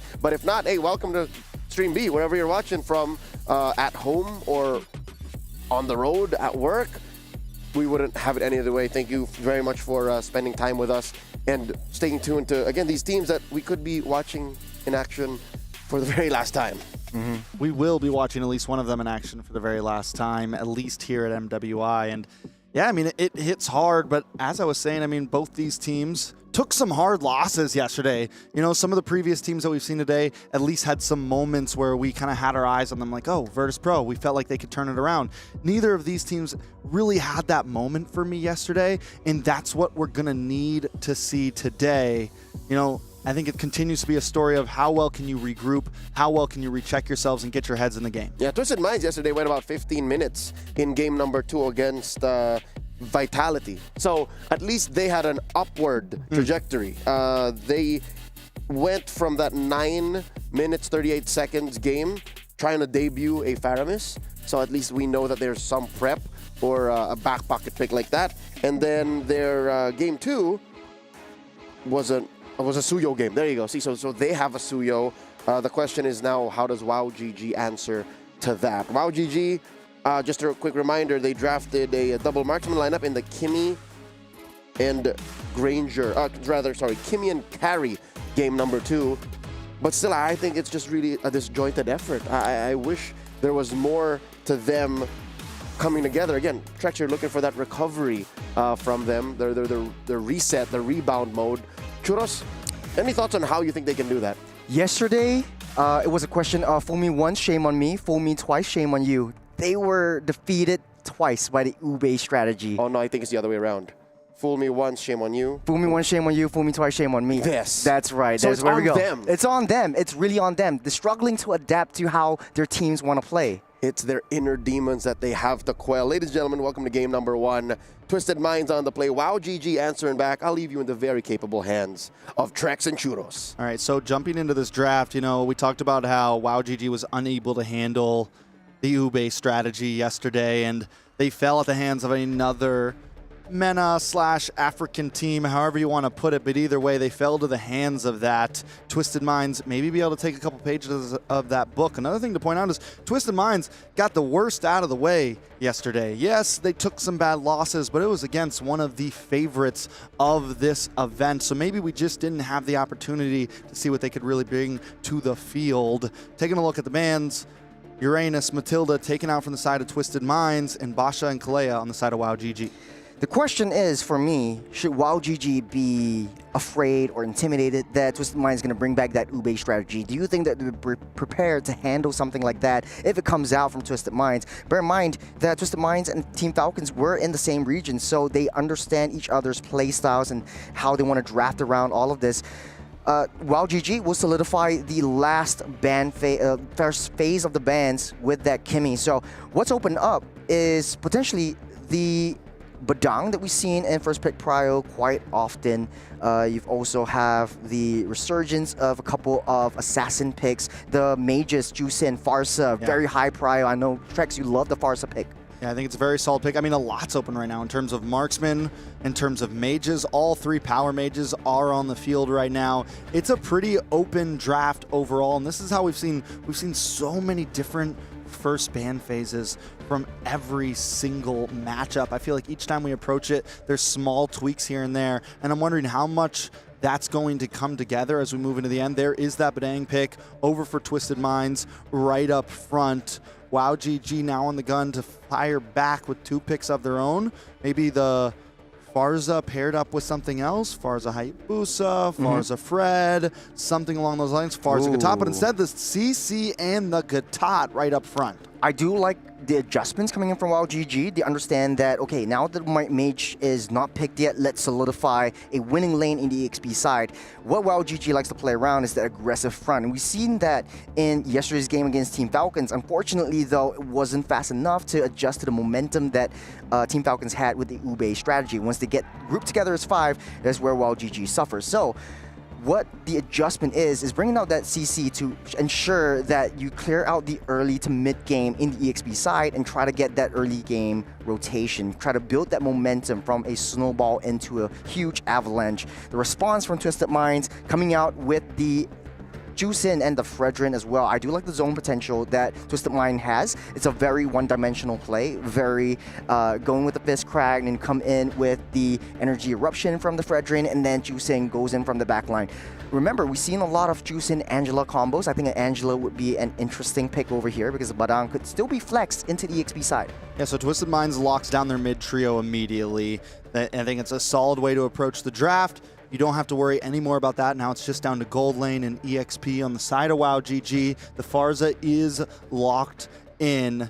Now, looking at the side of Twisted Minds, seeing these 3 members as their mid, there is something to worry about there. There's not a lot of range. There's not a lot of, heavy artillery. It's not super front to back just yet. And depending on what they slot in around that, the Gatot could be a problem. Now, Wow GG starts off the first ban phase by taking out this Melissa. I actually like the Melissa ban right here. I think yesterday they pulled it out from Team Falcons, and I think they are not fearful of it, but they're cautious of them picking up the Melissa once again. It could be a very MENA flavor, if you ask me. But yeah, agree with you. The Farsa would be pretty decent right here to solidify a winning lane against that Juicin, especially if you want zonal control. You know that Twisted Minds has a one-dimensional play. You have a lot of crowd control abilities that could set things up. And the Estes ban from WoW GG. The just-in-case ban. We know you're from the same region as them. We know there could be some nodes sliding back and forth. We have to protect ourselves.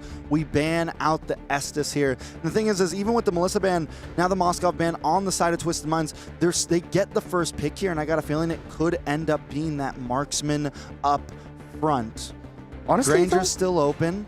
What else? Hair's still open. Aerothel's still open, so maybe they just lock in the Aerothel immediately, unless Twisted Minds goes for the ban. But I don't think Twisted Minds wants to exactly ban out the Aerothel, because then you just give over the Granger, and there's nothing really left for yourselves. So at least if they give the Aerothel, I mean, if they give the Aerothel, they still get the Granger. They still get something to play with in this matchup. Yeah, 100%. I think they want to open up that gold lane, try to ban out assassins or jungles, because it kind of seems like for Twisted Minds, they need for their composition to work for Fredrin to have at least an even playing field against the enemy jungler while GG picks up the Aerothel. I like how they play this around, zone out potential with the airstrike, and then gun it down with the Aerothel. What I do like about the bans coming out from WoW GG is that basically Twisted Minds kind of setting up for that Ube strategy. If they still want to go for it, they could pick up the Angela for themselves or even the Florin to play it a little bit more safer. And then maybe we've seen the resurgence of Rujong in one of the games today. Yeah, I mean, so in terms of marksman though, do they still pick up the Granger even though it kind of loses in lane against the Aerothel a bit? Maybe they go for something. We've seen the Harith drop a few times. They go for the Granger. Here comes the Hilda. And now WoW GG needs to slot in a jungle. Hayabusa's still on the field, still a strong possibility, even though it's against Fredrin. You still have a way to get to the back line. You have a way to deal with the Jushin. You have a way to kind of deal with that. I don't think it's completely out of the possibilities here. You think an export would be in the question again? I mean, that was their answer yesterday. It's Team Falcons. Yeah, but I mean, I think the idea behind that was to deal with the Estes, to deal with that grouped up pattern. And Twisted Minds here still has a pretty grouped up pattern, but I like the Assassin pick. They go for the Lancelot over the Hayabusa. Maybe it's something that Foss is a little bit more comfortable in, but we expected to see damaged junglers from Foss yesterday, so I'm glad we're finally getting something like that in her hands here. Back to that state of comfortability you were talking about earlier. The draft is set. Final changes amidst all of this, but Trex, any last thoughts on the draft? Who do you think has a better draft, or do you think it's all balanced right now? I mean, Twisted Minds is a very straightforward, easily based draft. The plan is obvious. WoW GG, the plan is also pretty obvious, but there's a couple more mechanics. It's a bit more, micro-orientated. Everyone kind of has a job, and they need to perform it well for their draft to succeed. Well, ladies and gentlemen, we are going to jump into Land of Dawn. No changes here. It's all down to execution. We'll have Twisted Minds on the blue and WoW GG starting off on the red. Now the Assassins versus Fredrin. We've always seen that quite a bit, and typically we favor the Assassins as a faster jungle clear, but it does seem like Hide has a little bit of help from the leash coming in, so that might mean faster rotations. How do they match all of this with the Hilda? I mean, yeah, with the Hilda, it's something that they're going to need to use. But the problem is CC won't fall completely behind in terms of this EXP lane. The big quick rotation that WoW GG has, I think, over the side of Twisted Minds is going to be this Farza, is going to be this Lancelot. There's going to be a lot of quick movements with the Wings by Wings. Twisted Minds needs to either kind of play it slow in the beginning, look for second, third turtle, look for those abilities when the Fredrin can really pop off here. Miss Meow is going to be able to zone away in the beginning of this match. Ayami in a little bit of trouble. Trapped out, unable to dash away. Already used the Revitalize on the mid lane down to Mike Wazowski, and missing a full wave and just got that level 2. Now zoning potential from Twisted Minds coming in strong. How is WoW GG going to adapt to this early game strategy that Mina keeps constantly wanting to bring out? Yeah, I mean, as long as WoW GG doesn't have too much to worry about right now, I think they're in a good position. Yes, Miss Meow is able to get the distance over Mike Wazowski currently, But once the feathered airstrike comes down, Miss Meow's gonna have to be careful. And as long as Mike Wazowski's able to hit a good positioning with those feathered airstrikes, we've seen how detrimental it can be in a lot of these team fights. Not to mention Fredrin, still a wonderful performer in Turtle Pits, still a wonderful performer in Lord Pits. And the strategy that Twisted Minds has brought can do pretty well in this. So far for Twisted Minds, mid lane, EXP lane favoring them. Already in that level 4 or seeping into level 4, getting ready for that turtle. You got Lyrics actually zoning Deja Vu away, but Deja Vu's already in position and ready to slaughter. Well, Foss looking for a right position, aiming for a right angle. We're starting things off with Hide pulling that turtle. I mean, Foss just kind of taking his time right now. Nobody's rushing this at all. We're waiting for the real attack to happen. Yami taking a lot of damage. That's the fist crack onto the landslide. That airstrike to slow things down as Lyrics chasing down Mike Wazowski, unable to hit. But down in the midst of battle, Deja Vu will fall, but Hands of Living. Luna marching down from that top side, try to get a little bit more damage as Wild GG loses one and their priority over the turtle. I love the attack from Lyrics there. Instead of going for, you know, the usual target for a Hilda, which is the enemy. Oh, nice little fist crack onto 2. Pull back Ayami deep in enemy territory. AOG to stop that fight, but no one is getting knocked up. Appraiser's Wrath will seal the deal as Twisted Minds pick up yet another one. It's 1-for-1 trade. All right, Ayame for Livin, Roamer for Roamer. Not a bad trade for either side. Turtle back on the field. Now we're still on the field. This is still first turtle. My bad, we're 3 minutes in. Normally it's gone by now, but it should be a take for Foss possibly. But Hide might not want to give it over. Yep, Hide already one level ahead on top of Foss. Just waiting, down in a 10. Retribution secured by Foss. Well, GG gets that prio. They take what they can, and they're in, and they're out. Very well done by WoW GG, able to kind of prolong that fight long enough to where even though they took some deaths, they were still able to secure the neutral objective. Now earlier what I was talking about is Lyrics, instead of going for Foss, focuses down onto Mike Wazowski once the feathered airstrike comes. And I got a feeling we could be seeing a lot of that this game, to whereas, like I said, normally you see the Hilda always try to chase after the jungler, but I think a great target is going to be Mike Wazowski. Try not to let more than one of those feathered airstrikes come down every single time she pops it. I gotta agree with you. I like the adjustments that WoW GG has made. A little bit more defensive. They take what they can and they're out of the way. The positioning that they have, especially with Mike Wazowski, is just there to secure their objectives, try to get that gold lead as much as possible. On the other side of the table though, Twisted Minds does have the Hilda and it kind of has that tipping point. In the early game, you have that sort of advantage. When do you think that Hilda kind of, hold on a second, down the mid side, Ayame caught out, stunned up, Revitalize will keep her safe, but just for a little bit, the AOG just in nick of time brings her all the way back, and she comes home safe for the airstrike to slow down the progression. Another successful defense. Crisis averted from WoW. It took 2 tries of the AOG to work out before it finally made it. The first one got canceled. The second one was finally let through. And Ayame just survives with a hair Rika. on her chin. Rika, though, might be able to go down here. Yami here for backup. The Goon Squad coming in from that river. Might be able to slow down the approach from Twisted Minds. They might be able to take down that T1 tops, though.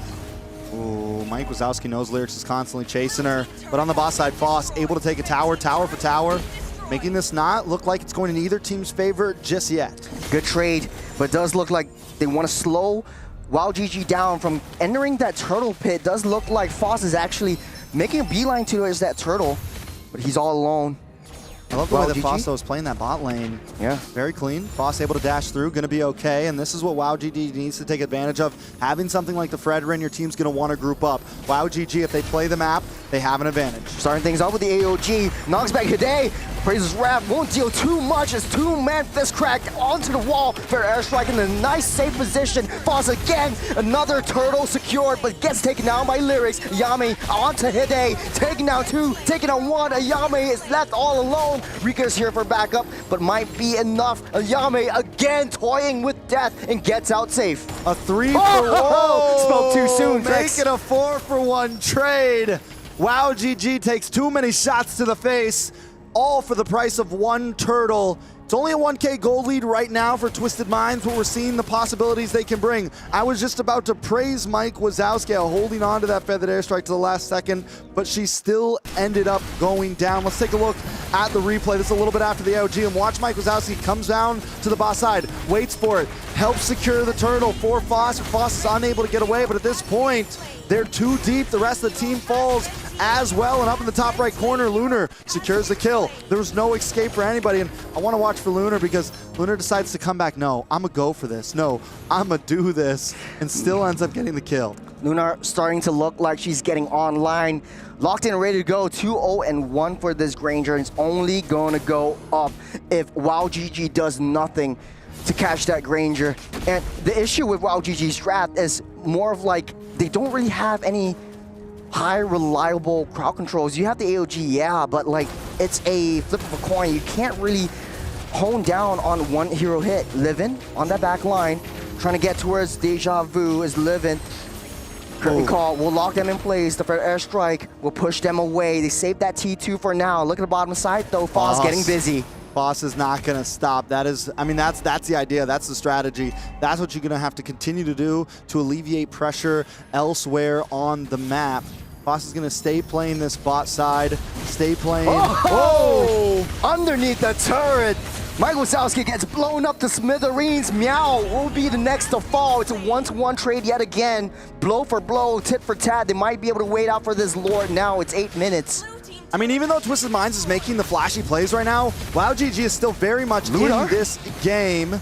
Gunning everyone down, trapped underneath the wall. Revitalize will keep her safe for now as they counter-engage. AOG will stop the engage from Twisted Minds just for now. Lord already spawned up. They're waiting for Foss to come online and get in position before they do anything. That tier 2 in the boss side did finally fall as well. Long lane, or bot lane, looking very good in the hands of WowGG. Gold has now come back to only 1,000 lead for Twisted, and it's dropping pretty quickly. WowGG still very much in this game and taking advantage of the fact that Twisted Minds has to stick together, and maybe Hide knows this as well, so we're starting to see Hide kind of branch away. First Lord, we've seen Foss do so well in the turtle pits, even at Death's Door, able to get the steals. Can Foss do it again?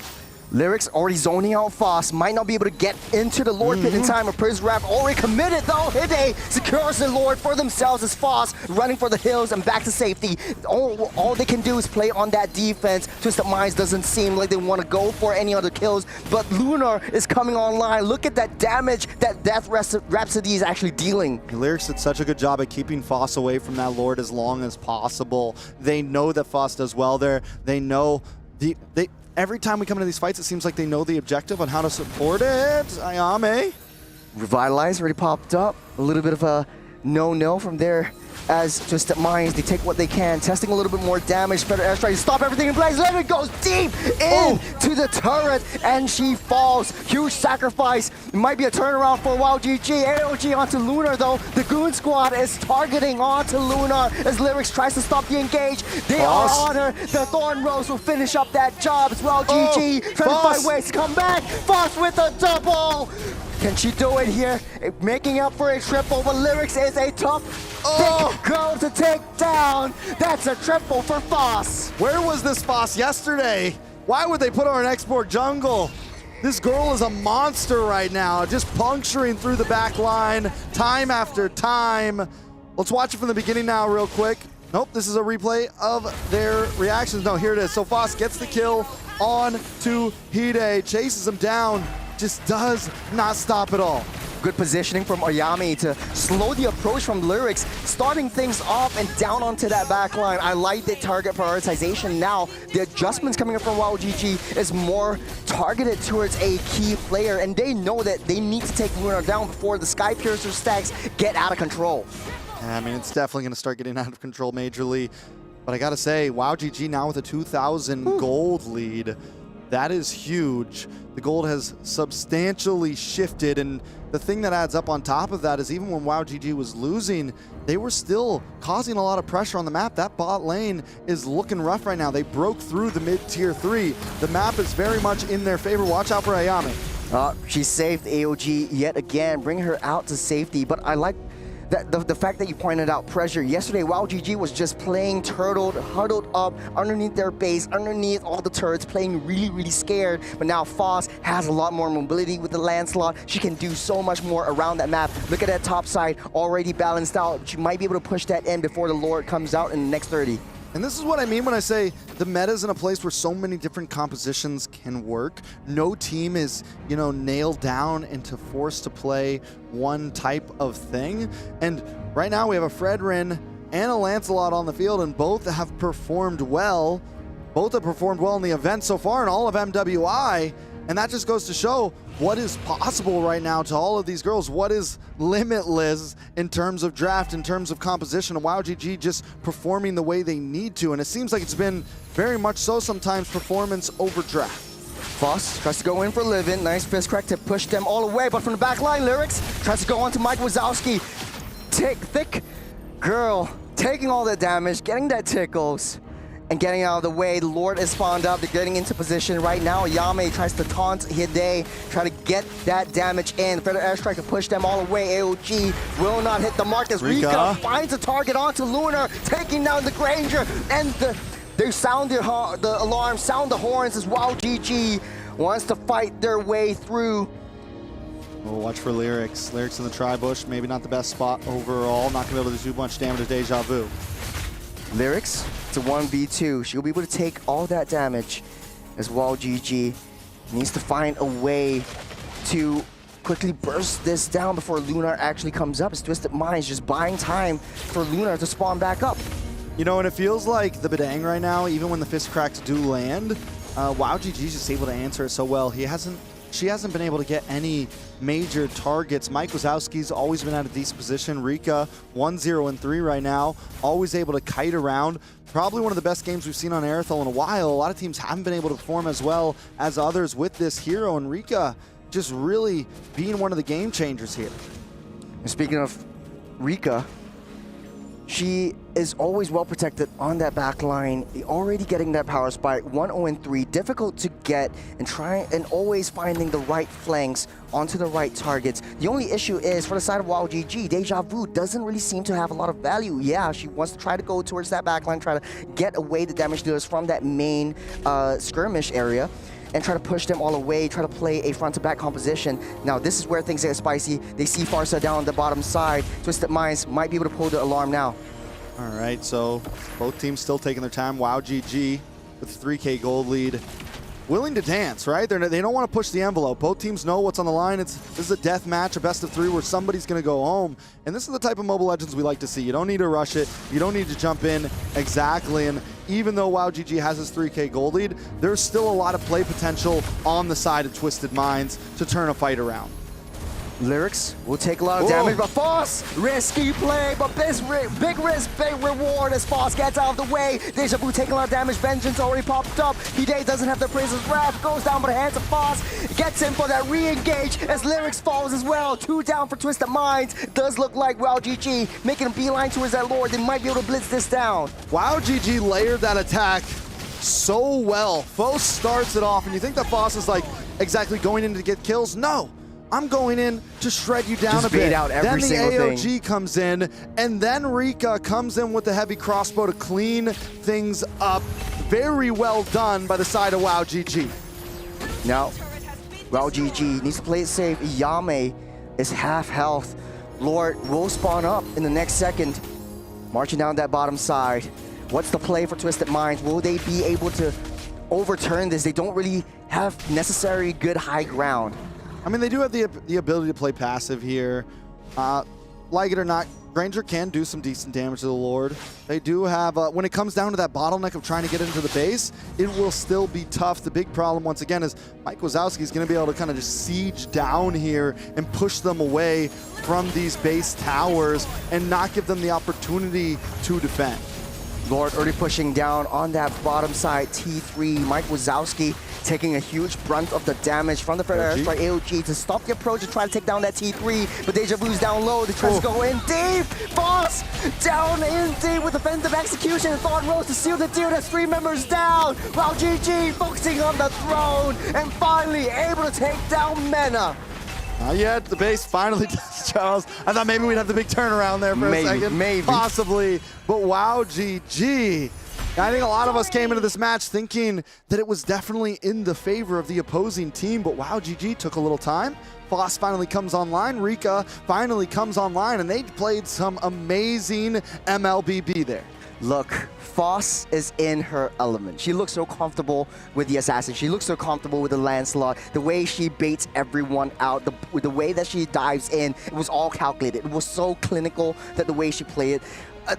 Honestly though, I was a little bit surprised because if she played this well with the Lancelot, why not yesterday just go out ham with the Lancelot and play it like she is doing today? Maybe the adjustments are coming in through. They have the assassins to maybe alleviate some of the pressure on the side lanes especially.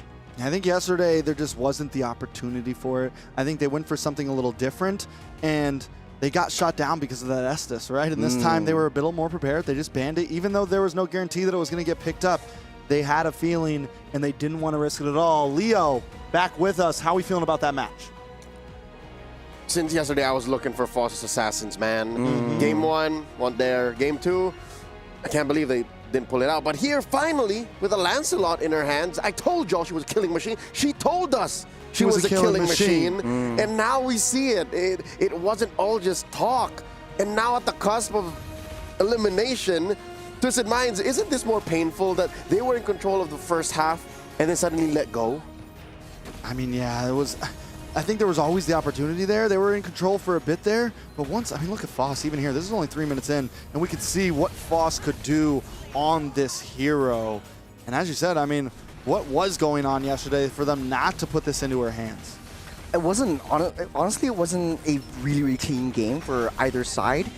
In the early game, definitely WowGG getting into their groove, getting into their drive, and when they hit that power spike, they know where their heroes thrive, and I think they really played it to the T. Foss was really controlling the momentum and the tempo of the game, and even though they made some mistakes, they were able to adapt to that situation. So I eat my words, they are a very adaptable team. And more than just being adaptable, I think they were just comfortable. This draft that they came in with, especially with the first pick CC, we were questioning what it was. And even halfway through the match, even towards the late game, you were like, huh, you know, we're not really seeing the value of a Deja Vu just yet. But I think the true value of Deja Vu is not in the kills nor the assists. It's the fact that there's backup. There's a reason why Twisted Minds have to heed Foss's attacks, forward attacks. There is a secondary peel to Ayame's Gatot Kacha.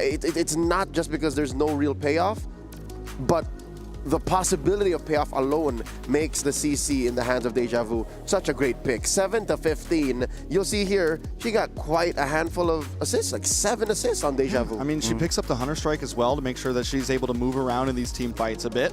You have the defense there, and with the CC, you know, it does well against the, it does well against Hide here. It does well against the Fredrin. It does well against some of these bulky frontliners that Twisted Minds want to be. And it was that body that could buy a bit more time as well, so that when Rika came in, somebody was there to reap the benefits. Okay, let's talk about these gold laners now. A lot of bank on Rika here, about a full 1,000 between her and Lunar. She had more kills, had more assists, and here's the main difference. When it came to the major objectives, Rika made it count. While Lunar was, I guess, just waiting more for kills. Rika was cashing in on the turtles, cashing in the Lord's turrets, pushing in lanes, minions. I think overall on the map, just kind of present there.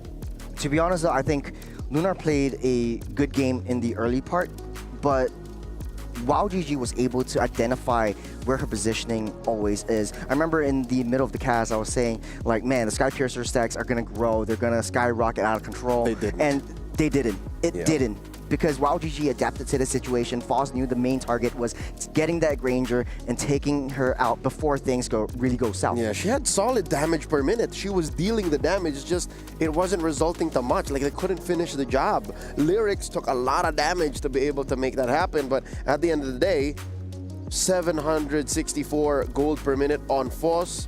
She was straight up farming heroes. And then Ayame with a lot of assists there. So I like the Gatot Kacha, CC, Lancelot interaction of will we or won't we? And that makes it weird for Miss Meow to say, wait, how do I slam anymore? Because she couldn't get anyone underneath the Crimson Beacon in the post, 10, 11 minute mark. Like, nobody was having any of it. Yeah, once they got to that point, there wasn't a whole lot Miss Meow could do at all. I mean, overall, it seemed like once it got to a point that was out of control, there wasn't much that Twisted Minds really had to answer. I think their composition looked good on paper, but maybe the Lancelot, I don't know, man. I think Foss really just caused mayhem in that back line. She is she. Coach Bebex, Coach Non-Axon. If Foss says, I want this hero, most likely just give it to her. Yeah. I do want to talk about the jungle picks, though. Fredrin versus Lancelot. And we all know, okay, assassins are much faster in the jungle. But the Fredrin, though, what is the value that you see, or what do you want when you're drafting around that Fredrin? Because now the jungle clear speed is very important. That's why people are bringing out the Bakshias. That's why people are bringing out the Hayabusas and the Suyos. You want that early fast rotation so you gain that momentum right from the get-go. But why the Fredrin? Oh, I'm glad you asked, Ryan. Let me tell you now. The reason why Fredrin and, well, mostly Fredrin, he's very unique in this case. The reason why he's picked is because of his CC. The fact that you can fight in the paint, dig yourself deep in the trenches, and act as a secondary or tertiary tank / roamer, in addition to your Gatot Kachas, in addition to your Chos, in addition to your, I'll dare even say, like your Matildas, like when you jump in with a Circling Eagle.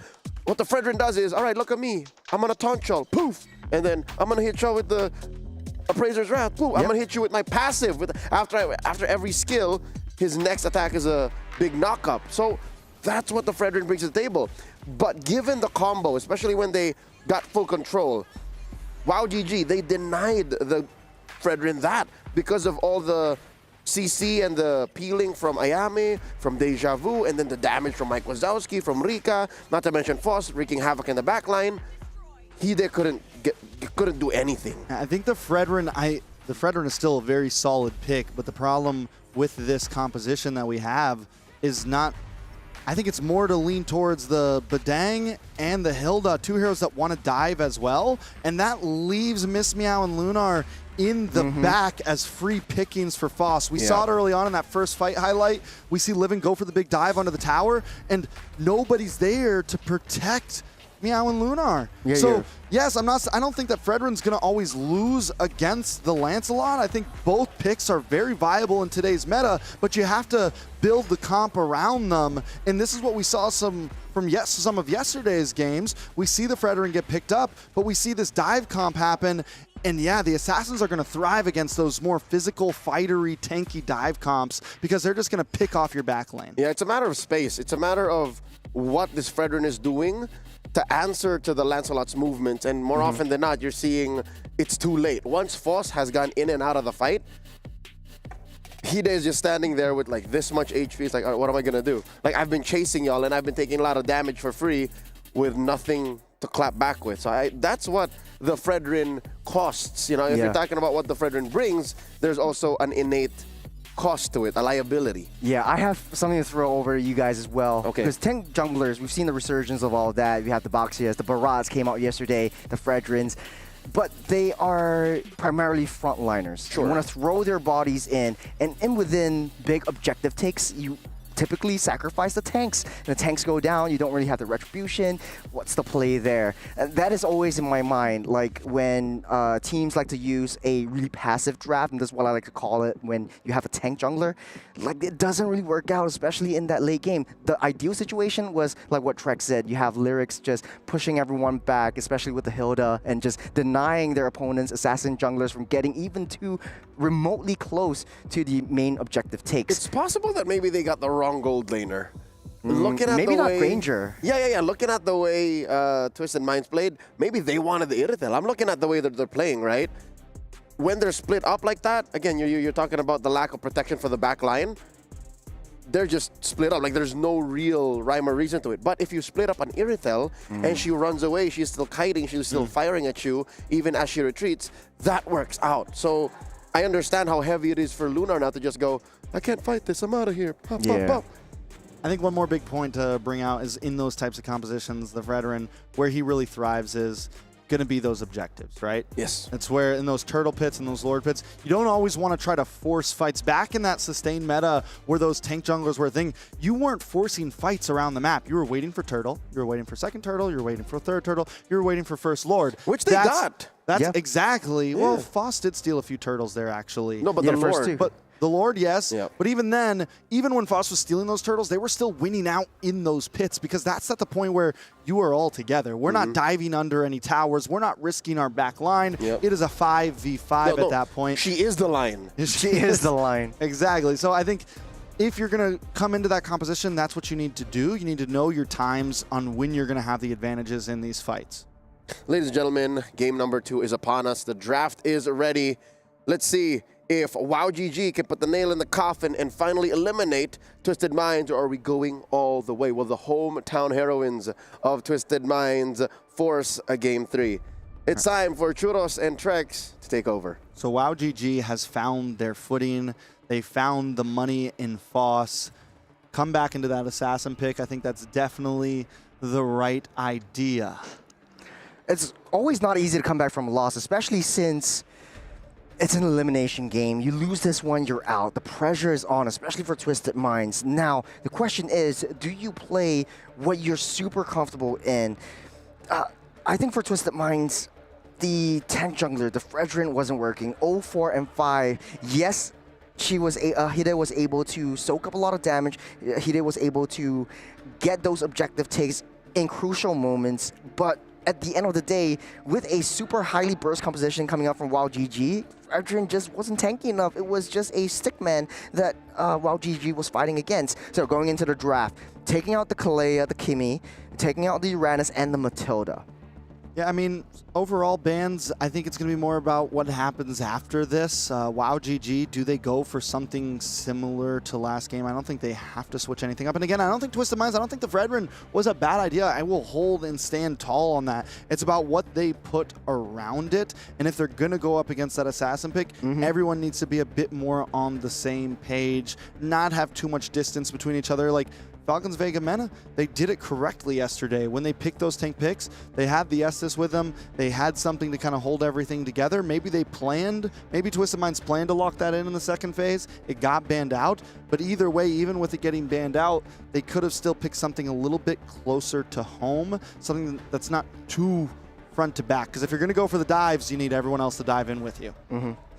I think for Twisted Minds, there are some adaptations that need to be made, especially in that draft. It was the first pick of the Badang going to the hands of Twisted Minds. Now, WowGG, they have quite a bit of options. I think the hero of the most value was the Farsa, but you want to highly prior the Farsa, it will be the Baxia though. Okay, so they ban out the Fredrin though, and that's what I was expecting is you ban out the Fredrin. You pick up the So now Baxia do you for pick up yourself. the Basha? It's a little questionable though because Foss, we just liked her so much on this assassin pick. I feel like they could have maybe left the Fredrin open, but they are on first pick side, blue side this time, so they got to change something out. Twisted Minds, though, taking a page out of their book. We're going to take the Gata and the CC this time. I like the interaction coming out from these two heroes, especially like what Leo says. The CC's value is really getting onto the late game and just zoning everyone out, and you can get out of sticky situations just with the jump. The AOG just works very well when Ayame actually played it in the previous game, getting out a lot of sticky situations as well. Now, the question is, what will WowGG actually pick up right now, knowing that you have someone to disrupt a potential Feather Airstrike? So you can't really pick up the Farsa for yourself, but they will pick up the Farsa for yourself. I think the Farsa is still good. Even against the Gata, we've seen so though. many. Yeah, but we've seen so many counters. Like, so many counter heroes get played against the Farsa, and any good Farsa player can still position. Whoa! Foss again with the Lancelot. Still going to be the Lancelot. We're going to slot this Basha into a roam, and I think that was either a big brain, genius draft move right there. Listen, we know we just beat you with the tank jungle, but we're going to still not let you have any good tank jungles. We're going to ban your Fredrin, pick up the Baja, and then slot in the Lancelot just as a little jab to the liver there. Very smart move. This is a very highly mobile draft. You got a Wings by Wings, you got a rolling turtle, and you've got Lancelot with almost infinite dashes as long as you hit the minions. I think Twisted Minds need to really adjust and try to overcome the momentum that WoW GG will bring, especially in the late game. The answer to that is the Zetian. What I do like about the Zetian is the vision control that she gets, but with a long cooldown and with sort of like a answer to the Baxia with the passive that Zetian has, it kind of baits out that Baxia rolling into the midst of the battle. And you typically play Zetian in a utility role, so you want to slow your enemies down, try to get as much crowd control as possible, try to push them back out of the way so that the rest of your team is able to gun everyone down. In Twisted Minds, their composition looks like they want to draft an Irithel. Will WoW GG pick that up as well? Irithel's definitely, I mean, I think at this point, it could go the same way it went previously to where I mean, you know, WoW GG got the Irithel, but since Twisted Minds now is on this side of the map, if Irithel, well, they banned it out. So no, I'm surprised they actually banned it out. I thought they might just leave it open for themselves since they do get first pick after the second phase. But yeah, I mean, at this point, it could go anything. Irithel gone. That means Granger's one of the best next things on the field. Wan not available. Yishun Sin going to get banned out as well. It was the Moskov slot right here as well. And I think in order for Twisted Minds to match up against the cross-map plays that WoW GG is going to bring to this game, Moskov would be the next best option right here as well. But do they want to risk it with banning 3 different marksmen over here and just resort back to the Granger again? I mean, it's definitely, I think the Granger is solid either way. With this composition, maybe a little bit better. I mean, it just depends on what they... The problem is last time, they had the Badong, they have this high dive comp, and when you have something like a Granger that wants to sit on the backside, you need to keep someone there who can peel for him, someone there who can defend him, any kind of long-range marksman, any kind of long-range whatever, you need to have someone there that can protect them, and that's where Twisted Minds kind of messed up. We saw the same thing from GG in day one, man. We saw they have these big divers that leave their back line to open, and that's what we're seeing a major mistake come from a lot of teams right now in the current meta. Yeah. So if we theorycraft a little bit, so the Barats would be banned out, solidifying the second phase ban from WoW GG. Twisted Minds, how they like to play this is the AOG as well as the Curtain Call goes into the back line, leaving Zetian wide open from that back. I think the issue is right now with a lot of clash-heavy compositions is that, yeah, I agree with you. You leave the marksman all the way at the back. Irithel would be one of the only few marksmen who could match up to that speed that the battle setters want to bring to the table. So the Moskov will be here as an answer to the cross-map plays to maintain that wave priority, which I like. Now they're left open with a jungle. Well, GG, the response with a marksman as well as the EXP though. Now Moskov's a solid pick here because it's not your super long range marksman, except for the SOD of course, but it's someone that wants to dive in with you, dive in with that Katat, dive in with that CC. Badang does get picked up for the side of WoW GG. They also need a marksman here. I think they could honestly take the Granger with their composition here, as Twisted Minds does not have an assassin on the field. Now Twisted Minds, do they keep it simple, go for something bulky again? There's already very limited options for that. I guess they could pick up the Ling here. The Suyo. Hayabusa maybe, Suyo. Still a lot of options for them in terms of damage junglers. I think they solidified their draft with the Droy. So it won't be too, you know, overly sprinkled with confetti kind of jungle. We're going back to basics right here. Twisted Minds with a easy to execute draft. You know how to play this. You have answers to the cross-map plays that WoW GG has to bring. But again, one-dimensional play from WoW GG, easy to execute, and you have layer in with your tank setters. I think one of the things one of the players I'm worried here for is going to be Miss Meow on the Zetian. It's just, she has no dash. She's going to be a sitting duck, and if the rest of the team dives forward, top pops the AOG, and Joy's nowhere to be found, and CC's also doing her thing, there is literally zero escape for her on that hero. So positioning is going to be key for Miss Meow and how she survives in this match. Well, very risky situation that both teams are going to bring in. We're jumping straight into the land of Dawn. This is the second game. The do all die for all for Twisted Minds. If they lose this one, it's all over for them. But on the other hand, though, WoW GG making their mark. They want their revenge on Mina. I think WoW GG just needs to play this game the same exact way they played last time. Let Foss do her thing.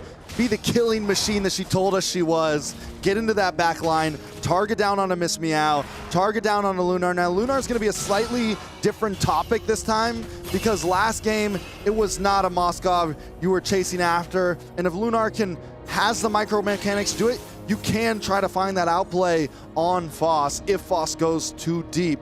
Another person we have to look at here is going to be Ayame. We are seeing this Basha in the roam position, something that's been favored very much so into the jungle, but still it's fast moving. You pair that up with the wings by wings of a Farza, we're talking about quick rotations for WoW GG. Not only quick rotations, now first minute of the map, Ayame already leashed down the orange buff, and Foss already in deep into enemy territory. On the top side, it's a 2v1. Deja Vu will be getting out safe, but then again, WoW GG had made some mistakes in the previous game. They were a little bit too aggressive, especially how Ayame likes to open up that brush. But now, in this game, there needs to be some adjustments, especially prior to that first turtle take that Twisted Minds needs to make. They can win out in team fights, but Miss Meow doesn't really have, like you said, a lot of mobility, a lot of damage in the early game. And how they want to play around that objective really sets the tone of the pace of this game. Yeah, WoW GG. I mean, we didn't see them pop off until about the third, fourth or so minute. That was fifth minute. That was when they really came online. Twisted Minds, though, with a similar comp, kind of waiting for that time to shine. But up in the top side. Top side, Livin, down by 3. No AOG to keep her out alive. Will delay her inevitable doom. First blood goes to Deja Vu. Hidei there for backup though, with the Rhythm of Joy dealing tons of damage for their airstrike from that back. Nice positioning, but Ayame still falls. This is a double kill for Lyrics as Foss gets out of the way.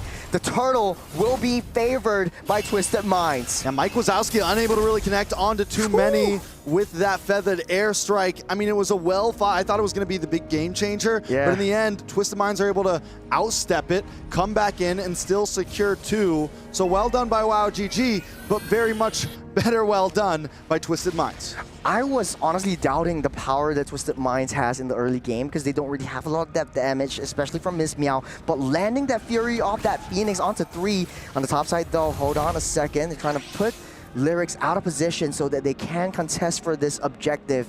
WoW GG putting a lot of value into this first turtle. All right, Foss has a great count in terms of neutral objectives right now, does wonderful at securing them. Hidei, Foss still steals the turtle from underneath Hidei's noses, and Hidei just got a little bit too close to the dragon's teeth as WoW GG will take her down and secure the turtle for themselves. Yeah, very cleanly done. Foss able to secure another objective for the side of WoW GG. Not only that, but they secure Hidei as well. And that's the thing, it's gonna be very hard to run away from a comp that WoW GG has. You have all the punctures, you have this Basha who can roll you down, you have the wings by wings, you have so many different tools that are just gonna help you reposition in these team fights. Yeah, look at the economy, just even Stevens at this point, kill score just exactly the same. They're matching each other's tempo, and this is exactly what Twisted Mind needs. In order for them to, hold on a second right here, AOG directly onto the bottom side. Livin just taking a lot of damage as Oyame secures that kill, Revitalize, keeps them all alive, and they're grouped up like a death ball. Here comes Hidei from the flank, trying to take everyone out with the Rhythm of Joy. Rika next to fall, but hands on Hidei. Foss dashes out safe, 3-0.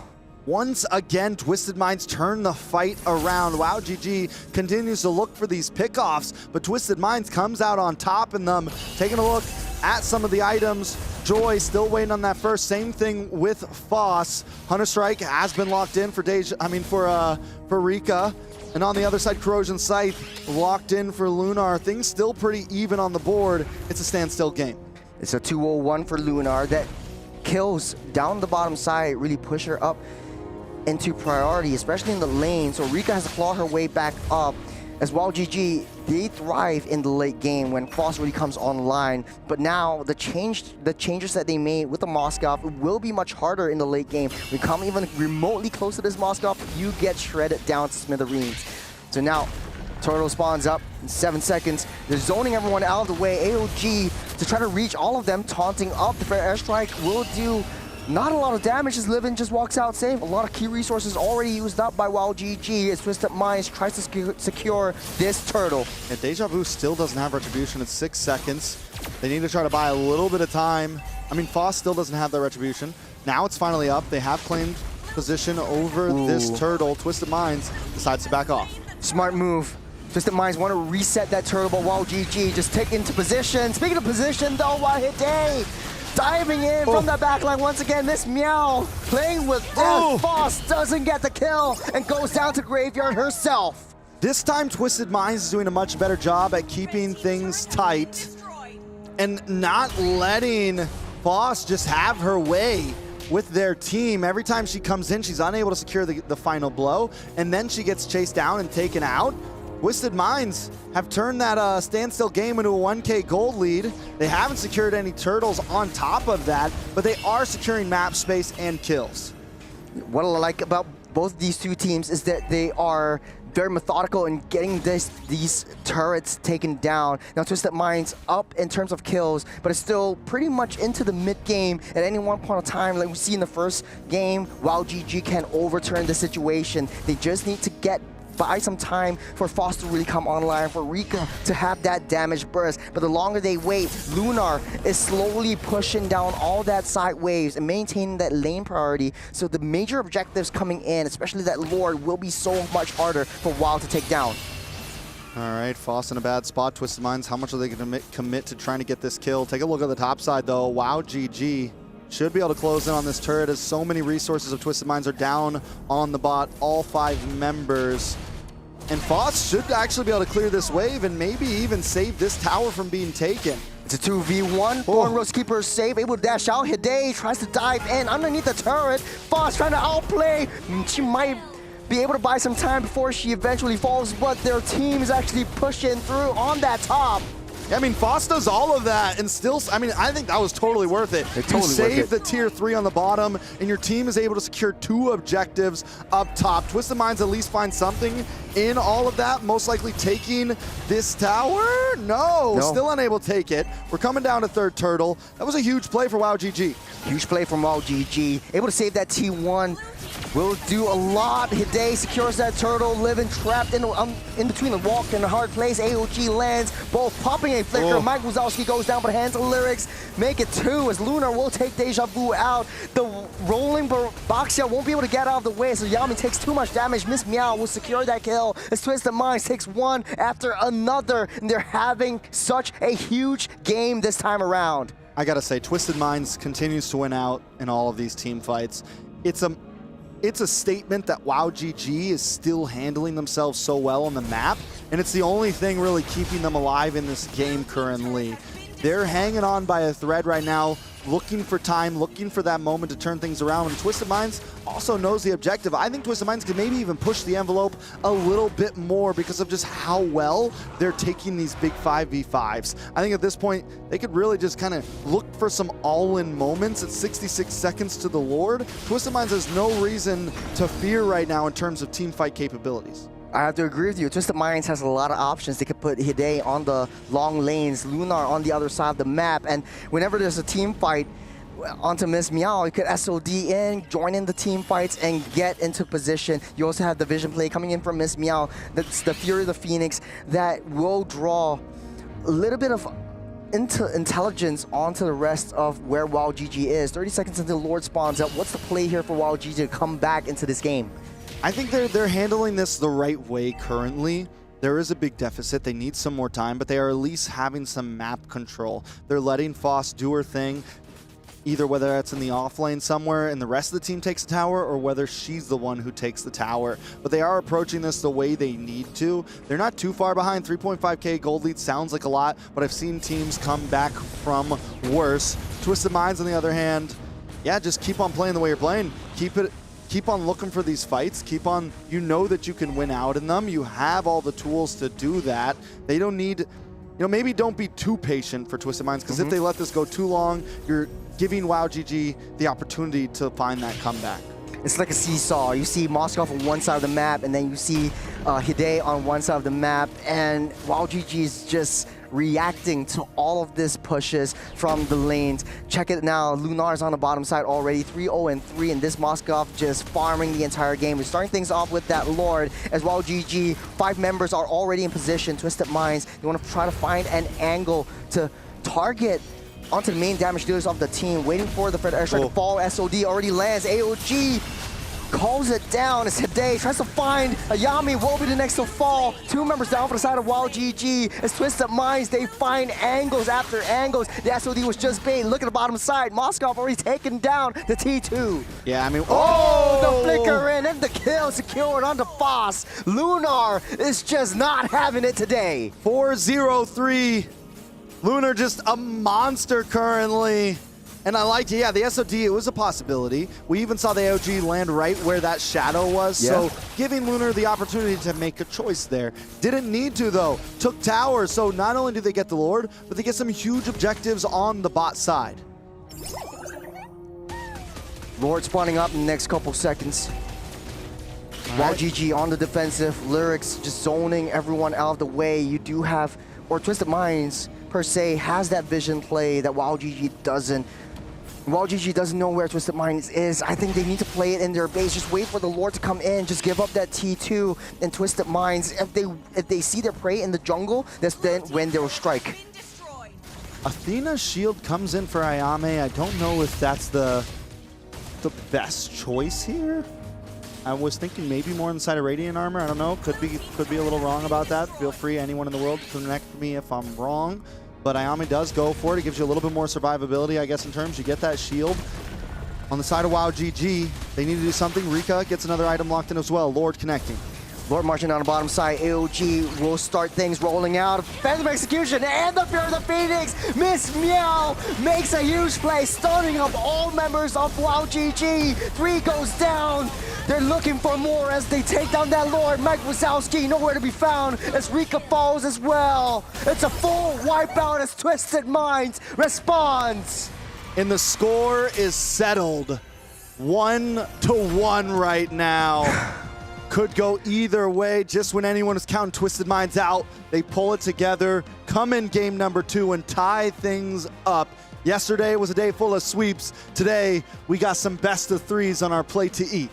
Hey, it's elimination day. No one wants to go out just like that. You want to have really close games. You want to show that you're playing your best. And the adaptations, and we talked about adaptations a lot. For both of these 2 teams, they understand how they want to play around their power spikes. But for the adjustments that Twisted Minds made, especially with the Moskov draft, it was just too much for Wild GG to handle. Do you go up onto the top side? Moskov is right there, and then Hide comes in from the bottom side and tries to push in that lane as well. So they're splitting their heads into different lanes, and I think that pretty much is the nail in that coffin. Yeah, I mean, it's definitely. I think overall, we saw WoW GG adapt from yesterday. This time we see Twisted Minds adapt from game number 1, and both teams just evolving as we're watching these series go forward. And this time, when we come into draft 3 later, we can talk about it a bit more later. But I feel like now WoW GG once again has to kind of, all right, now you need to move the chess piece. It's your turn now to change something up, because Twisted Minds had a beautiful answer to the way they played that game, and they just did it well. Yeah. And now both these 2 teams has to go back to the drawing board. Man, both these 2 teams really locking in. Going to the replay, we've analyzed this in the game, but man, we need another perspective. Leo, what do you have for us? I'll tell you now, it seems like whoever has the Granger is not doing so well. Yeah, because again, the play style of these 2 teams, after a larger sample size of 2 games so far, when it comes down to it, when their damage dealers, where their cores are compromised, then all the more they find it difficult. Not to mention the auto counter on the Feathered Airstrike, right? Miss Meow, as soon as she hears or sees that Feathered Airstrike is on, all right, Fear of the Phoenix, let's go. We're done. No more. No free hits. And not to mention, again, Lunar, who can reposition literally. She has the kit, it's in her SOD, and she has a flicker. How many times did she flicker forward to try and get the kill? I at least counted 2. It's just at least twice. With the shadows, with the dash, and then the flicker. At least twice. So, amazing work here by Twisted Minds. They are really pushing the boundaries here to show us exactly what Mana is capable of. Because as it is, Team Falcons, the other team representing the region, is facing off against quite the opponent that they're facing Vitality on Stream A. So I don't know what happened over there. We're still locked in here. Let's take a look at the post-game stats. WoW GG 4-19 on Twisted. Oh my God. Man. Wait. But it wasn't really that dominant until the late game. I mean, I don't know. No, Twisted Minds just played a good game. I mean, WoW GG only really had, I think, a few moments of glory in the early on stages of that game. And even some of those moments were overshadowed by Twisted Minds turning things around in a lot of those fights. At the cost of Hide, Lyrics, and Miss Meow performed out of their minds. Like, yes. Hide had to play a hybrid of scrambler / formation breaker type of joy, not just kamikaze. Pure, yeah, not just pure assassin, but she was like, all right, I'm gonna put him over here. I'm gonna bother this, so you can shoot over here, all right? And then the rest is history, dude. And honestly, in the draft, we were doubting the Zetian. Why? Why you guys keep doubting stuff? Because sometimes it just does. I mean, we just haven't seen a 2-0-15 ZTN yet. Let's just say that. It's just sus. It's a little sus. It hasn't really fully come out of its shell just yet. But taking a look at the head-to-head here, Lunar and Rika. Lunar this time just had a really clean game. 0 deaths as well. Lunar, Miss Meow, and Lyrics all completely going untouchable in that series. Taking a look at the gold spread, Lunar left behind those minions a little bit early on, but was willing to, but out of that, gets more turrets, gets more turtles, gets more kills and assists, becomes a member of the team much, much faster. Yep, she's had it with this small town. She wanted to join these fights. Big city. And be a big star in the big city. And she did. What is that? A difference of 900 in just one avenue of gold. And then you still have better gains on Turtle. Lord, better gains on turrets. About the same everywhere else except for minions, less jungle creeps. And that's bad. When your gold laner gets a lot on jungle creeps, that means she's cannibalizing the your Lancelot, jungle. right? Yeah. Yeah. But even so, I mean, down from the early game, I think Rika was way too aggressive. You know, as a Granger, you kind of win out the lane in theory against the Moskov, so Rika's always far in front. But what she didn't expect was that Twisted Minds were hyper-focusing on let's get Lunar that kills, let's get Lunar that farms. Early on, in the 3rd minute of the match, already 2-0-0, and that snowball just began to start rolling through. Yeah, it's difficult because it's clear that both teams want to go only forward. Now out on your most favorite streaming platforms. That is the official theme for MWI and MSC here at Esports World Cup. But if your team is behind, these two teams are very similar to who was that? Wildcard winner Vertus Pro. They are very difficult they find it difficult to play on the back foot. That's what these teams look like. WoW GG, when they found that best position in game 1, couldn't be taken down. Here, Twisted Minds, it's the same story. But why are they teams like that? They were kind of on the back foot until the mid-game. So that's until Lunar said it's go time. Until Lunar says the go time, yes. Yeah. So I think if it ever seeps into the late game, both these two teams will suffer. The name of game, I guess, for the next game that we're about to watch is probably who can get into the mid-game power spike fast and try to get that adaptations in and just overturn the entire competition.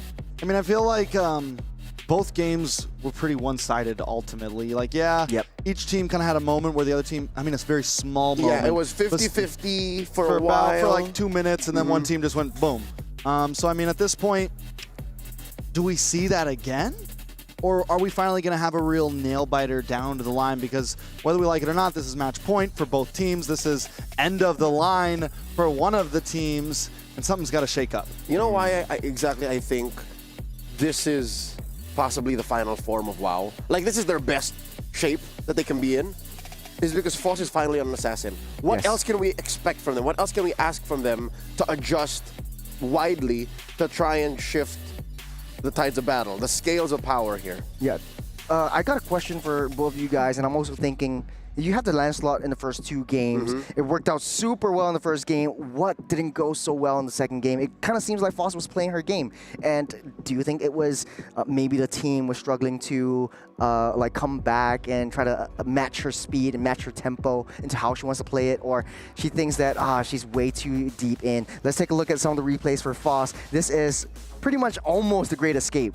I wouldn't say that it was exactly something that went wrong for Foss. I would say it was more what Twisted Minds did correctly. Yep. They never left their backline super free. There was plenty of times that Foss tried to dive in and catch somebody and just wasn't able to do it. Twisted Minds just seems like a much more well-oiled unit here. Tis the Gatot and Zetian difference. Zetian gives you full vision, so you know where threats might be coming from. Gatot can automatically disengage via AOG and can even charge up backwards. If I'm not, yeah, you can aim that. Yeah, so you can charge up backwards and taunt unbreakable whoever is attacking your backline. So, again, Foss was playing off of last game's momentum. It was much easier to attack backlines then. Now, it's a different story. I think Twisted Minds have drafted into a position wherein they could answer Foss's killing machine instincts. Now, what is next? What's next on the docket, right? Yeah. I mean, there's got to be some sort of change up. I don't know. They slotted in that Basha. I don't know if you saw the first part. It was a flex. It was a flex. They picked up the flex Basha. I think that could have worked. I don't think that Foss is completely out of the books for playing a utility jungler. I think yesterday they just didn't get the best option. They were up against Estes. It was just too much in the face of Anube. You know, exactly. It was way too much in the face of Anube. So I don't think we completely count Foss out. I don't think. I think they suffered the very similar degree to what happened to Twisted Minds in the first game. This time they had the artillery in the back that got a little bit left open for Hide to capitalize on. Yep. You know, this time they were too far deep. Well, Granger and Farz were sitting in the back with no one around, you know? Yeah. So yeah. Chodos, how do you feel about push-ups? I mean, utility junglers in the hands of Foss, rather. Wait, what's going on with these push-ups between you guys? No, I mean... Nah, it's just friendly banter, but hey, I'm still pretty much gonna win. No. Utility junglers on Foss. What do you think? Game 3, are we gonna see it, or is it Lancelot, Hayabusa? Okay. All in. What I'm thinking is the same thing that I brought up just now. Fool me once, shame on me. Fool me twice, shame on you. No. You got it wrong. Is he doing it on purpose at this point? Shame on me. Okay, on the other side. Fool me once, can't get fooled again. Fool me once, shame on me. Fool me twice, shame on you. No. Gosh, stop. What? Leo. Right. You know what? Let's let the game speak for itself while Chodos figures out his figures of speech. Ladies and gentlemen, Twisted Minds on the play. Wow, GG answering back. A lot on the back of Coach Bebex. How else can he unlock Foss and the rest of this Mongolian squad to make it through to the next round? Or will Coach Daliat and Twisted Minds call it a day here? Reverse sweep out of this best of 3, game number 3. Gentlemen, take care of business. Lancelot ban right up front. Forcing some change, forcing some difference. I like it. It's a vibe for sure. Basha ban on the side of WoW GG. This time we're definitely getting something different. Joy still on the field. Does WoW GG maybe even ban that out? Like, fine, you want to ban our Lance? We're going to ban your Joy. Let's get down to the utility boys. Let's get down to business. But there's a lot of assassins that could potentially come back up. We've seen the Hayabusa a couple times today as well. The Suyos, especially by Gaming Gladiators earlier today, this morning. And typically the first pick would definitely be a Badang. We've seen the Gatut and the CC as a response to that. Will that change, though, in the state of the draft? The last ban could potentially be a Kimi. I think that was pretty much that Kimi slot in the first 2 phases, but they will ban out the Fredrin, so open up the Kimi and force Twisted Minds to pick up something that's unfamiliar to them. I mean, yeah, the Kimi, with Kimi being open, do we think that could be a upfront pick here? A lot of teams have slotted that as their blue side first pick. It always hasn't done well, though, especially in the faces of heroes like Jushin, Farza, some of these heroes that can just outrange it a bit, bring down chaos from the back line. But we've also seen the Farza not perform super well in this series especially, so it could be something that Twisted Minds wants to go for. They seem to do better with, like last game, the Moskov, heroes that are a bit shorter range that can stay with their team, but they're going to prowl the CC. Maybe both teams have understand the assignment that this is an important hero, at least in this battle. Yeah, just zoning the back lane out of the way, and also in the early game, setting that momentum and aggressing into the jungles is what Twisted Mind wants to do with the CC. And I guess both these EXP laners are kind of, they want to win that lane first to try to get that early prio. On the other hand, now these 2 picks are typically the Gata and the CC. And the first pick was the Badang. Do you think that would be the Badang and the Gata in one sitting, then you can flex it, Badang and EXP, or vice versa. Yeah, the Gatot definitely will come in. I think Gatot's definitely important. They've played Barca, wonderfully on it. 1-1. Because that's something that's been getting banned out, and now that with so many target bans on the field, the board is starting to open up a bit, and the 1-1, I mean, has been monstrous for a lot of teams. There's a reason it's on the ban list. She's definitely kind of back into the meta. Even without getting the crossbow of Tang off, she can output a lot of damage just with those basic attacks. Now, while GG's draft is pretty understandable, they pick up that 1-1, they need heavy frontliners, they need strong tanks to be able to soak up that damage so that the weakness points is able to pop easily for the gold laner. The answer from Twisted Minds is typically the Farsas, so they're opening up that mage, they're going for the Irithel and the Hayabusas first. So the Hayabusa's job, or its operations, they basically just take that 1-1 down. The answer to that is that Hilda. How are you feeling so far in this draft? I like the 1-1, but right now, WowGG's in a bad spot in terms of jungler. Twisted Minds have picked up the Hayabusa, they picked up the damage dealer, they banned out the Lance a lot, and not a lot in terms of that is left for WowGG. They're the ones who banned out the Fredrin and the Basha. And what else is really left? Yeah, they could go for something like the Ling, I guess, have the big assassin battle here. Other than that, the Suyo still open as well, I guess. They could fall back into that. Not an amazing choice, but if Twisted Minds really wants to break down, they could ban out the Joy here. Maybe ban out the Suyo. What about Hanzo? Hanzo. This used to be one of Foss's signature picks. Okay. Yeah, in the qualifier, she put that out a couple times. But now that the meta shifted, we seldom see the Hanzo, but I'm inching for it. I think Foss, this might be a good pickup for her, because I'm thinking she might be forced to at this point. She might be forced to at this point. There's not a lot of options left over.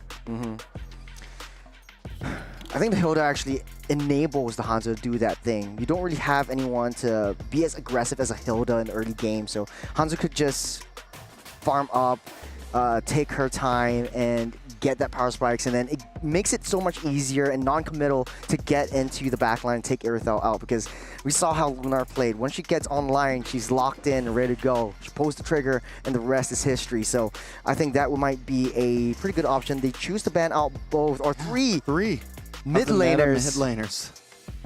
That's huge. I mean, at this point, also, what's left? What's left? That's how tight the mid lane we is. still got a Kimmy. Right, we still got a Kimmy. We still got a Kimmy. WowGG may just go for that here, honestly. Double marksman, and then they have the freedom to maybe, this is what they got caught in yesterday, double marksman into something tanky on top. I think it was Fredrin carry Kimmy last time. This time they have the 1-1, but still with Fredrin gone, or they go for like a Bratz or something, you know, do they get crazy? Maybe we see an Angela here. Yeah, maybe we see mid-lane Angela for the side Shin. of WowGG. Something along those lines. Yeah, I was looking at Eastern Shin because I think Foss might find that a little bit easier to manage, and you have a little bit more vision play, especially onto Hide and how she likes to play very sneakily onto the back lines. So now that's out of the option. Maybe Joy? Yeah, Joy's open now at this point. Instead of banning that out, they go for the YSS ban. That is definitely a possibility for WowGG, unless they want to lock down their mid lane first. I think it might be possible to leave it open. We've seen the Aurora today. Man, what else? I mean, unless you want to secure your Kimmy and make sure that at least you have some form of reliable long-range crowd control in the form of the Traction Pulse. And then your 1-1 could be enabled to break down all that weakness points and just do their thing. Yeah, they go for the Kimmy instead.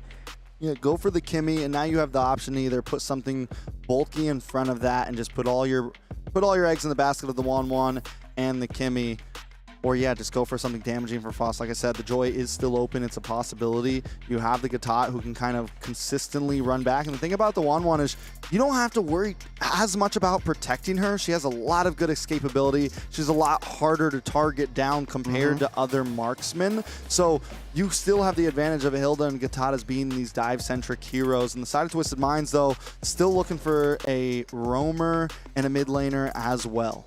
I think name of the game for WowGG is repositioning. I think 1-1. I mean, oh ho ho! We're seeing something new here. Lolita Faramis. They are essentially predicting the possibility of a utility jungler coming out from the side of WoW GG, knowing that they're going to be grouped up on the side of WoW GG. We did see the fairness from them yesterday. First game, that was one that they lost in 9.5 minutes, though. But it's kind of anti-synergy, don't you think? Like, Hayabusa just wants to do his own thing. It does work, though, with everyone else. Backline. I mean, though, yeah, but CC kind of wants to stick around a little bit. You have the Airthel there that's going to dive as well. So, yeah, CC wants to dive, but Airthel also wants to dive, and Faramis can be right there with them. But hold up. You called it, my guy. I called it. You called it. The Hanzo from Foss. To do all, die all game. The last game. If you ever go out, I mean, just play something that you're super comfortable with. High fives around the board as well for WoW GG. The coach picked it up. The team agreed on it. It's all in now for both teams. Match point for both of these two teams. Twisted Minds and WoW GG. Loser goes home. And for Twisted Minds, though, this is their home ground advantage. You don't want to be the first MENA team to go out. We're jumping straight into Atlanta Dawn. The last match of the day, or not the day, the last match of the series. Twisted Minds on the blue and WoW GG on the red. We're starting things off. Ladies and gentlemen, match point. It's mano y mano. 1-to-1.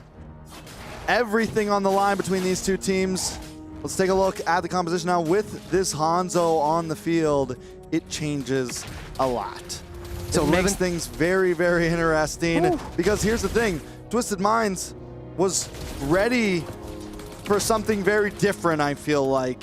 And now it's going to be a much different battle of the mind for Twisted Minds. Because this Lolita pick, I mean, it's going to do great against the Kimmy. But the Numenon Blast isn't going to be that big of a deal, I feel like. It's not like that ultimate isn't going to be able to get a whole lot of purchase against WoW GG's composition. The shield, yes. The bulwark, yes, it's going to be huge against the Kimmy, but other than that, it's going to be a tough one. Yeah, it's also easy to disrupt, especially from the AOG, from a Yame. Now, both teams are ramping up the aggression. We see how Hide wants to play this Hayabusa. Every time there's a loose member, she wants to go in, try to hit a shadow, and try to get as much damage off. Because now we have Foes Hanzo in the picture as well. And WoW GG setting up for a nice easy kill down the mid side as it's just a slow push down bottom. Oh, bottom side. With a lot of damage onto Rika, down deep. Shadow kill won't finish that job. Hide taking a lot of damage as well. Lunar won't be able to take Rika out, but on top side though, Yami taking a lot of damage, able to walk out safe. And in that tri-bush, Deja Vu pushing Lyrics back is Livin, finding a little bit of vision play onto where Foss is. Both teams look for the gank. Rika still in a bad spot. Still able to get away. That is a pixel if I've ever seen one. While GG focuses on that turtle, Hayabusa is nowhere to be found. That's a quick and easy objective take for WoW. Both teams look for ganks on the off lanes. Neither team able to find it.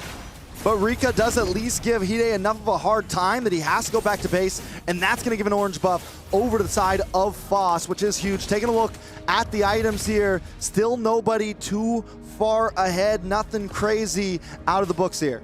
This is how you want to play. If you have a Hilda, just be a bodyguard, protect Foss, and try to get into the jungle, steal all the main objectives, and get out. Try to get a level lead before you get those kills. And I think Twisted Minds, they're a little bit too panicky down on the bottom side. Rika was down low.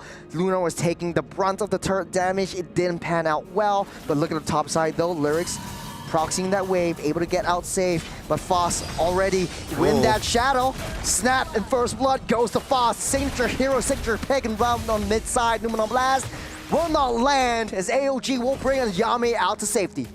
Yeah, WoW GG feeling comfortable with this pick, honestly. Foss doing a great job. They're finding pickoffs, they're stealing buffs, they're doing exactly what you're supposed to do on the Hanzo, and Rika has just been getting bullied nonstop, but still yet to die, dancing around under that tower very well, and that's going to be the thing that keeps WoW GG in the lead here. And as long as Twisted Minds can't succeed on these plays they're trying to make, it's going to be tough for them. We're seeing a heavy lane down the bottom side. While GG, at least Rika is playing very passively. Mike Wazowski again pulled back. She will get fouled by Hide. Now Deja Vu tries to go in for a consolation prize as Foss goes in with a shadow, tries to find her target down on that mid side. There's a two-man stun up. Foss takes out Lunar. The Numenum Blast won't do nothing, but the nether round will keep all of them up safe. Deja Vu falls as Rika will be the next to fall. Lyrics will set her sights up. It's on the mid side. Yame. Rika wanted that last stack so bad, that last weakness point so bad, was unable to get it. And Lyrics ends up getting the kill, locks in the War Axe directly after 4.5 minutes in, and it is a slugfest. The gold still at about a standstill. We are going to see Lyrics get some nice gold plating off this top side, possibly, unless WowGG gets there to help out. Starting off with this turtle, yet again, Deja Vu doing the Lord's work and pushing everyone out of the way. They're targeting onto Livin though. It's a lot of damage. Foss already with the killing spree with the signature Hanzo pick. AOG lands on top of Lyrics, pulling her back into the graveyard. She goes. But here comes Hide trying to find some form of prize down the backside. Takes down Mike Wazowski, but it's a trade. 1-for-1, tit for tat. Lyrics falls as well. GG. That's a free turtle. Not a lot of defense, not a lot of value put by Twisted Minds. I gotta say, almost every time that Foss has popped that Pinnacle Ninja, it has been it's been almost a guaranteed kill. She's 3-0-0 right now. This is the third kill that she locks in onto Livin there, and it's been pretty huge. WowGG has been, I think, in terms of just some of these fights, has been getting some of the outplays, but Hide has been keeping Twisted Minds alive in all of this, consistently targeting down on Mike Wazowski, consistently getting kills for herself as well. But Mike Wazowski is basically an easy target, especially for that Hanzo. The only issue is, right now, both these two ninjas, speaking of ninjas, Hide finally gets a shutdown on the Foss on the top side. He's going to be left all alone on the bottom side, though. A trade, yet again, Miss Meow falls, but Hanzo WowGG. Yeah, this is lore-worthy right here, right? Yeah. Hanzo versus Hayabusa, Ninja That's versus right. Ninja. This goes down to the roots, I feel like, for MLBB. You're getting on the trades. Deja Vu, they're all just coagulating together. I think WowGG wants to play together as 4, but now you're leaving Foss wide open.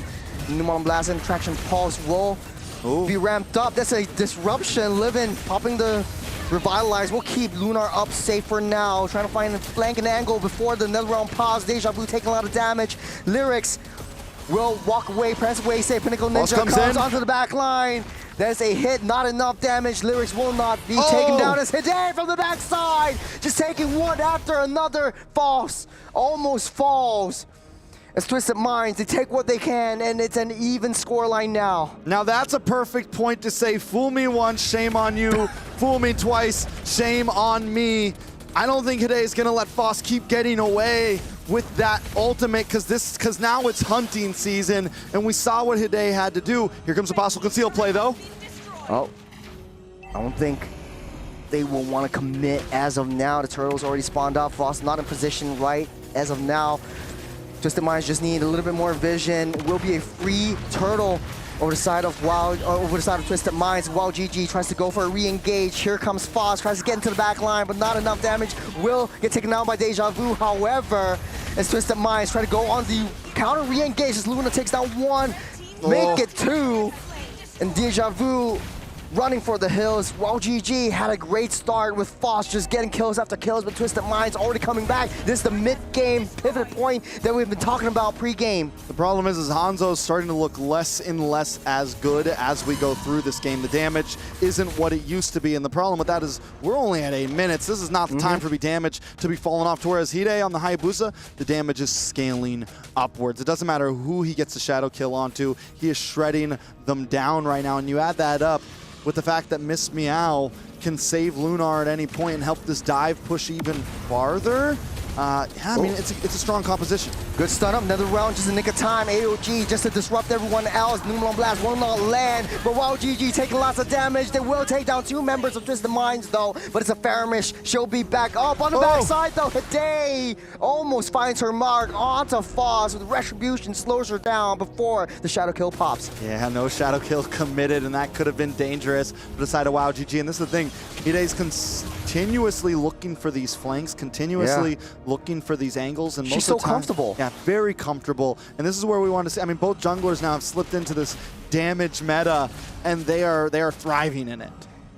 Twisted Minds just pulling in with the Fermis, Miss Meow doing her job, and then just layering in all those crowd control ultimates that they have. It's Hide always trying to find flanks and angles. She's not with her team, and that's where the concealed play coming in. Ayame trapped in between. She will be safe. She does also have the AOG as Attraction Pulse already committed as well. Foss looking for a target, looking for a prey, smelling fear in the eyes of Twisted Minds, but they won't want to commit as of now. Both teams lost their T1s, and the Lord already spawned up. It's Twisted Minds, and while GG, it's a balanced play. All right. Lord on the field, first Lord of the game. Ayame in a bad spot once again, force AOG away. Foss looking for the re-engage. Foss coming in, trying to find a target onto Lunar, but unable to do so. Pinnacle Ninja not available as of now. Twisted Minds blitzing this Lord down. Deja Vu not in position now as Foss opens out Pinnacle Ninja. Can she do it here? Hide takes that Lord, however, still gets that Retribution play. Deja Vu trying to hunt onto Lyrics as well. GG, they play it a little bit more passively and goes back for that defense. But the fact that nobody falls on either team means it's not a huge loss for WoW GG, but still a loss is a loss. They lost the Lord.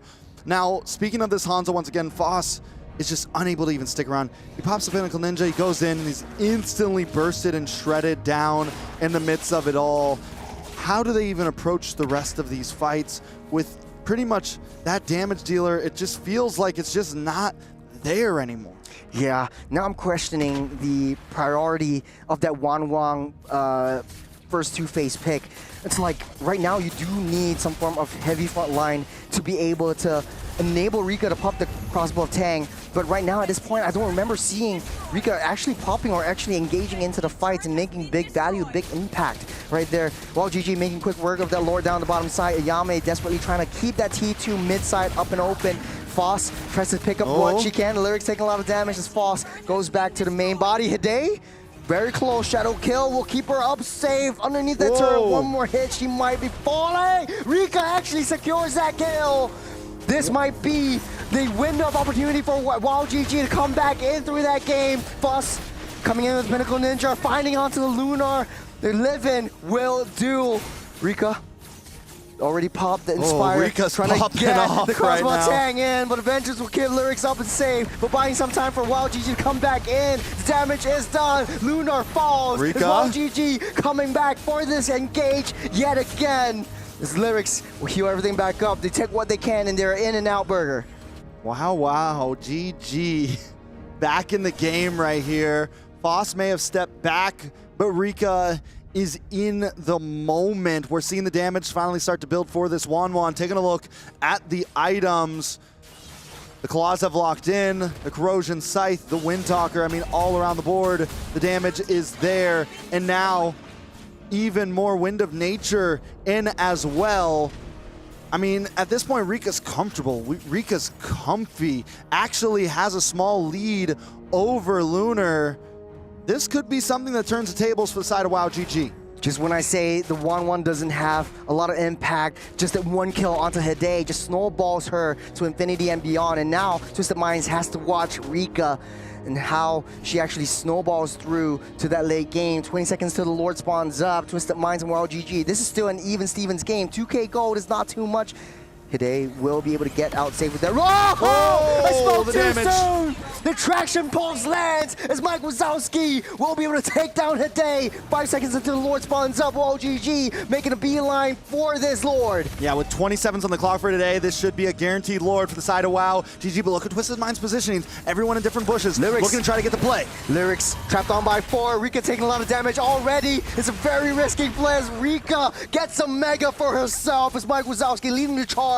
They might be able to take this Lord down before Hide comes back up as all of the side lanes are constantly pushing in. Deja Vu zoning out Lyrics. They won't be able to do it. They won't be able to take it here as WoW GG secures the second Lord. WoW GG found their time spree. They found the clock. And that all had to do with Rika coming online. And now Foss can spend some time doing some damage back in the midst of things. Tower does drop as well on the bot, the tier 2. Lord's going to be coming down soon that way. Twisted Minds on the defensive. We wanted a nail biter in game number 3, and I feel like both teams are finally giving it to us. This has not felt one-sided the whole way. It's going back and forth. Can Twisted Minds flip the scales once again? Well, it's all down to how well they defend against this Lord push. As Twisted Minds, I think the best play here is just turtle up in their base, give up that T2 mid side as well. GG, they have a lot more gold advantage. That's 4,000 gold advantage and a full item and a half as Rika coming online. They need to be able to find a way to break through Rika as fast. Just busy with the Pinnacle Ninja getting to the back line. AOG disrupting Numenon Blast. No stuns for Twisted Minds as well. GG getting that Winter Crown just to keep himself safe and buy himself some time. Revitalize will pop as well. It's from the back side and the flank. Hide finds one more. Luna will take a Yami down as Foss tries to go for a desperate kill once again. 2 members down for Wild GG. They take the bottom T3 and they get out of the way. I mean, Wild GG spent a lot for that one tower. I could argue it was worth it. 2 members do drop, but still, that was a little scary. Don't go too deep. You didn't get any enemies on Twisted Minds. I feel like the tower was already possibly a guarantee, but now they're on the back foot and Twisted Minds knows this. They're going to try to capitalize and get a tower for themselves as Deja Vu and Ayami are still in the death clock. Twisted Minds wants to cycle this though, but it's a lot of damage. It's a 3-man traction pulse just to stop them and slow them down. Look at the bottom and the top side wave pushing through into Twisted Minds base as well. GG still has some time left until Lord spawns up. We'll take the tempo slow down a little bit. Twisted Minds and Wild GG, it's anyone's game at this point. Yeah, valiant effort by Twisted Minds to keep themselves in this game. Wild GG maybe overextending a little bit on the boss side. Now they're forced to reset. They do still have a 3.5K gold lead. And the way that gold is right now is that lead does still matter a little bit. It's going to be another 5 minutes or so till things are at full items for everyone. So this lead does help a lot in terms of this fight. Good traction pulse, baiting out the Nether Realm, so that's a huge resource not available for Twisted Minds as well. GG able to take control of this entire game so far. The jungle is all theirs. Foss is always there taking up that jungle creeps, the neutral objectives, picking up all the scraps that Twisted Mind left behind. They're also going to take that purple buff there, right? So with Lord coming up in about 10 seconds, Long Lane is going to be on the bot side. A nice advantage for Wild GG as we come into this fight. Twisted Minds is going to need to be able to do something about that bot lane. If Wild GG wants to try to drag this on a little bit, it can fall into their favor. Starting out with that Lord. They're dancing, they're pulling, they're getting that reset. Coming around the backside here. Oh, they don't see it though. Foss, they find it. Hide almost got the shadow on, but they wasted the traction pulse. Now Deja Vu trying to zone everyone back. There's a lot of damage getting hit on, but no more traction pulse to start things in motion. AOG misses their target, misses the mark as Livin taking the brunt of the damage. Numenon Blast will charge up, stopping the army into place. They will be surviving just by a little bit. But Hide coming from the flag, go on to Mike Wazowski, able to take Deja Vu out. Rika. It's just a matter of time. There's 3 members down for Wild GG. Twisted Minds. It's all on Rika right now. They're going straight for the base. They're going straight for the base. Go on the top side as well. All right, gonna try to move things around. No, Rika on the back side. 1-1 on the back side. Gonna go for the back door. This is a base race as we speak. Gonna try to pull them back. Rika maybe has to go back to base because now Twisted Minds up on the top side, pushing in as well. They're breaking through this T3. It's Foss against 3. T3 down the mid side will get taken out. With the target now onto the throne. Foss takes down Livin. Into base. Rika comes in unstoppable again. It's Rika against Luna. One more hit. Rika will fall. Foss back on the field against Lunar. This looks like it's it. Twisted Minds. They have the minions coming through. It's Foss against 2. Will not be enough as Mena still stays on top of the Mongolian team. We asked for a nail biter. We asked for a match down to the line, down to the second, and both teams gave that to us. But today, Twisted Minds comes out on top in that one.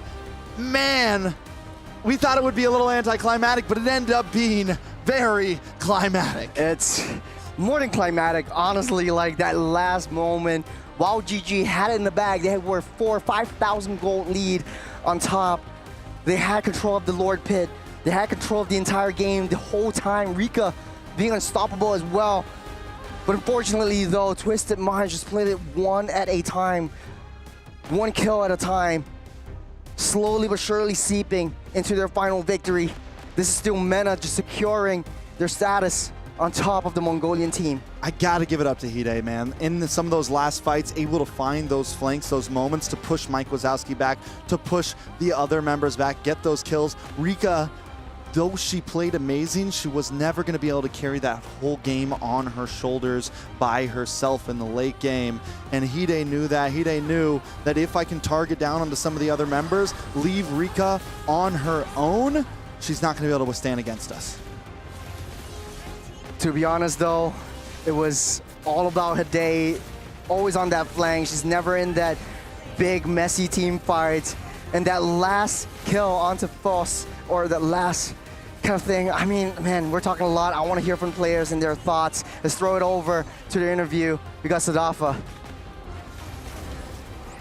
Hello everyone. Thank you very much to the casters once again. My name is Sadafa and I am here alongside Mike Wazowski from WoW GG, who have unfortunately just ended their journey here in MWI. Mike Wazowski, you guys played an amazing game. Honestly, it was a very close series. Could have gone either way. If it's okay, could I ask you how you're feeling right now? It's not okay, but I'm fine. We tried our best, so it's fine. You guys did try your best, and it's great to see that you're still keeping your spirits up, right? I think this has been a great experience for you guys as well. I actually want to ask, right, because WoW GG, you guys are the first ever Mongolian representatives for MWI, right? So coming into this, did that create any pressure for you guys? Like, did you feel like you had to set certain expectations for maybe future Mongolian players? Yes, but it's fine. It's our first game, so we tried our best, and of course we had the pressure because we are coming from Mongolia first time. Yeah, but it's fine. Thanks for our Mongolian fans for keeping us. Yeah, thank you very much to all the fans who continue supporting them as well, and it's great to see. It's a good mindset to have. It's you guys' first time here. Of course, the goal would have been to make it further, but I think you guys can be very proud of your achievements. You guys did an amazing job. This game was very, very close as well.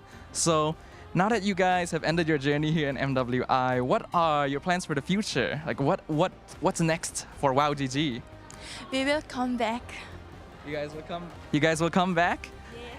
You guys think next year, how well will you guys do? We will be very good. Very good. Do you have a specific goal in mind for maybe the next MWI? Yeah, we will try to be champions maybe. Ooh. All right. I think that would be amazing to see. You guys have already done an incredible job actually, so I gotta give you guys kudos for that. In fact, after you guys lost game number 1, things look a little bit shaky. After you guys won game number 1 and then lost game number 2, things look a little bit shaky in game number 3. What was going through your mind during game number 3, since it was very, very close? It's a do or die. So, yeah, do or die. It's a do or die. All right, that sounds great. So, one last question for you, or maybe one last request of you. Is there anything more you want to say to all your fans out there watching from Mongolia or even from other countries? Anything you want to say for their support? Can I say it in Mongolians? Oh yeah, sure. Okay. За ингээд энэ тэмцээнийг үзэж байгаа дэлхийн аврах шалралт тэмцээнд WoW GG багаас манай баг анх удаа амжилттай оролцоод энэ хүрээ дуусгалаа. Гэтэ зүгээрээ бид нэр дахиад илүү хүчтэйгээр ирнэ. Та нар одоо хүртэл тэнцэн та бүхэндээ маш их баярлалаа. All right, amazing. You guys did great. I'm really hoping to see more from you guys in the future as well. I think this is only the beginning for WoW GG. Beginning. So we will be come back, guys. So keep us. Yay! Yay, great. Amazing. Such a positive energy, and I really hope we get to see you guys back on stage once again. So we'll go ahead and throw it back over to the casters once again. Take it away, guys. Thank you so much for such an amazing farewell interview. That's the type of energy we love to see right there. WoW GG put up an amazing fight, especially in these 3 matches right here. And I think she knew that. She knew that the team gave it their best and was all smiles, all happiness, knowing that there's still possibilities for more battles to come. Honestly, though, for a first-timer into the region and into this international tournament, they played a heck of a game. First game, dominant performance. Last game, showing off the Hanzo signature pick by Foss, and all the rest of the members actually played to the T until the very last second. And man, as much of a dominant performance they had, it was some mistakes that they truly had to fix. But hopefully we'll see them again next year.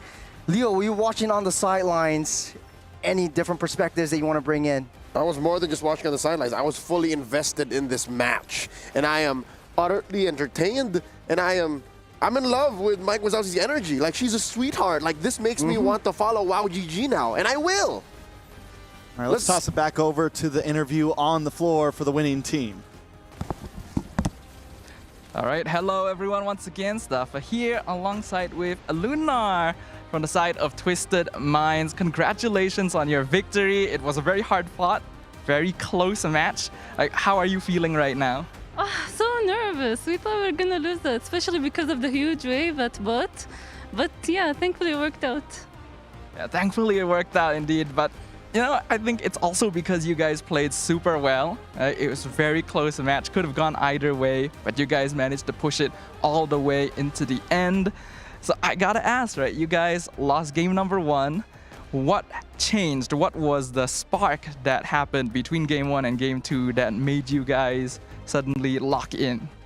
Well, in the first game we were surprised with the draft. I'm gonna say it, Lance wasn't really expected on our side, so I would say that's the reason. But after that, it's all went according to plan somewhat. So it was only the landslide that you guys weren't prepared for? Yes.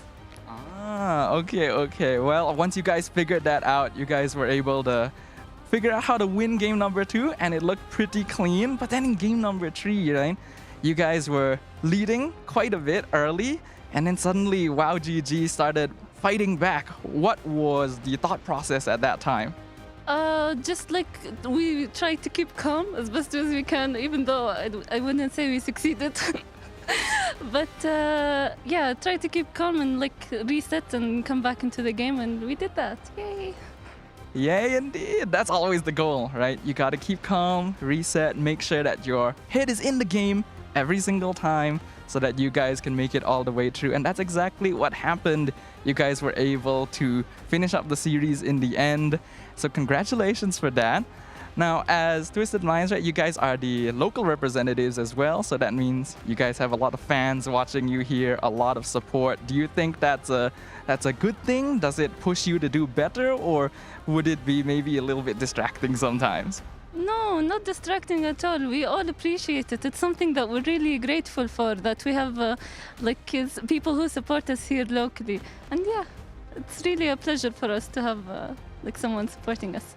You guys heard it from Lunar. The next time you come and support Twisted Minds, cheer as loud as you can so that the players can hear you and your support can translate into a victory. So one last thing from you, Lunar. Anything you want to say to your fans watching the stream right now and your win? Thank you for watching, and hopefully we'll be cleaner next game. Well, I think it was already pretty clean, you know, it was pretty fun. It was great. Once again, congratulations, Lunar. Thank you for your time as well.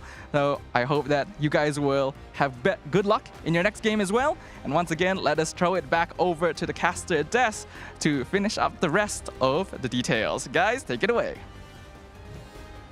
We will catch and take, as you say, Staffa. Thank you so much, Lunar, and a belated happy birthday to Livin, who celebrated her birthday yesterday in the best way possible, competing on a world-class MLBB tournament and experiencing the highs and the lows of this beautiful esport. Looking back at that matchup, again, Game 3 went the distance, 50-50 up until the very last moment, 14-17. Twisted Minds won, but they were down on kills. They were down on kills, and that was the story we saw even early on in the game. Foss was able to come through and get some great kills in general, but Twisted Minds continued to come out on top. Taking a look at the board, I mean, nobody really completely shining through, but for me, Hide, even with the 2 deaths, was the one that changed that game in the end. Everyone was role players for Twisted Minds, and this is not to speak ill of WoW GG. Yes, their stats don't really tell the whole story. But look at Foss. This is that Hanzo that Churo gushed over pre-draft, saying, "Oh, we were looking forward to this." She was 5-on-5 for the victory lap, and she was on her way. She built her Swift Trinity. Rightly so. She built her Swift Trinity, so she was a legit threat. And Twisted Minds was throwing so many resources just to pop that ghost, pop that little pinnacle ninja, you know? So, wow, GG, there definitely is a potential. We must follow their adventures through and through to see exactly where they end up and if MWI 2026 will be in the cards for them to perform in. But for now, it's GG well played for WOW GG, and we wish the well for the Mongolian MLBB esports ecosystem. But for now, how about we prep up for the final match of today's broadcast? Final match, final team possibly going home.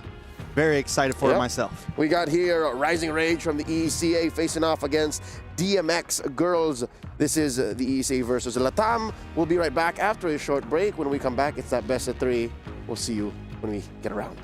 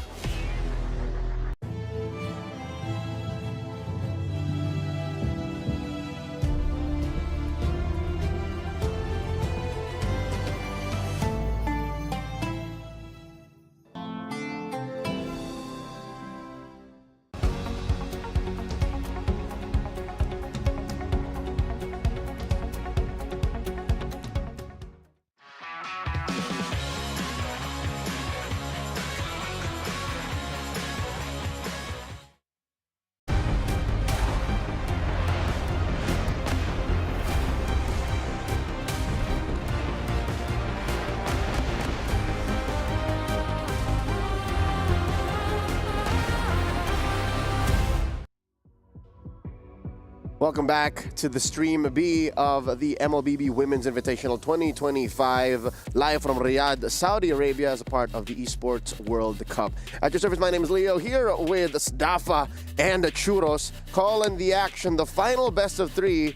Here, another elimination match. It's the battle in the West, or in this case, the North. The ECA's finest, Rising Rage, going up against Dream Max Girls from Latam. Gentlemen, one of these teams we're meeting for the first time here in Stream B. What have you heard about Dream Max Girls? I haven't heard much, honestly. I really have none. Have you? They're actually rebuilt around their jungler, Angelise. Oh, okay, yeah. I have heard about her. So they're an MWI 2024 alumni. So only Angelise was in MWI 2024, and the entire team was rebuilt around her.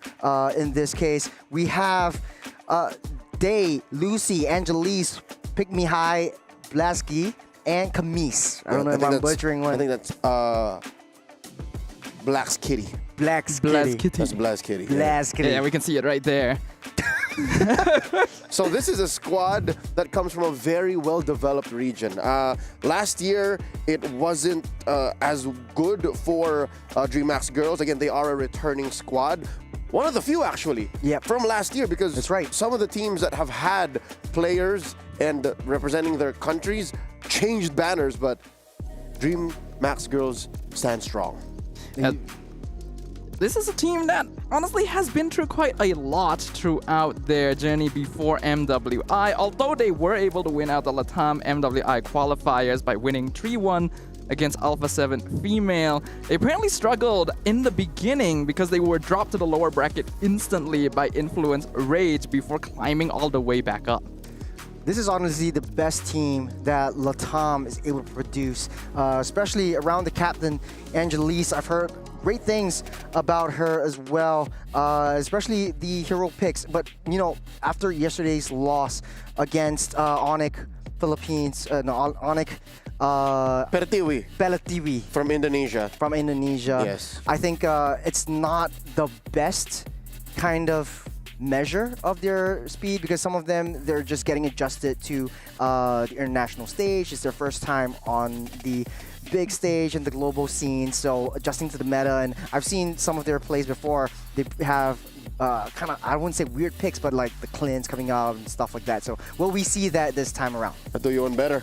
They also debuted a Leslie yesterday and played the mythical Uranus Jungle. So that is in the cards for DreamHack's girls as they throw this kind of MLBB into Rising Rage, the finest of EECA. We've met these ladies yesterday, and one thing I can say about Rising Rage is they like to fight. They are a scrappy set of professional athletes out of the cold north. They are Zaza, Evridian, Evry, Asuna, and Bondi. They draft lineups that like to fight, so to speak. They have a Tigreal, and they were able to throw an X-Borg into the hands of Evridian, but even those felt like diamonds in the rough. I wonder if today they've sharpened those diamonds enough to try and quell DreamHack's girls, because this is a fight for tournament life. And we have to note as well that Rising Rage hasn't actually been given the opportunity to show their most notable secret weapon, right? Zaza's Freya was specifically respect banned a 5-foot esports in both games yesterday, because I think a lot of the players by now know that Zaza is actually a top global Freya player. I think for most of these girls, being a newcomer in the scene, this really takes some time and effort to get used to how fast-paced the games are going to be. And I think for Foot Esports and the Foot fans out there, you know how great and how they're built on momentum, that I think Rising Rage really needs to be able to match coming into the match against the LATAM girls. So what are you trying to say? That yesterday Rising Rage was just warming up and Foot Esports caught him off guard? I would say so. They have some notable hero picks as well, so I'm looking forward to see, like, you know, strange picks coming up from both teams. That's one hell of a warm-up. About 40 minutes worth, because yesterday they played 21:30 and 19:42. All the while, DreamHack's girls played a total of 25 minutes between their two matches, 12:26 and 13:55. That 12-minute match was where they got savaged by Yippee, the Claude of Onyx Pertiwi. So now, this is weird for me to say, it's a match between resets. These two teams need to find a way to use that experience, that defeat that they got yesterday, to try and clap back here now, because momentum is against you. You got savaged. You lost 2 matches, 2 games that you could have won. How do you use that today? Yeah, being able to reset the mentality, being able to decide, okay, what do we need to change? What needs practice? What can we adjust in the very short amount of time that we have here? Because you're not going to be able to make a lot of major changes to your lineup, to your overall gameplay style. It's about the small things. What worked, what didn't, and what is capable of changing without putting you too far out of your identity. I think also, like, just adding on to your point, the teams, remember we had power rankings for both these two teams, and we see like Onyx Palatiwi is like S tier, and then you see these like are in B. And these are in B tier, so definitely the underdogs for us. They could show us really crazy things that we really hope that we've seen in in matches. It's just unfortunate that they've matched up. They only have the chance to match up right now. Yeah. I'm bracing myself, and I hope all the fans watching at home would do the same, because if anything, as dire as it is, this being an elimination match, we can at least expect entertaining MLBB. Game number 1 is upon us, a best of 3 with Coach Sav Teasy at the lead for Rising Rage, and Dream Max Girls also have Coach Secretaria at the helm. Quick bit of trivia here. She is, if not one of the only female head coach that has ever played on a global stage. Yeah, I've heard a lot about Coach Secretaria, even as someone who hasn't paid that much attention to the female MLBB scene. This is a name that pops up very often. A coach that has a lot of experience, clearly has a desire and a goal in mind when it comes to teaching these players as much as possible. If I'm not mistaken, I met Coach Secretaria almost 3 years ago at M4 in Jakarta, Indonesia, when she was working with Etheonte. And even then, it takes so much for a woman to be at the forefront and lead a men's team at the world stage. But here, with the DreamHack girls, this means a little bit more to her. And at the cusp of elimination, no holds barred, she's going to do everything she can. She bans out the Farsa and the Freya. All right, another confirmed pick away from Zaza. It seems like there's a good chance we might never actually get to see this Freya throughout the entire tournament here. The players are just actually that afraid of things overall. Oh, man. Coach Savtizi answers with a Matilda and a Yisun Shin ban. One more each side before the picks begin. I'll leave it to you, gentlemen. Stafa and Churo, all yours. Man, I was really hoping to see the Freya come into fruition. There's a reason why it's so feared, and I guess both these two teams definitely done their homework before, definitely done scrims together before, and I think the respect is valid. You want to be able to open up kind of your maps and the entirety of the early game and not play intimidated by one of these heroes. So valid respect ban. That last ban though, that typically is the Kimi or the Uranus. So right now Uranus is wide open for both teams. Will Rising Rage first pick it up? Uranus first would certainly work for the team that already is known for brawling quite a bit, and it looks like Rising Rage will go ahead and snap that up right away, especially with Baxia already taken off of the table. It's a lot safer to play with this, so I definitely understand why this would be the choice. Now, second phase typically is the Gatot and the Farsa. Now that the Farsa is being banned out, there was a lot of prio on the CC as well, but they choose to go for the Kimi instead. And if they want to pair up with the Kalea, I think it kind of works well as well. Or if they want to go something more high committal, they can play a Gatakacha because you already got a non-committal ultimate from that Kimi.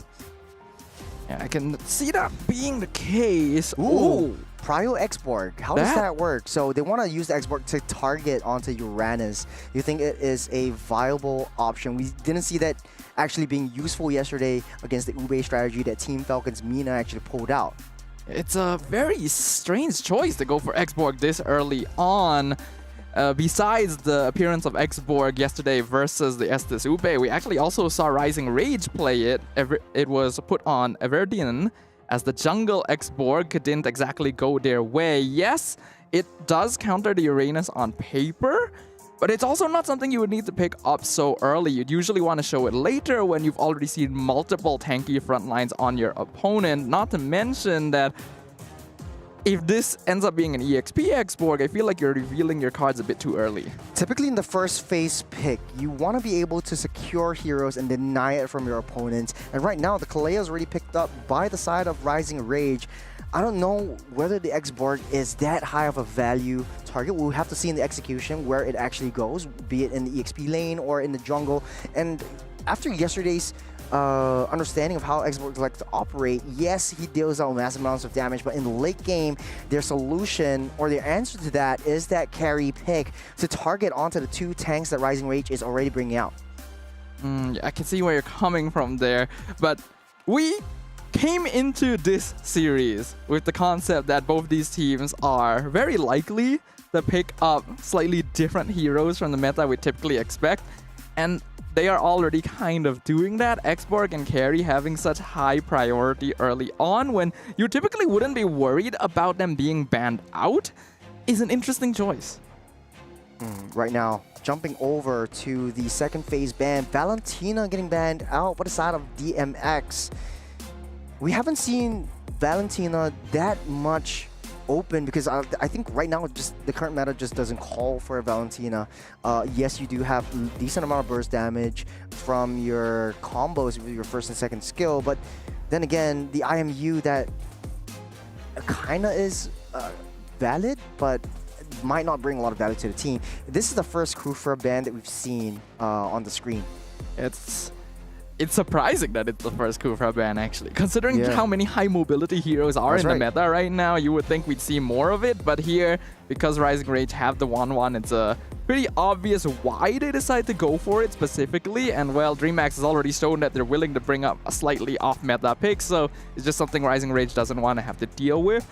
Back to the Valentina as well, I think the reason that DreamHack banned it out is actually to avoid them stealing the last insanity, because this is one of the situations where Valentina uses the ult better than the original hero since she doesn't lose the Firaga armor afterwards. Right. Okay, so you could use the last insanity anytime you want, and you don't really have that Firaga armor to melt, so you have the full range of the Firaga armor. I like that interaction actually, so I don't know if Rising Rage had that in mind because it was actually the first pickup for that Xborg. So if they actually want the Valentina, they could have went second pick. But now the last ban, knowing that they banned all the Hayabusa already, we've seen a lot of joys being countered into that as well.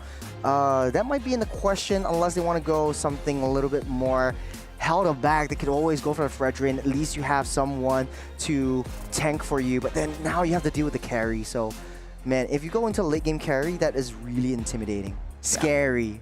I don't really think you want to go into tank jungle here. Okay, wait, I just saw what you did. Yeah, it's scary if you want to go tank jungle. So I think even if you're assassin, if you're a Ling, you fly in, carry just throws the light wheels on you. And carry, remember, all the light wheels follow you until you go home or wherever you are. So it just follows you all the way. That is a scary carry. Okay. But I'm just a cringy guy today. Yeah, it does feel that way, but it's okay. You're our cringy guy. I don't think a tank jungler is the right call for Rising Rage because there's already an Xborg and a carry on the opposite side, like you pointed out. Unless you ran as jungle and then you open up another EXP lane. Because right now it's the Fulgus getting picked up. Impossible, actually, but still not very good since he is also weak to Xborg and carry. If you want to get early game pressure, you want your jungler to be capable of ganking the side lanes, and he's weak to both side laners. Yeah. Better not do that. Go for an assassin instead. Burst down carry, burst down the Firaga armor. We've already seen that the most successful counter plays against Xborg is when you have enough damage to just poke out his armor before the fight even starts. Yeah, that's right. But they actually go for the Hanzo instead, so it will be the EXP Uranus. Go for the Hanzo again, the second time we've seen Hanzo today. And the Juicin to secure things up for Rising Rage. I think the draft here is kind of straightforward. You jump in with the Kalea, hope for a pickoff, and then try to gain enough damage for with the Juicin as well as the 1-1 in the late game. You also have slight lane split pressure and insurance with the Uranus as well as the Hanzo, so you can go tit for that, this or that. For Rising Rage, so kind of understandable, one-dimensional, but then again, pretty squishy if you ask me. Yeah, Rising Rage have a very good dive composition, and they have a lot of tools that are able to go in, pick someone off, and then back off. But because of that, they end up being kind of squishy. They're not particularly good at 1v1 duels, and they don't have a lot of early game damage outside of the Hanzo. So with the final pick, Gatot Kacha coming in, I do like DreamHack's draft a little better. I have to agree with you. They have zonal potential. And in this meta, it's all about zoning your opponents out and trying to get the objective or trying to get into the back line. And Gato Kacha actually makes it so that much more easier. At least you also have the X-Borg to get the last Insanity, ignore some of the damage that you have, go straight to the back lines as well. So there's a lot of backline divers onto the marksmen themselves. Well, this is going to be an interesting game for sure. Both of these teams eager to prove that their previous losses were simply the luck of the draw and that they have grown past their flaws. It is going to be game number 1 of our final match of day number 2 here at MWI Stream B, Rising Rage versus DreamHack. No. Quick thing I'm looking at is usually when you have a Juicin, you kind of zone out your opponents. Lucy already popping the Revitalize, trying to get back up to safety. We've always seen that 1-for-1 trade down the mid side as well. So far, I think Rising Rage having a easier time in that lane-to-lane matchup. On the top side though, Blaze Kitty forced to use a flicker out. All weakness points already popped in by that Wan. That's not ideal. Yes, Carry will have a difficult time in lane against a Wan, but it's precisely because of that you really shouldn't try to force the challenge. Losing Flicker this early is not ideal, but also not the worst thing in the world. Looking at both sides, we can see that this is going to be a weakness finder Kimmy as well. So Camise intending to be more of a late game carry to try and match up and overpower the Uranus in the late game. Oh, that's very, very deep in. Bondi. Lucy is just there in question. Camise wants to get Bondi's head, but unable to do so. It's a very risky play, forcing Asuna to use that flicker as well. But man, oh man, I think that could have went so much more worse for Rising Rage. Yeah, it could have also been a lot cleaner from both teams, actually. We're already seeing a little bit of that chaos that both these squads are known for. Oh, last Insanity popped, but Zaza still will stand tall as the Uranus is still valid. And that is why Gideon doesn't like this hero. The fact that literally no other hero would have survived that situation. It's just annoying. Nobody likes playing against Uranus, but everyone likes to play with Uranus. But now, not necessarily. You know, because in the end, Uranus is just a big body. You're just a one-man team or he doesn't really offer all that much crowd control, so you gotta have the right lineup to use him as well. Fair. But speaking of lineup, though, now that the turtle is being spawned out, you typically see Uranus being that loose member of Rising Rage and typically just pushing down that wave, trying to push that wave in and trying to get that aggression down. Traction Pulse into the Juicin, and Every forced to use that flicker out of the way again. Last Insanity will not touch Every as the Crimson Beacon also pops up. The Pinnacle Ninja will hit that back mark. The Tsunami Slam into the wall, and First Blood goes to Zaza as Asuna next to fall. But man, one more hit, Camise will finish that job. Day is next up in line as Zaza coagulated down, grouped up by 3. Will she be able to survive this skirmish? Yes, she will, as Bondi making a small prance and pop down onto that mid side. Both teams 2 for 2, and it does look like Rising Rage still up ahead in terms of gold just because of that Hanzo gold farm. Another 1v1 down bot, but Everin just gonna pop the ultimate and fly away in Hanekage form. We can already see that both these teams like the skirmish. There's a very chaotic, well, just as I say it. On the backside, Lucy taking a lot of damage. Traction Pulse will not land on the Jaja, able to heal everything back up. Turtle down onto 1/3 of his health. As Zaza giving a little bit more information, but not enough for a Viridian to go in. Zaza finally falls by the hands of Angelise, so a trade for a turtle and a hero. DreamHack girls, they're coming back. I really don't feel like Zaza needed to be there in the first place. We could see that Evridian was on the opposite side of the map, so it's clear Rising Rage didn't intend to actually contest the turtle, and if they actually wanted to try and force the reset, then Evri and Asuna could have tried walking up a little bit more to back her up, but it just felt a little miscoordinated, so DreamHack could just run down the Uranus and actually get that pick off. But just as I'm saying, we see in the top lane. Oh, Everidian with the Pinnacle Ninja, non-committal. She flies back to a real body as Every comes here as well. So on the top side, they touch and they go, but Bondi is down low comparatively to Blaze Kitty. So it's not a very good mid-game spike that Bondi could able to latch on. I think she's falling far behind just because that huge heavy lane. Camise pops a flicker, pulled back by the Juicin. Bondi finishes that kill. 3 members chasing down the mid laner, another 2 chasing down the EXP laner. They should be okay here, yes. Yeah. Is able to burst down Hanekage, but Rising Rage is not giving she up. goes in, Day! Infernal Pursuit down into the heart of the battle, taking down 3 before members will be too much for Day to handle, as Asuna will be next to fall. But she gets out safe just before the last Insanity pops as well. Zaza will pick up another kill to herself as the top lane, getting a trade T1 for a couple of kills in the hands of DreamHack girls. I'm gonna be honest here, Chiros. I really don't know what to say about what just happened there. It's honestly a brawl. I have to imagine that it was a mistake by Day, just spam pressing the Infernal Pursuit and ended up putting herself way out of position by jumping onto Everidian's real body. Because there's no way that was intentional. There's no reason to force that out when your team is still so far behind. And then Angelis comes in after. A little bit too late. Her EXP lane is dead and still full commits all of her abilities. I really feel like there needs to be better survival prioritization on DreamHack's girls, because they're really just throwing themselves at Rising Rage and hoping it works. Yeah, Zaza getting caught out as well. No, it's Every though. They took down the Juice in. Here comes the Pinnacle Ninja. Everidian tries to get another consolation prize, but Blessed Kitty picks up that turtle and Rising Rage. They couldn't get anything else as DMX girls. I think to answer your, I mean, to have this little discussion with you, I think DreamHack girls are very held back, very passive. They waited for Rising Rage to come in before they actually make any kills. Rising Rage does decide to go in again, so it's just as a bit of a cheeky poke, maybe try and steal that jungle camp back, because DreamHack's girls ended up rotating all 5 members to the turtle pit. Bondi was able to get a free tower up top, and now in the mid lane. There's a chain stun onto Asuna, Tsunami Slam over into the turret, will not be enough as the last Insanity will get popped up. Zaza next to fall. DreamHack goes, takes down 2 members. The Traction Pulse will not land as Everidian wants to find blood. It's out for kill. She chooses violence, but it's not enough damage for now. As Day, crossbow tank, Bondi picks up 2 for herself. It's a 2-for-2 trade as Rising Rage slowly but surely picks up that economy lead. I'm going to tell you right now, ladies and gentlemen, analysis of this game is going to become impossible in a very short bit, because none of these fights make a lot of sense. These players just want to beat the crap out of each other. Good find.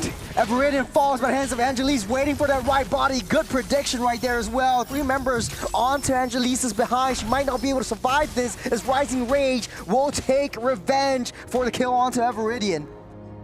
I mean, it's not bad, actually, the 1-for-1 trade, though they did lose Lucy as well, so it ends up being a little bit more beneficial for Rising Rage, but these fights are constantly being taken when the whole team is not ready. This does not feel like coordinated team fights. I am not seeing shot calling happening. It really feels like these players are individually saying, I am going to take this fight. If you're here, it doesn't matter. Speaking of the devil, you got the nice little Tsunami Slam converted into a T1 as Rising Rage constantly going for the macro plays. Look at that, the Baron T1 turrets over onto DMX girls. Rising Rage, they get the kills, they get the objectives, but DreamHack girls, they don't really have an answer for all of this, or they're going for kills just without reason. Yeah, basically the answer for this is to just tone it down a little bit. Yeah.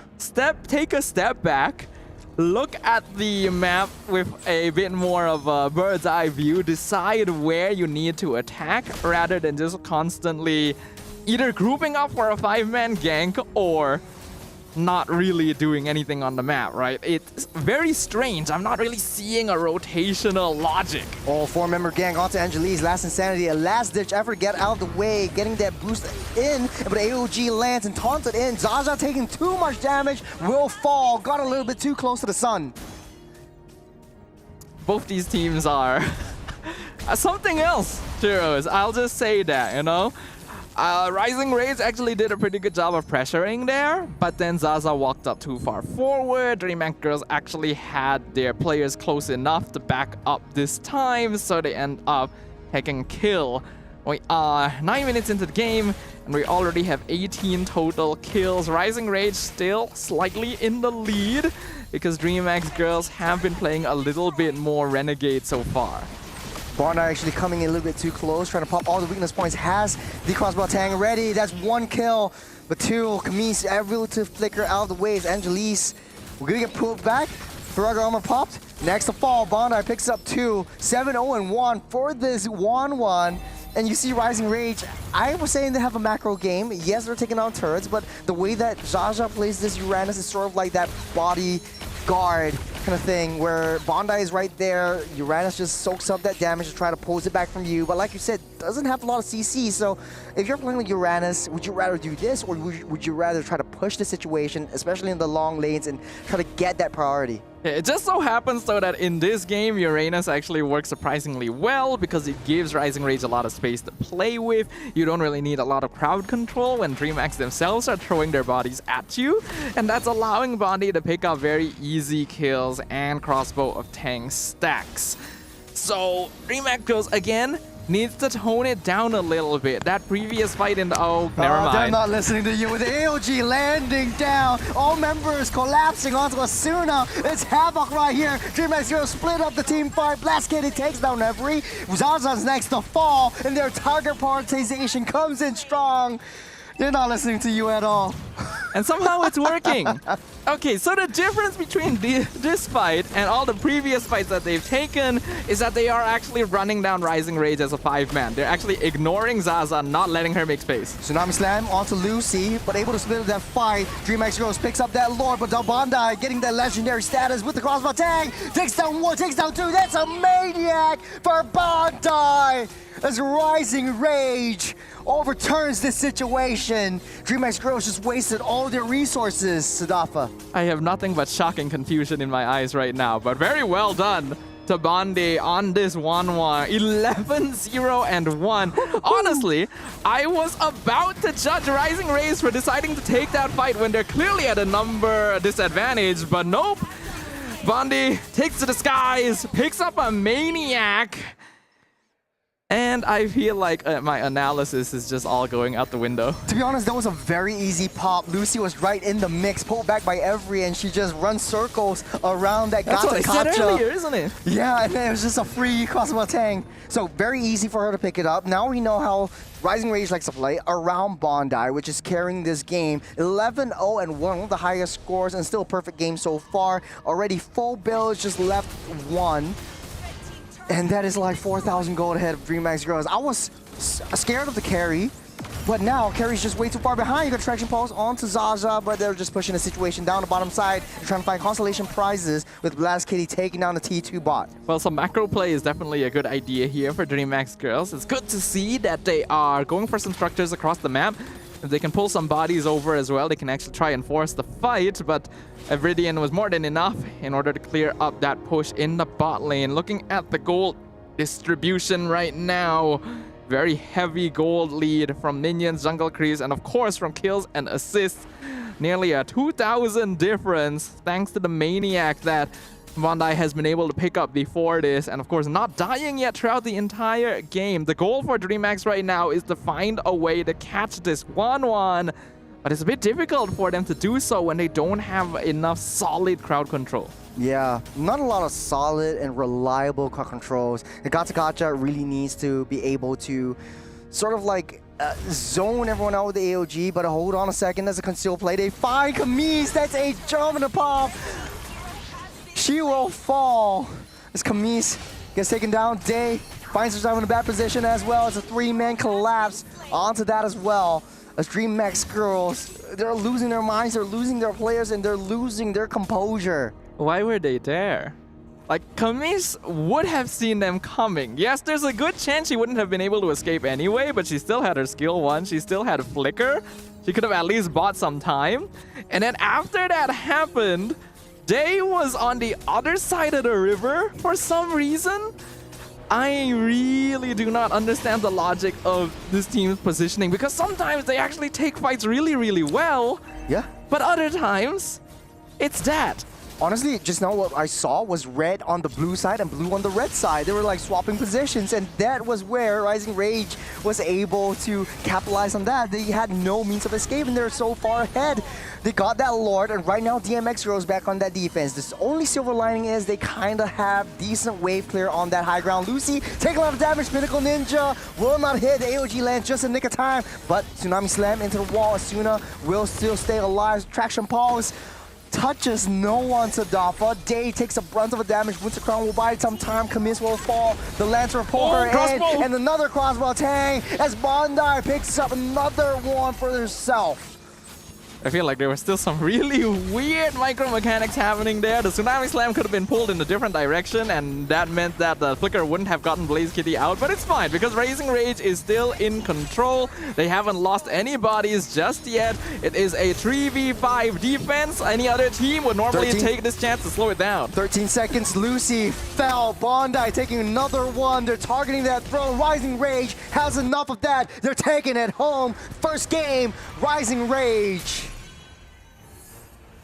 I don't know what to say, but congratulations to Rising Rage. Honestly, Bondi was the key to winning that. It felt like everyone else was playing a brawl and Bondi was playing ranked. That is how I would interpret that situation. And DreamHack's girls, yes, aggression is good, but you gotta lock it down a bit. I think it was all scripted. So Bondi was busy farming. She knows her power specs. Typically, the 1-1 needs the DHS, you need the Corrosion Scythe, and you need some form of additional attack speed. You can buy the Windtalker or the Haas Claws. And when you have that, or now maybe a Malefic Gun, and when you have that, you come online. And I think they understand their assignment really well, especially the whole of Rising Rage. Just pull the team fights away from Bondi, get her ready, just give her space to farm, and they're pushing the heavy wave away from the gold laner. Wherever Bondi was for the first 5 to 6 minutes of the game, it was away from where it was. So,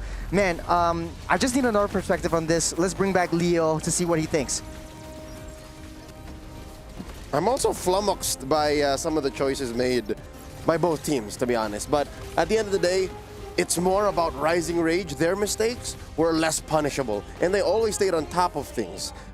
Truth be told, I was a little skeptical about the draft on DMX Girls, and I think that's something that they can definitely fix come game number 2, because even the X-Borg on Angelus, not working. I don't know what it wanted to do. Like, what was the game plan there? It was picked relatively early on, literally first pick prio. So that makes me question, like, where does this team want to go? I was asking that question the entire game as well. He was asking me the question. I'm asking him back. I still do not have the answer. But the funny thing is, both of us actually thought that DreamHack's girls ended up with the slightly better draft in general, right? There were a little more tools to play with, good front line, good late game scaling, as long as they avoid giving away too much early on. But they did the opposite of that, so... I think a lot of teams are actually picking up the export just as a counter or a soft mano-a-mano to the Uranus, but I don't think it's a good answer. It's not a good answer at all. It's not an answer that you want to present so early. Yes. There were so many other opportunities to answer the Uranus, and I get it. It's very rare that Uranus shows up first pick because it's usually banned out, but this might be a lesson for DreamHack's girls going into game number 2. And looking at Rising Rage, again, Bondi just... What even was Bondi on today? I mean, some girls wake up with kindness. She woke up and chose violence. This is different. This is different. This is different. And I don't even think Bondi chose violence, honestly. I feel like DreamHack chose violence and Bondi just responded. Bondi did not like violence. She just played it safe and they're just like, I'm going to run circles around you. Other girls pick flowers, I pick flights. Yeah, so here we finally have a win on a Hanzo. Evredian, again, the kill line won't tell you everything, but actually, the rest of her team, I think that's where a majority of Rising Rage's action came in from. I like the Hanzo pick because it kind of is a response to, we talked about this yesterday and earlier on today, which was the fighter and tank jungler meta. And the assassins are genuinely farming much faster than what you have for tank and fighters. And Hanzo brings it to a whole new level. In the previous game that we saw earlier on, I think it was the... never mind. It was Hanzo and the Baksha being one team, and the Baksha actually leashing the creeps. But with the Hanzo skill, you're able to eat up the jungle buff, so you're farming effectively twice as fast. And you see, like, if you have a Hanzo walking fine and dandy into your own jungle, you know something's wrong. And Hanzo's actually not too bad a pick here because as an assassin, he's very non-committal, right? He doesn't really need to be present in most of the team fights to make stuff happen. He can burn down Faraga armor. He can ignore Phoveus and Gatot to jump the back line. So I think that's the idea they were going for. Yeah, I'm looking at exactly why they couldn't stop Bondi. I'm trying to break it down. If not in-game, then at least maybe in the post-game stats. I'm looking at Day. Day just played a totally passive Phoveus game. She was one of the few ways that maybe Bondi could be punished, but she went full tank, which I get because Lucy is also trying to fight a fight of her own. The X-Borg is usually popped at half. Again, Faraga armor gone when you use your ult, last insanity, so I understand why Day built herself this way. Looking at the gold lane again, Bondi, an amazing game here. What was that, 12:05? Unkilled, double digits on the death, on the kills, and then Blaz Kitty. Oh, is it just me? All right, I'm honing in on a possible solution here. Is it just me or is DreamHack's Girls scared of the Uranus? This is another possible answer to the Uranus that they overcommitted to. That's true, actually. Because the moment Uranus popped up, instant lock-in on the X-Borg. Right, then they commit the carry as well. Yeah. And that's after seeing a 1-1, which you'll have difficulty against. So much. To be honest, I think the carry can do decently well. It's too easy for Bondi to get the weakness points because now you have the Gato jumping in, you also have the Phoveus jumping in, very high committal, and you have your Butte and Purify. What you need to do is Rising Rage, adjust it to how DreamHack's Girls actually want to play around this and just give Bondi that free weakness points pop. But this does bring up another problem.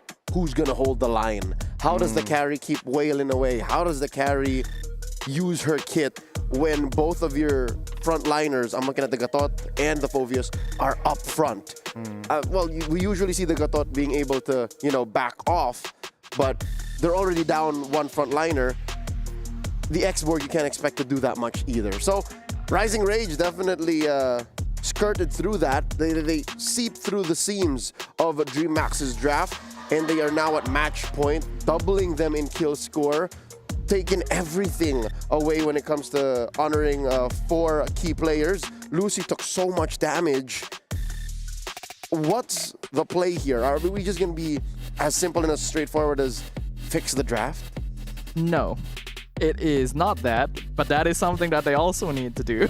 I think the draft was fine. The Xbox draft, the Xbox first pick, red, was definitely questionable, but for me, it's just execution. Like, why keep brawling when you know that you don't really have your power specs and you keep throwing your body? It's not like you brawl and you get a pick off and and basically you just snowball out of control. It's like you throw in someone, sacrifice someone for another player, and you just leave your opponent's gold laner wide and open. Yeah, I do feel like there wasn't really a concept of trading up. It was just kind of, we fight and see where that gets us, right? Because when DreamHack Girls was fighting as a full 5-man death bomb, they were actually doing pretty good. Like this. Right? They were actually quite comfortable when they were all together. It's when they're not together and all taking their individual 1v1s that things become an absolute mess. And Bondi loves those situations. I also think like they are getting those kills and getting those skirmishes, but they're not converting them into main objectives. Yes, in the late game, there was a last-ditch effort by Blaze Kitty to take down the T2 and bot side, but the entirety of this game, they're just going for those pickoffs, which they don't really have a lot of crowd control abilities that they can just throw away in the trash. We can even see in this fight, right? For some reason, they decided, I'm going to engage on Bondi right now when my team is not ready to follow up, and I see other members of Rising Rage ready to cut me off. Yes, what was that communication like? Again, we know this team is built around Angelus, so why are they not following Angelus? Or why is Angelus making calls that would be a detriment to the rest of her team? I can only imagine the communication being, here, let's fight now. The rest of her team was in her base. What were they going to do? And again, it's those kinds of mistakes that are so easily punishable and that magnifies. It was just one moment, one free kill, but if you take that in consideration across a whole game, things change. And by change, we do mean a concrete change. I have gotten word that we will see a sub out. The mid laner of DreamHack's Girls, Camis, is now being replaced by their sub, Pick Me High. So we got a new player coming in. I think this is the first on Stream B that we're going to be addressing such a change. And I think when you're up against the wall like this, with clear miscommunications and disconnects happening, again, if any, whatever works. Like if anything, just take every single out you have. And what did we see in Camis? What did we see in that mid lane Kimmy? Weird positioning. I think she was in the brush. I remember me and Sadafa was just really questioning where she was going, where her rotations is, and her pathing was kind of a little bit iffy, but I think it should be, you know, it makes sense because it's kind of the first game, and then I don't know if she done that badly to deserve a, you know, a full sub. But yeah, if you ask me, yes, Camis didn't play the most cleanly, but Yeah. it's not only a her problem. But maybe they want to try something different. But is this the Possibly. right time to try something different? Because I know like different players have different play styles. Maybe Camis is more artillery based, and then you have Pick Me High having a different kind of play style to her. They're down on match point. When Down else? on match point, yeah. When Yeah. else? This may be the final time to think of what if. We would rather make the choice now than regret not having the option. So, Right. folks, you'll see it on cam. You will see it in game once the draft begins. Pick Me High is coming in. Camis has to sit this one out. And who knows? What if they do make it to game 3? What if they do force the rubber match? Then all the more, it was worth the choice, right? It was worth the risk of saying, okay, Camis, sit it. It's time to sit this one out. But I'm worried, like, what if we're past the point of, is this the right thing? How much of a change will it Yeah, show? that's my biggest concern, because yes, this is probably the best and only time you can really Yes, do right. this, you know, force out a switch, reset the dynamic. But again, I don't feel like Camis alone was the problem. The whole team had some issues that they needed to work through. It was holistic issue. Yeah, and I don't think a single new player is going to make that big of a difference. But what if it does? And if it What if it does, why was she a sub? That's true. But maybe she was the main player and Camis was the sub. You don't know. Coulda, woulda, shoulda. Coulda, woulda, shoulda is what I like to say. But to be honest, though, okay, what I want to see in the mid lane changes now that Pick Me High is coming in is better positionings, more zonal control. And whenever they play like, you know, Gata Kacha, you play like an export, you really want to push away that back line. But still, you have to have some frontline insurance, especially around your own gold laner, your own damage dealer. And that's what I'm not seeing from Rising Rage. Throw all your resources and then basically you're a sitting duck. Rising Rage just walks all over you. Yeah, Rising Rage here come in from the shadows of last year's breakout stars, finishing in the 3rd and 4th place of MWI 2024 overall VSG. They were just out of nowhere sweethearts. Like, none of us expected the ECA to bring that much of a fight in the MWI. So can Rising Rage climb up to that expectations? Again, this is a team rebuilt, or a new team rebuilt from the ashes of the ECA's ever-moving scene. Again, they're in flux. So I'm hoping that here in game number 2, they fix those issues so that they truly test this mid lane swap out for DreamHack Girls. Pick Me High confirmed to be joining the roster now as we go into game number 2 proper.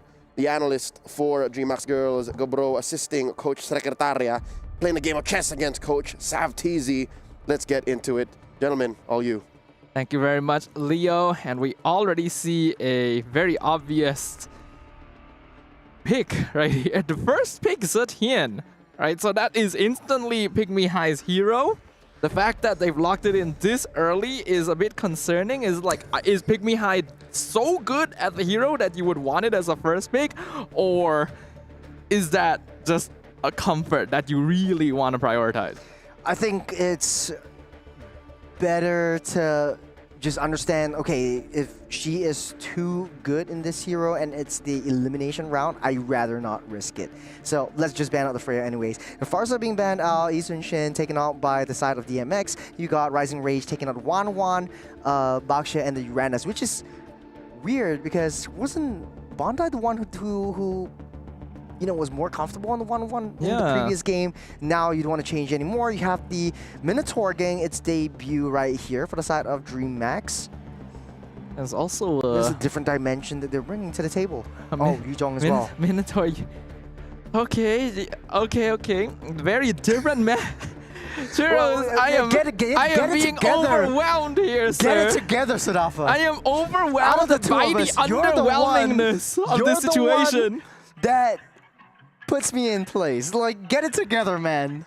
Hold it together. But I don't have enough brain cells left over for that right now. It's okay, Okay, it's okay. okay. It's Let's okay. theorycraft. Let's theorycraft. You- Zetian Minotaur mid lane duo. What do you think? It's not bad. Zetian clears wave pretty fast. Minotaur with Concussive Blast is also quite good actually. Provides healing, a bit of a mix there, so it's able to respond to the Matilda actually fairly evenly. It's also quite an interesting opening for Rising Rage to go Matilda for obvious, but yeah, I assume that they were going Fredrin because that's the only reason you would show the Matilda so soon. Yeah. I think Freddy Matilda definitely a strong combo in the early game, able to just pull the Fredrin down and just maximize your farm before the first turtle spawns up. So I think these two teams having that first objective take in the turtle pit would definitely be one of the snowbally factors. And now that Rising Rage has the Fredrin in hand, they should be getting and securing or looking to secure more of the main objectives. The only issue right now, and then the thing that I like more about Rising Rage in previous game is that they are macro focused as well, macro centric. You get a kill, you get an objective, you convert them into more objectives like your turret takes, like your jungle clears and your neutral creeps. And right now, going into the second phase of that bans of export will be taken out by Zapteezy from Rising Rage. DMX, though, do you think export right now makes sense as a ban because now you have a direct counter to the Fredrin? Yeah, when you have a Fredrin on your side, then yeah, you may as well get rid of the X-Borg, especially since it's a hero that DreamHack picked up so early previously. It shows that they are somewhat comfortable with the hero. And when you have a Matilda Fredrin, you don't want to have a hero on the opposite side that is able to slow down the team fight. So that is what Rising Rage is prioritizing. They want control over the skirmishes. Control from the Fredrin and control from the Fulvius, dictating the pace of the battle. And right now with the Matilda, it's easy for Fulvius to be non-committal with the Infernal Pursuit, and you're able to drag that out, and you have faster movements and rotations around the entirety of the map, especially in the early game. You know, second phase of the bans, I think there's a graphical issue right there, but I think definitely DMX, Rising Rage looking to ban out all the gold laners. Previously, I think if Bondi did so well at 1-1 and we see her do exceedingly well in maybe the Harith and other gold lane heroes, I think Moskov would be a viable option for either side, especially for Rising Rage because you want that cross-map plays. You want to avoid giving Rising Rage gold laners that are capable of taking care of themselves at this point. Because Yuzong's goal is going to be to dive the backline, preferably 1v1 the mage or the gold lane, and just remove them from the equation entirely. We've already seen previously that Yuzong is actually a pretty strong hero in the early to mid game, but falls off quite hard. So gold lane is going to be quite important to think about for DreamHack. I know that there is signature picks coming up from both teams. I know DMX likes to play off-meta gold laners. Would it be the Leslies coming out? Would it be the Clint's that will see the light of day? Would it be the Claudes that are coming back into motion? And I think for Rising Rage, it kind of looks like, okay, Irithel might look like the best option here, or even a Moskov, very meta-centric. But for DMX, they could go wild. They could go, like, you have backline support, you have the heals and the sustains. And I think you have options here if you're a DMX. If you want to go out, you want to go into this last game, or potential last game, you want to go out with a bang. I can see where you're coming from. It's actually funny that you would bring up the possibility of a weird marksman pick like a Leslie for the side of DreamHack, because previously we have seen one Leslie, and that was played by Rising Rage. Yeah, it was played by Bondi, actually. Right. So, if anything, Rising Rage is more likely to pick it up, but I don't think this is the right comp to play it, because I think Leslie's pretty vulnerable to the Yuzong. What I'm hoping is really for crazy marksman pick this time. And then we're in for a treat. Like, I mean, the gold lane here, both teams are not banning anything out, so they're leaving everything open. But like, you know, yesterday we saw this is a technical glitch, but we saw the Mia being banned out. So maybe yes, at the very beginning. It would be interesting if like they actually pull out like, Mia's coming out, or the Layla's. Probably not. I think probably not. Probably not. His teams are a little off meta, but not that far. They do ban a little bit of marksman presence. The carry is the final ban for Rising Rage, and then the Kimmy surprisingly gets this far in the draft. Now, an interesting idea would be maybe a Valentina for Rising Rage, right? All 3 heroes on the opposite side have really good ultimates to steal. I think Minnow and Fury is probably going to be the best. Because right now, DreamHack is already setting up a composition that wants to play for the 5v5 death ball. That was the strategy that actually worked the best for them in game number 1. And it might have been quite good if they played it more efficiently. Oh, but Melissa. Instantly the counter. Melissa. Okay, so Melissa getting picked up right here. It typically is used as a answer for the Fredrin. So right now they deny it over the hands of DMX. And also, okay, you got Akai. You have 3 tanky, beefy girls in DMX. Man, okay, so Akai will disrupt all the fights. Infernal Pursuit in, you throw that away with a heavy spin, and then you have to face up against the Protect Me from Melissa as well. Now you're left with the Marksman in the gold laner. I'm thinking this will be something interesting for us to see. Not necessarily. You could actually still fall back to like a Granger here. You already have so much We front haven't seen line. good success with the Granger. I personally don't like it, especially for what we've seen today. It's not... Sometimes... Oh! That's what I'm saying. That's what I'm saying. Whoa! Ixia versus the Melissa in the gold lane. Is We're this seeing full something 5v5? different. This is the death ball composition, if I've ever seen one. I actually really like Ixia. After the recent buff, her laning phase is actually really oppressive. She trades incredibly well, but Melissa has, for a long time, been one of the most oppressive level 1 gold laners as well. So this is actually a pretty 50-50 matchup. I'm still leaning a little bit more towards Bondi in that sense. Okay, last pick in the mid lane. There's not a lot of mages left open. The Sicilian will see the light of day. You're right, Sadafa. It's a full-on 5v5 brawl. No one's going to the side lanes. No one's going to play macro. We're going to play in mid lane only, Sadafa. We are playing in Brawl mode, ladies and gentlemen. I know there's a lot of y'all out there who play a lot of Brawl. And this is going to be fun. I'm hoping that the gameplay at least is a little bit cleaner, because genuinely both of these compositions can provide a very entertaining experience for us as long as it's not too chaotic. To be honest, I like what DMX is pulling out, right? I'm picking up what they're putting down. With the Minotaur, with the Yuzhong, creating space, protecting the Ixia from harm's way. Whenever you get too close, you try to split them up with the Yuzhong, and then the sort of like the Akai comes back in and gets the heavy spin, pushes everyone away from the Ixia. And I think it's a good matchup with the Melissa. I always see it as a very balanced matchup, especially in the gold lane, where you have that models. But yeah. All right, we are jumping into game number 2, ladies and gentlemen. This could potentially be the final game for DreamHack's girls if they're not able to figure out the winning strategy against Rising Rage. Who will be the final team eliminated in day 2 of MWI? Right off the bat, I'm looking at all the lanes because we're seeing new things all across the board. Gold lane matchup, it's definitely going to be a 1-for-1. Melissa and the Ixia is matching in terms of the range, in terms of the damage in the early game. Definitely Melissa has a little bit of an upper hand with the puppets and increasing her range. But now DreamHack's girls having a mid lane duo with the Zetian and the Minotaur, getting that early rotations together. I think they're playing it pretty safe, but then aggressive at the same time. Okay, getting pulled back. Crimson Claws, Sanguine Claws. The Pick Me High will not let Rising Rage pick her yet. Pick Me High, this is going to be her debut game on the MWI stage as well, specifically subbed in for DreamHack's girls. And given first pick in the draft as well, we'll see how much impact she's going to be able to have as Lucy jumps in. Get a knock up, nice little Petrify onto Till.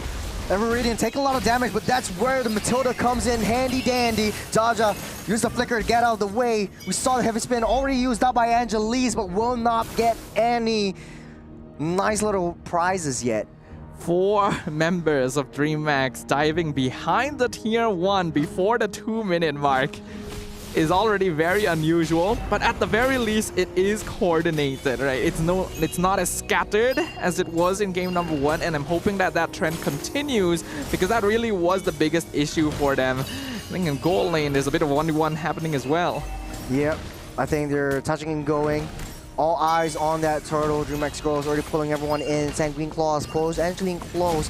doing a little bit more poke damage. Asuna sourcing for information, but she does have that sustain. They might not be able to collect into this turtle as the Yuzhong zones everyone out with the Black Dragon. Asuna take a lot of damage. We'll get that blood seeped up. Day picks up first blood. Rising Rage pinned onto the wall. Zaja will come in with the Infernal Pursuit as well. Pick Me High picks up yet another one as Rising Rage are losing control in the early game. I think after the initial stages, Rising Rage should have recognized that they would not be able to contest that turtle. There's still so many ultimates available for DreamHack, and a lot of them are very high impact at level 4. In comparison, Rising Rage really doesn't have all that much early game damage with a mid-Sicilian and Matilda. So they gotta be aware that they're going to be the ones playing on the back foot for a short while. Yeah, you got a lot more rotation, energy eruption onto Day. Nice little reaction with the Fury of the Phoenix to stop everyone in place. Bondi taking hell of a lot of damage as well. You got the long reach, the full barrage won't connect onto Bondi, able to dash out safe as Every comes in, but there's one member on 3. They don't wanna push the situation. They don't know where the rest of the members of DMX are, and they touch and they go.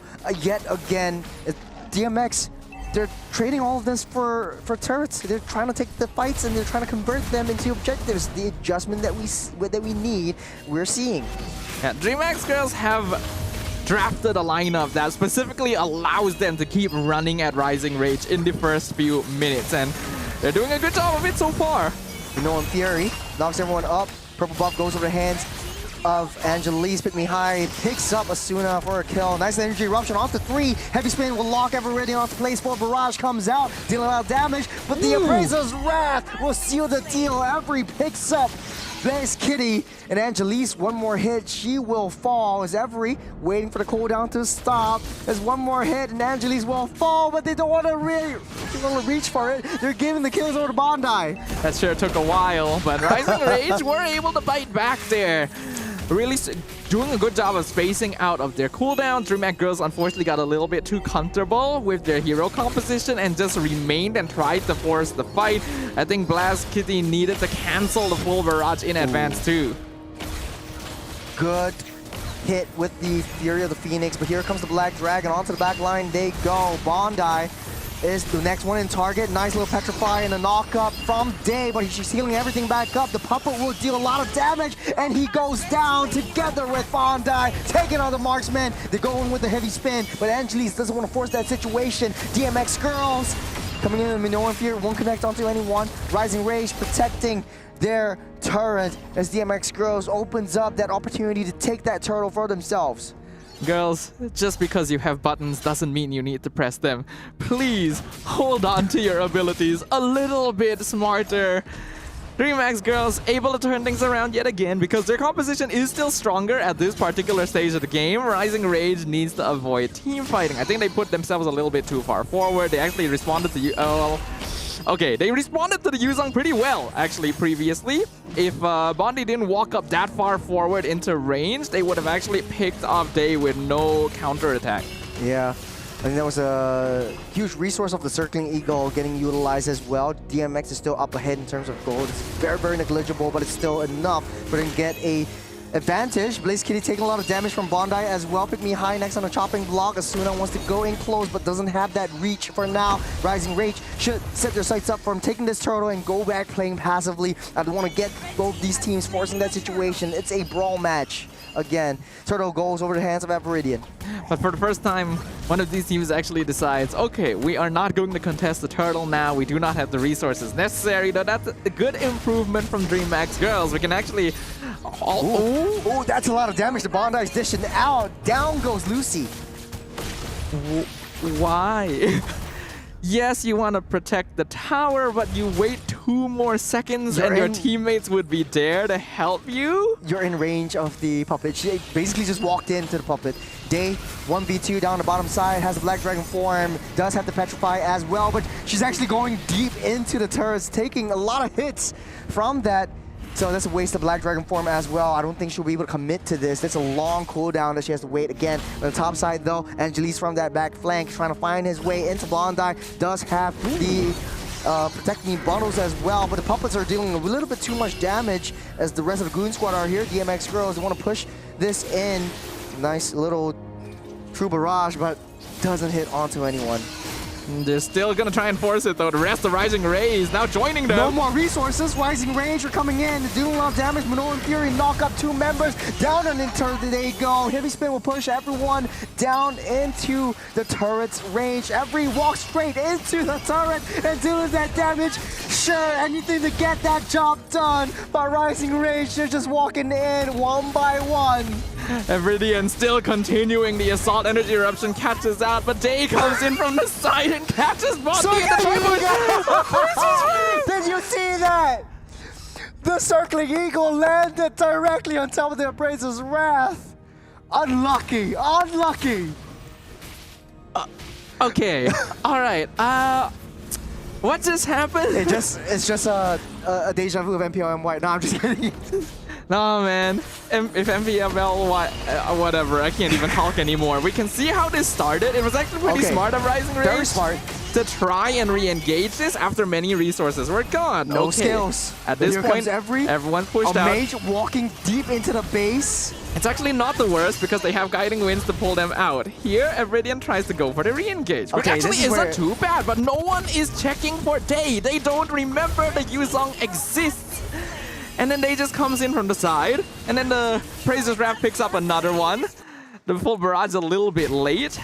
And we okay, Lord Fight goes to the hands of Angelise. He's got a true barrage coming up as well. Angelise taking a lot of damage from Bondi, able to knock that heavy spin into the base. He goes as Blaze Kitty, nowhere to run, nowhere to hide, has to go back to safety. They take that Lord, they take what they can and they get out of the way.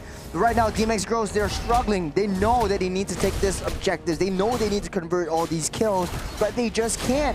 They're wasting all their resources, crucial resources that they are unable to layer in the team fights. Despite the chaos of everything, DreamHack actually still ended up getting the Lord. The net worth difference isn't actually all that big because the kill score is still very even. Okay, every gets taken down. Pick me high with the Fury of the Phoenix. Looking hella Fury. Day picks up Asuna as well. They're dropping like flies all over the map. Deep into the base. That's a very, very risky play, Day. Lucy's there with the backup, but is healing everything back up. Manoa and Fury touches air as Day picks up one more kill for herself. Okay, that's actually really good. DreamHack Girls finds a very decisive and surgical victory there. Day goes into the backline, gets the 2 Petrify onto every, followed up precisely with the timing of the Fury of the Phoenix. All the while, the rest of DreamHack Girls were actually fighting a numbers advantage against Rising Rage in the front line, and that's how they were able to pick off 4 members. The net worth lead has completely swung in their favor. Sanguine Claws to start things off. Here the Phoenix locks down 2. Evridian goes in close, getting pulled back. And I don't think they want to push the situation further than this, because they have to watch out for Day though. She does have that damage coming through. 5, 1, and 2. Also with a War Cry. Yeah. At this stage of the game, both teams do actually need to give each other a little bit more respect. At this point, Rising Rage should be well aware that the individual members of DreamHack are doing pretty good. They're actually pretty scary in direct 1v1 situations. You need to just keep a very tight grip. Well, never mind. Too deep in. Bondi, last ditch effort, get out of the way. The heavy spin. You see that interaction though. Day will pick Bondi up. Coming out off a perfect game in the first game. This is just chaos for Rising Rage as they keep falling. Their power spike, their window is closed, and I think DMX, they're just picking them up one by one. I really don't know why Bondi was the one split pushing up there. Yes, together with Asuna, I understand that. They sent Asuna with her, yes. With the Guiding Wind, get to her try out and safe. save her. Right. But you need one more tool in that equation. You need either Zaza or Evridian holding the river leading up to them to know that someone's coming. Because when you push that far, there's only so much distance you can cover on your escape. Yeah. Now we're slowing things down as DMX Girls, they don't want to make a sound. Getting a little bit more information on where Rising Rage is. They know, they see 3 members already down the bottom side. They need to open everything up, play a little more safe, play a bit more passive. I think the adjustments that they made in gold lane kind of works. But now Rising Rage, they're not too far behind, 3,000 gold. But what's the problem with Rising Rage? How do they want to fight this? Rising Rage with Melissa and Cecilia need to play a more classic front to back, and because they're playing around a Matilda as well, they need to go for hit and run tactics. It is a slowly kite backwards while doing damage style of gameplay. And Rising Rage is not really able to do that since DreamHack Girls has a lot of heroes that can just immediately dive into them. So what needs to happen is they have to bait out cooldowns, right? Force feints, bait DreamHack into using their abilities early and then re-engage at a different time. Having a Matilda means you should be able to do that. Now, therein comes the Achilles heel of basically a double clash comp. You don't really have anyone to send onto a long lane. Yes, Matilda might be your answer, but we saw what happened just now. If DreamHack Girls has that speed, has a little bit of conceal, then you're trapped in a tough spot. That's why Rising Rage needs to be a little bit smarter. DreamHack Girls, they've actually, as weird as the composition looks like, it actually works for their particular style, and it works against Rising Rage. Here comes the Lord. Zetian ult already used as well. Just to try to get a sense of where everyone is, the Black Dragon form will be initiated, diving into the back line. But I don't think they are able to push this situation. The commitment onto Viridian, taking a lot of damage, getting the Guiding Wind out. Zaza taking a lot of damage, they getting healed, everything back up. Bandai using Puppet to try to push everyone out and away, but you have the heal from Lucy, so a double sustain comp. The longer this fight goes, the more damage that Rising Rage can deal, so they take what they can, and now the Rising Rage base is barren. This is such a weird game, Churros, but I am quite happy that DreamHack decided not to full commit onto the crystal there. There is a good chance that would have turned around on them since Rising Rage were slowly healing up in the fountain. We're looking at a 6k gold lead for DreamHack, a very sizable lead that they've managed to build up, and oh, nice little catch. But no Fury will knock Bandai up. They found the goal later. Pick Me High takes her home. And now Zaza in further pursuit, but I don't think it's enough to get taken down by the hands of Blitz Kitty. The Sky Piercer will hit its mark, and it's a 3v5. DMX Girls are coming out to play. We're almost going to a game 3 as DMX, they're taking down Everidian. The damage is too much to bear. Blast Kitty, one after another. They're targeting the throne, they're targeting the crystal, and DMX brings us to another game 3. What a game we are looking at here, and not necessarily in the most positive interpretation of the word, but congratulations to DreamHack. They were able to find a composition that worked for them, something that they were confident in playing and would work well with their particular style of gameplay, and that means we are going to a full series yet again. Man, I think both teams drafted how they want to draft, and I think for the macro-centric approach, I think the Yuzhong was used as an answer for DMX, and that's why they were able to get wave pressure pushed in, and that's why they had more control of the map than what Rising Rage had. And I know they're super happy about all of this. I think whatever Leo said just now, where what if, you know, Pick Me High didn't play and they wouldn't have won, and now we have an answer to that. Pick Me High was a right answer, right choice to how they want to play game number 2. I do agree that Pick Me High was a little bit more active. I imagine there were probably some shot calls happening where she was telling them to hold back just a little bit and wait for the right time to use their ultimates. Because if Rising Rage had just played it a little bit smarter and made use of their late game scaling, there's a chance they could have just overpowered DreamHack in this game. But that is unfortunately not what happened, and the slow build-up, slow snowball pushing them back into their base allowed DreamHack to finally take the victory here. Let's go ahead and bring Leo back onto the desk right now, sir. What did you think of that game? I think there was a major blunder committed by Rising Rage. Sure, it was a little bit more proactive coming from the mid. Day was just finding the best entries on the Black Dragon form, and they made the Ixia work. But here's the thing, gentlemen. When you're looking at a Melissa and Sicilian lineup, you want to deny those fights. Yes. You want to extend the game up to the point wherein you have at least 2 or 3 core items, and then that's when you decisively fight. And you know what hurts the most? The fact that they had the Matilda. They had all of the tools to do it. Yeah. They could just hold objectives and then, you know, just keep DreamHack's girls hostage with the Fredrin. You could legitimately feed Zaza to the wolves. Just give DreamHack's girls, all right, you want to kill something? Kill Zaza, we're out of here. Or kill Evridian, we're out of here. But no, they kept throwing Bondi and Every into these weird positions we're in. No, you're supposed to get farm on them first. What? A fight being taken at 2-3 minutes? Yeah. That's not how you want to do it, not with a lineup like this. 4-5-1 for this Melissa. This is not what you want to see if you're a gold laner. And I think, adding on to your point, Leo, if you're going to get a split push insurance, just to push that pressure, you don't want to send your most valuable resources. You don't want to send your gold laner. I know what you're talking about. That was that moment up top. But no, I think it was less of it was less of those moments and more of just as a mindset. Like, as a mindset, accept the fact that you're going to have to play inside your base. That makes the difference sometimes between victory and defeat. And here, they tasted bitter defeat. Rising Rage were one game away from knocking out DreamHacks. And now they have to do it all over again. Back to square one. Like, you have to be able to understand. You just look at the hero lineups and you know that you are playing the kiting composition and they are the dive composition. Do not give them room. You want them to jump into Evridian and Zaza instead, but Bondi and Every kept walking up forward to do damage, and that's not what these heroes are meant for. Yeah, DreamHacks isn't even really that hard of a dive.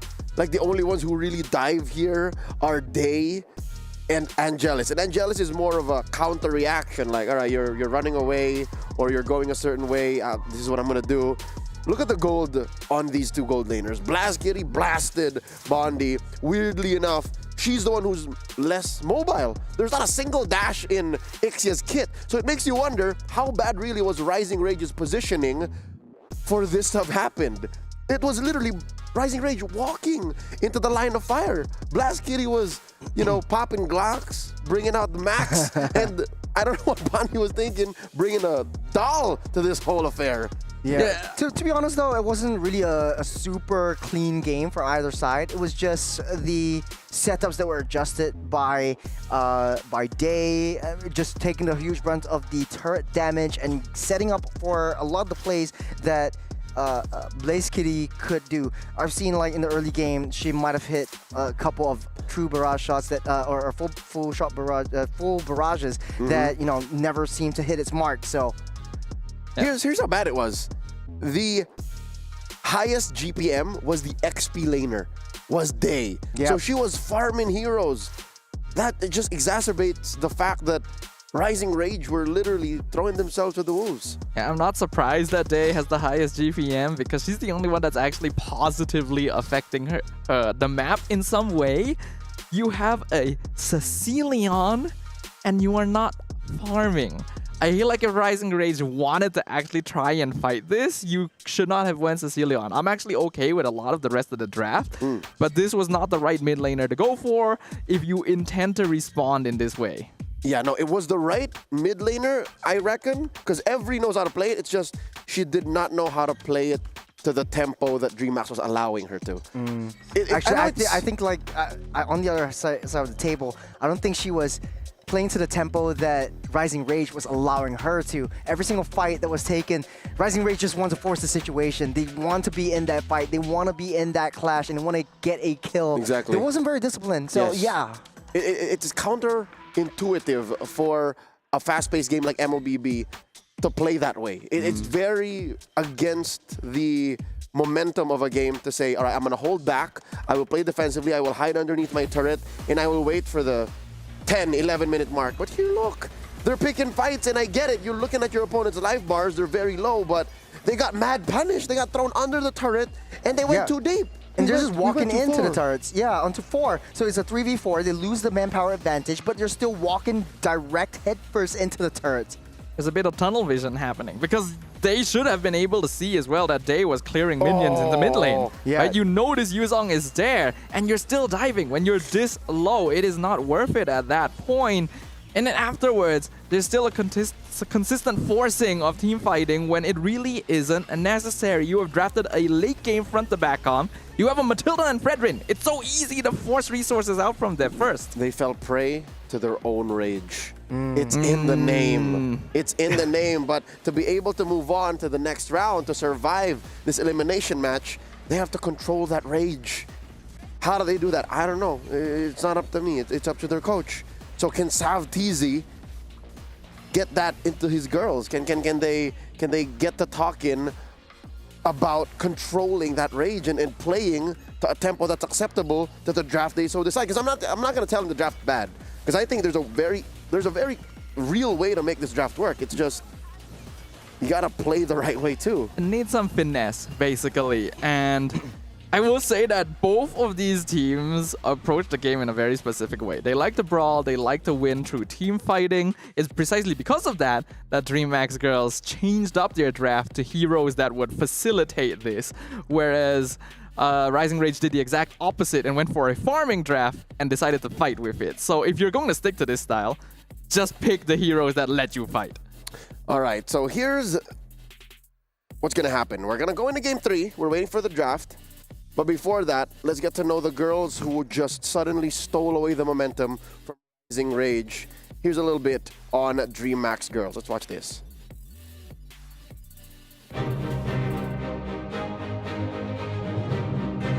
Descrever minha última experiência no MWI no ano passado, parecia tudo um sonho, parecia que eu estava sonhando o tempo todo.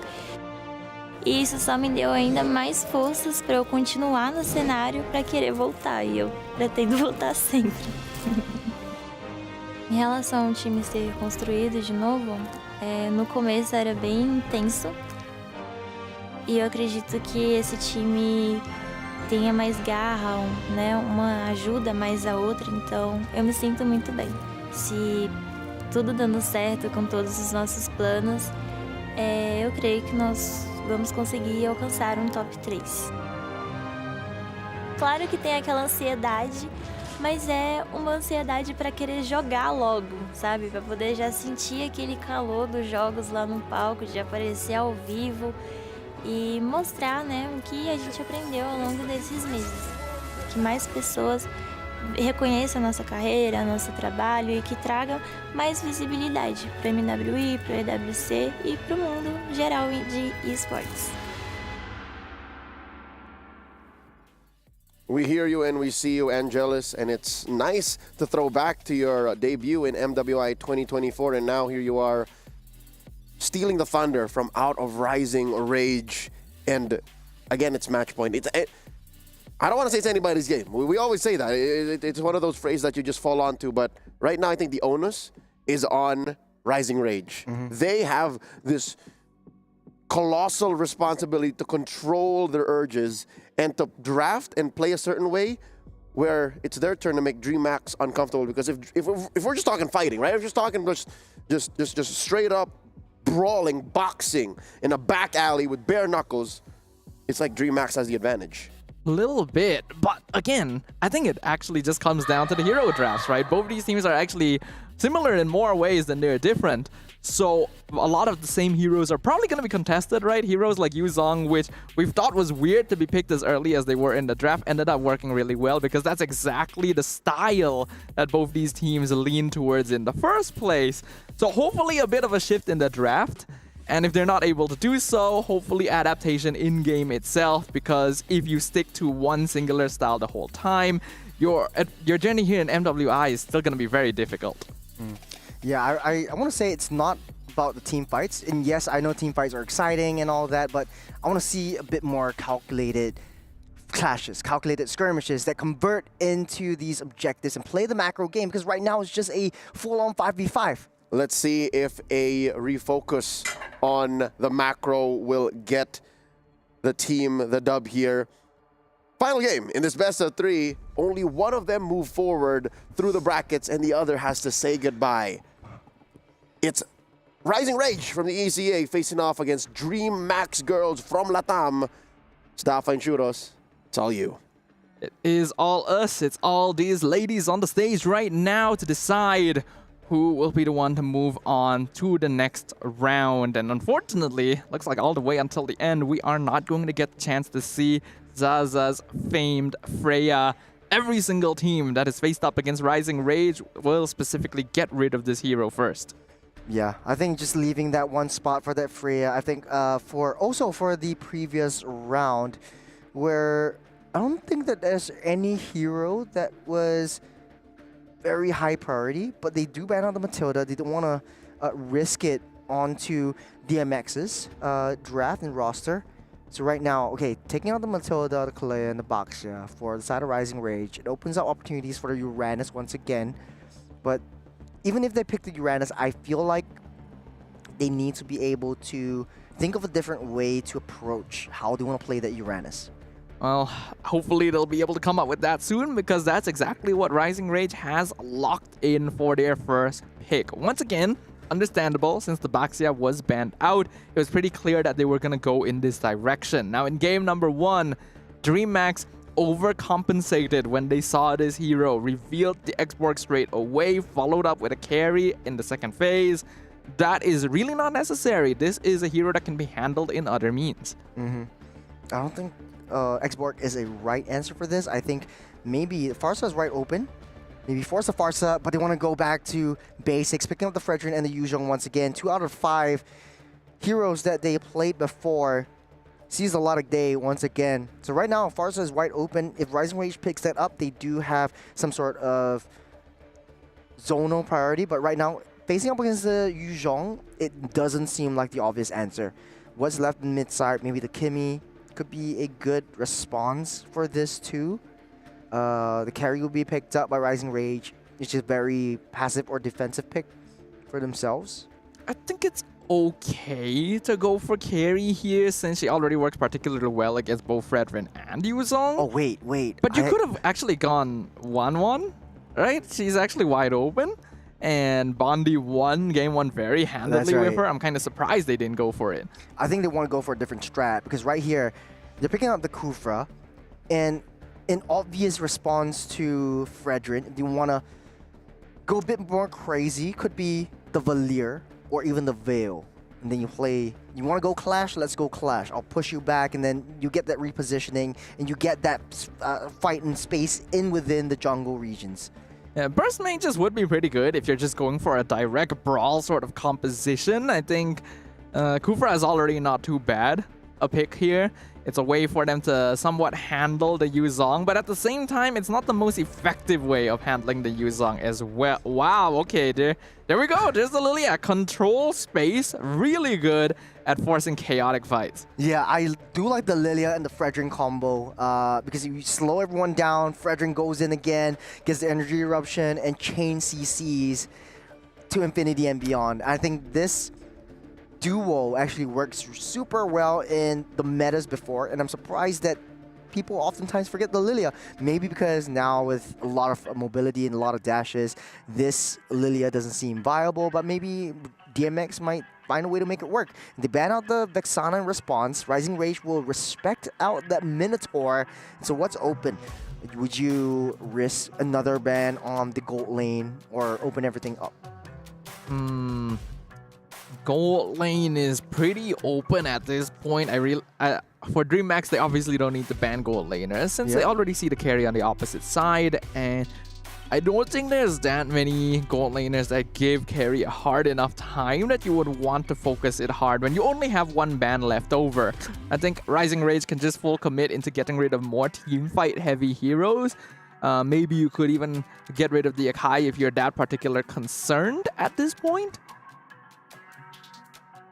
Akai would be a good answer for Rising Rage, but man, it's a little bit difficult because of the slow jungle clear speed, and now you already have 2 kind of tanks. The Kimi getting banned out alongside the Angela, so Rising Rage doesn't want to play around these enchanters again. They did ban the Minotaur, so they are concerned about heroes that are able to provide staying power on the side of DreamHack. Angela definitely fills that role and is already known to be a good combo with Yuzhong and Fredrin. Yeah, Kalea as well. I think Kalea also gives some form of sustainability and heal towards most of this draft.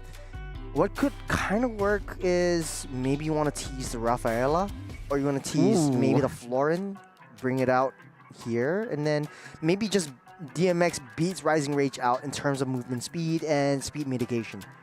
I think probably not. No. Now to pick up the Gato, it's all over. Yeah, it's hard to beat the Minotaur in the way that DreamHack plays. I don't think other support roamers are going to be able to fill that slot the same way that Minotaur did before. So just go for more bulkiness, more team fight capability. Gatot definitely fills in that gap. They're going to be leaving their gold lane for last again. So it is definitely a possibility that we see Ixia. Mayhaps and Ixia once again. Doesn't really work as well against the carry. Maybe have a range-to-range battle. But now Rising Rage, I think the onus is really on them to show something different. And speaking of different, the Lunox comes into question alongside the Hanzo. This is the third time today that the Hanzo has been picked up. Has been getting pretty good performances so far, especially in the first game. Rising Rage won that out with the Hanzo as well. It's interesting. I was actually wondering if we might see a Lunox at in this game. Lunox Lilia. Yeah, because Lunox Lilia is a good matchup, and then Lunox actually does do good max HP damage against the tankier members. But this is actually something we already discussed during our caster discussion previously. Even though Lunox has the built-in max HP damage, she's still less efficient compared to other mage picks. And it's actually a fairly normal marksman there, the Beatrix. No, don't call her normal. Just call her classic. Nothing beats the classic. Okay, that's actually the better word. That is the better word. Man, okay, we're seeing a lot of new stuff from these two teams again. ECA bringing their own flavor. Latam putting some spice into it as well. But both these two teams and these two drafts are solidified. No changes at all. What are your thoughts? I would like to give analysis based on the logical perspective of things, but the way these two teams have played so far don't really lend a lot of credence to that. I do still think that DreamHack's girls lineup suits them a little bit better, but I do like some of the adaptation that Rising Rage has brought. Yeah, I do have to agree with you, because when you bring out the Beatrix, it's a typical front to back. You just protect the Beatrix and let Beatrix just gun everyone down with the Nibiru.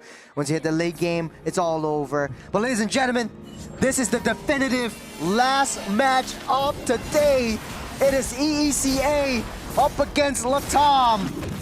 It's Rising Rage versus DreamHack Girls. Game number 3, loser of this game goes back home, and you don't want to go home on just day number 2. A single victory becoming the difference between going home on the spot or moving on into the next stage. It's only the first minute and we're already seeing them brawl. What is this aggression? Jumping in, knocking Lucy off. But here comes Day onto Asuna, risking her life, taking her out with first blood. Angelise not having it today. DreamHack Girls ramping up the aggression. They're going in ham once again. At the very least, did he take down? Wait. Okay, so they stole away. Everidian just ate the buff away from her own jungle. But look at the bottom side. They're not giving free play to Zaja. I think that's a good idea. The goal of a Uranus is to hold the lane in place. You already have a Yuzong. You should be able to win out that 1v1. So accentuate that even further. The fact that DreamHack Girls actually got first blood before the 1 minute mark on the tank of all things goes to show that this game still is unpredictable. It's Lucy up against Everidian, taking a lot of damage. Lucy still stays strong and healthy for it now. As the turtle spawns up in the next 10 seconds, Rising Rage making a beeline towards the EXP side to try to get a zonal control over this major objective of the game. Rising Rage right now in control of the turtle. Looks like Everidian gonna try and blitz it down without going for that next buff. So they're not level 5, but at the same time, Lucy is not level 4. And perhaps that is the timing Rising Rage is trying to play for. You want to give that up day with the Black Dragon form. They want to push the commitment, but won't be able to find anything as Zaja hops and dashes out of the way. Lucy takes a lot of damage, but Angelise deep into enemy territory right now. Bondi trying to look for a flank. Every does have the flicker play, but take a lot of damage with the Petrify, getting the Brilliance out. But in the midst of battle, Asuna takes down Lucy. Angelise, one more to fall. Expect me high, just free hitting. Shots after shots, orbs after orbs from that back line, getting a double for herself. An absolute mess as both teams collide in the river once again. DreamHack girls coming out on top just barely because Rising Rage used a good number of their resources earlier, especially that darkening on Every. If the Lunox had that available during the fight, it would have gone very, very differently. But it was a great start initially with them engaging into the mid lane. Blast Kitty as well, largely ignored throughout the fight, able to do a lot of damage from afar, and a very well-placed Nibiru able to pick off Zaza.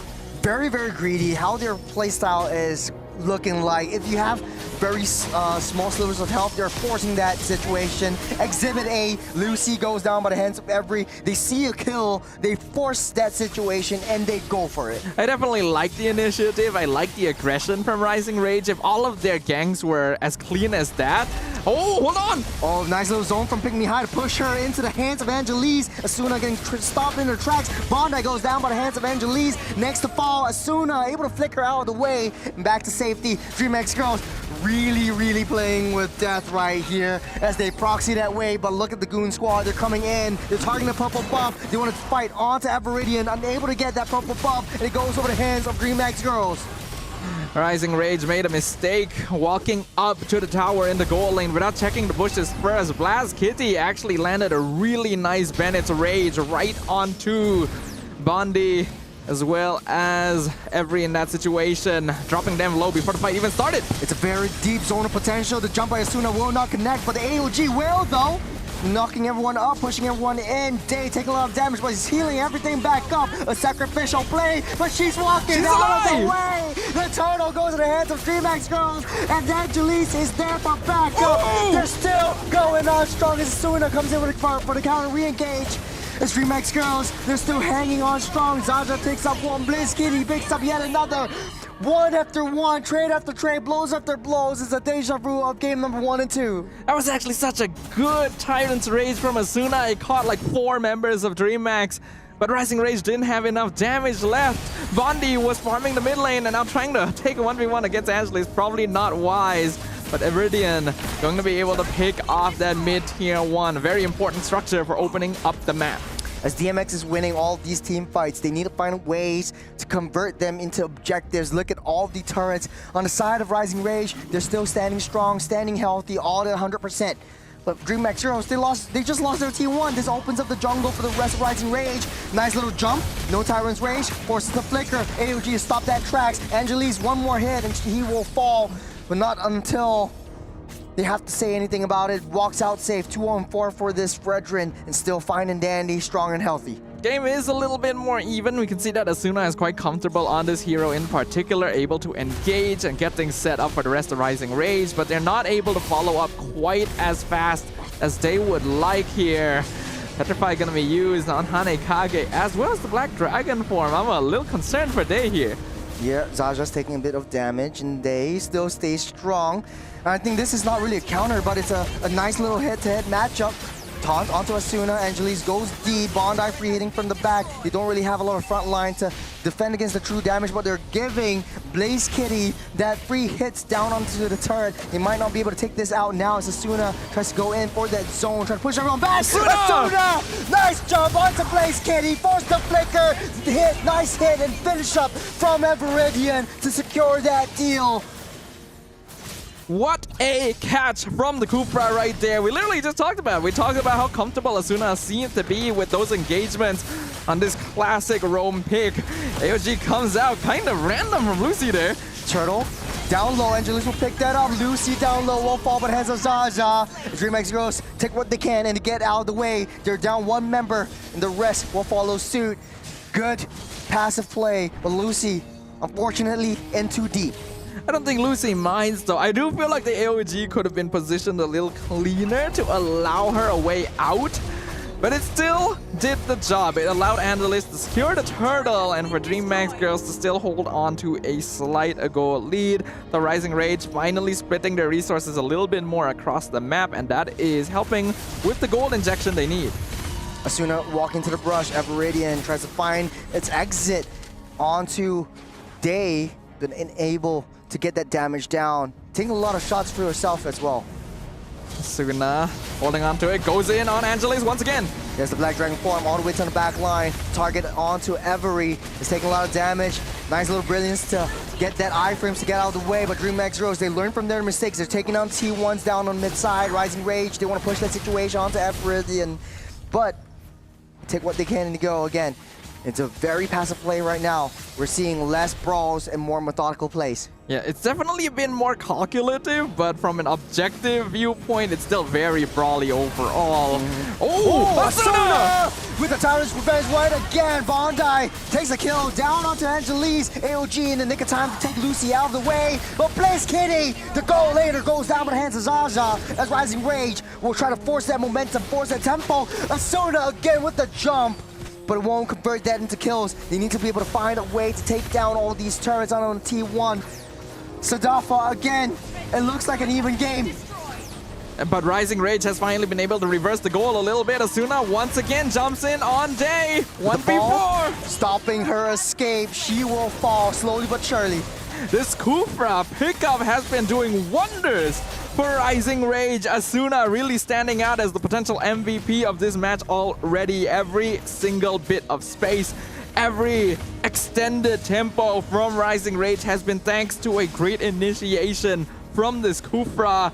DreamHack girls on paper should have more damage, but they're getting caught off guard. Asuna trying to stop Angelise from getting too close. It's Bennett's Rage. Who will get it? It's Blast Kitty! With the bombs, with the meteors, finally securing that Lord. Angelise, they're cycling the situation. Blast Kitty goes ham. Angelise, no health, no problem. We've got Blast Kitty with us. Everidian on that backside. Down by 2. Onto the Pinnacle Ninja. Able to get out safe, but not enough blood. She goes back to her main body, and they know it. We can hear the exclamations of joy coming in from the DreamHack girls as Blast Kitty picks up a killing spree onto Zaza as well. Despite Rising Rage slowly and arduously clawing their way back into the net worth advantage, a single play was all it took for DreamHack to turn it around.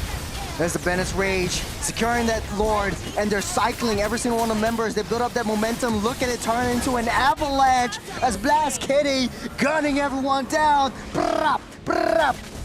It's a huge mistake by Bondi and Every to continue trying to go in for that fight. But Pygmy High does get picked off here. It's a shutdown going over to Everidian. Rising Rage needs to properly respect DreamHack. Once they lost that Lord, they needed to back it off. They gave away so much because of it. Shields already popped up. Day, you don't want to toy with death now. You don't want to go a little bit too close, but Blast Kitty's damage is really starting to pop, and it looks really good for DreamHack Girls. All they need to do is hold themselves ahead of the tank killers. Rising Rage has 2 in their arsenal. I think now they want to play this. They're trying to force the situation. Asuna ramping up, doesn't hit onto Day, able to jump over the wall. They wasted the concealed play, but look from that flank though. Blast Kitty and Lucy, AOG lands. Will have a lot of damage, getting taunted up, stunned up. Down goes Asuna, but deep into the back line. That's Day hitting and healing everything back up. It's 1 pixel down, and Day gets out of the way. That is actually insane, and honestly, really well done by DreamHack girls. They avoided the initiation from Rising Rage, and once their opponents started backing it off, they decided this is now the time to go, catching out Asuna by herself and even picking up Every on top of it. This is now a 5v3 situation. Now they're playing a little bit more patiently. They know that they have the lead. The Rising Rage at any one point, Asuna can make a nice Tyrant's Rage and trap everyone out of position. But now DreamHack Girls, they kind of want Rising Rage to get out of their base. They learned from game number 2. This is the high commitment play that DreamHack Girls draft is trying to do. You have AOG, you have the Fredrin, you have the Yu Zhong, actually really high committal skills that you don't want to force it. Oh, Asuna. Nice little jump. 2-man Thomas Revenge. Onto the wall they go. Trap, block, nowhere to run, nowhere to hide. But Blast Kitty's here, baby. Blast Kitty's gunning everyone down. She wants to go for it, though. Every one more hit. Slow it down, Every. That's another maniac for Blast Kitty. And that means it is officially a 3v1 defense. Everidian, the only one left standing. DreamHack girls, the Crystal Insight. They're going for it, targeting onto the throws. They have the minutes, they have the members, and it's all over. ECA getting sent home by the top girls. And we can hear the screams of joy happening in the background. DreamHack hugging each other. They have defied the odds.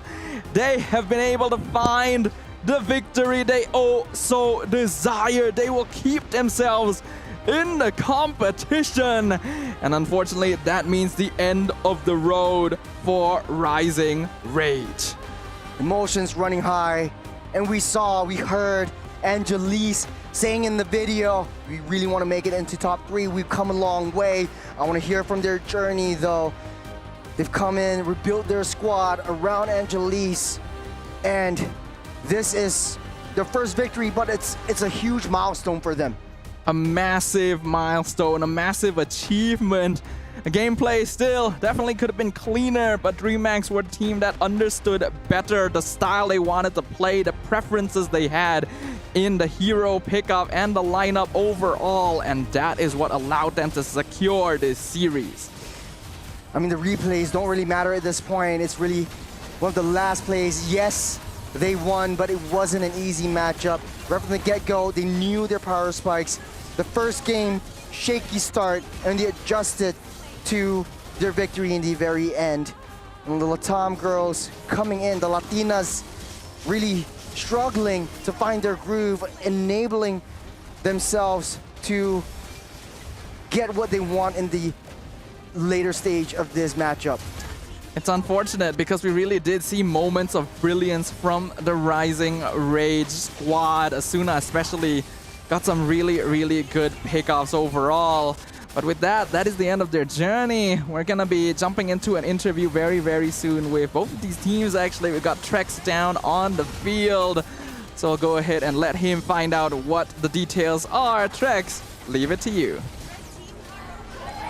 We are down here, ready for an interview. I know to be hard exactly what happened, but either way, you guys have earned the respect of a lot of us watching you. You guys played amazing today. And a question that a lot of us have on our minds is, you know, what have you learned so far here at MWI? What are you going to take home with you? Мы понимаем, что было нелегко, но вы заработали сегодня уважение, и мы хотим узнать, что вы сегодня выучили, чего мы научились сегодня. Тебе все нужно будет переводить. Да. Это на самом деле наш первый настолько крупный турнир. Это наш первый опыт, ценный опыт. Да, может быть, не так все прошло, как хотелось бы, но мы благодарны за это. Спасибо всем нашим зрителям и тем, кто нас поддерживал. Вот. Yeah, really, that is our first time at this big scene, and it's very important for us, and we are thankful for this experience. It's really valuable, and we're gonna show the best next time. I appreciate that, and I think we're all very happy to see you guys here. Next question. What is the future of the team? Do you guys plan on staying together? Can we possibly see you guys again at the next MWI? Какие у вас дальнейшие планы? Вы собираетесь остаться вместе и прийти снова еще раз на эту сцену? Я думаю, да, мы вернемся сильнее. Yes, I think so. I think yes, we're gonna come back stronger. We love to hear that. Last question. Anything to say to the fans at home? We know ECA has always been a very supportive region for their team. So any family back home, fans back home, any players here at MWI that you want to give a shout out to? Что хотите передать тем, кто за вас болел? Мы знаем, что ваш регион очень поддерживает вас. И что-то хотите сказать семьям, фанам? Спасибо большое всем тем, кто нас поддерживал, за поддержку. Повторюсь, всем хейтерам, которые нас хейтили. Естественно, родным, близким, тем, кто находились рядом с нами. Непосредственно моей команде, тренеру. Это было классно. Yes, thank you all for your support, especially to haters, and thank you for families and to our team and our coach. Well, I appreciate it so much. It was a pleasure watching you. We hope to see you again in the future, all right?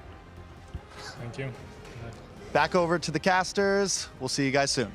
Honestly, it's never easy to interview or to have an exit interview with a team that lost this matchup. And it's also never easy as a team that lost to have a strong front and in front of the camera to say all of this. I mean, this is the beauty of esports, right? It's always competitive. It's always emotional. Yeah, but we gotta give them props, right? This team is still very new to the international scene. They've shown us something very, very impressive.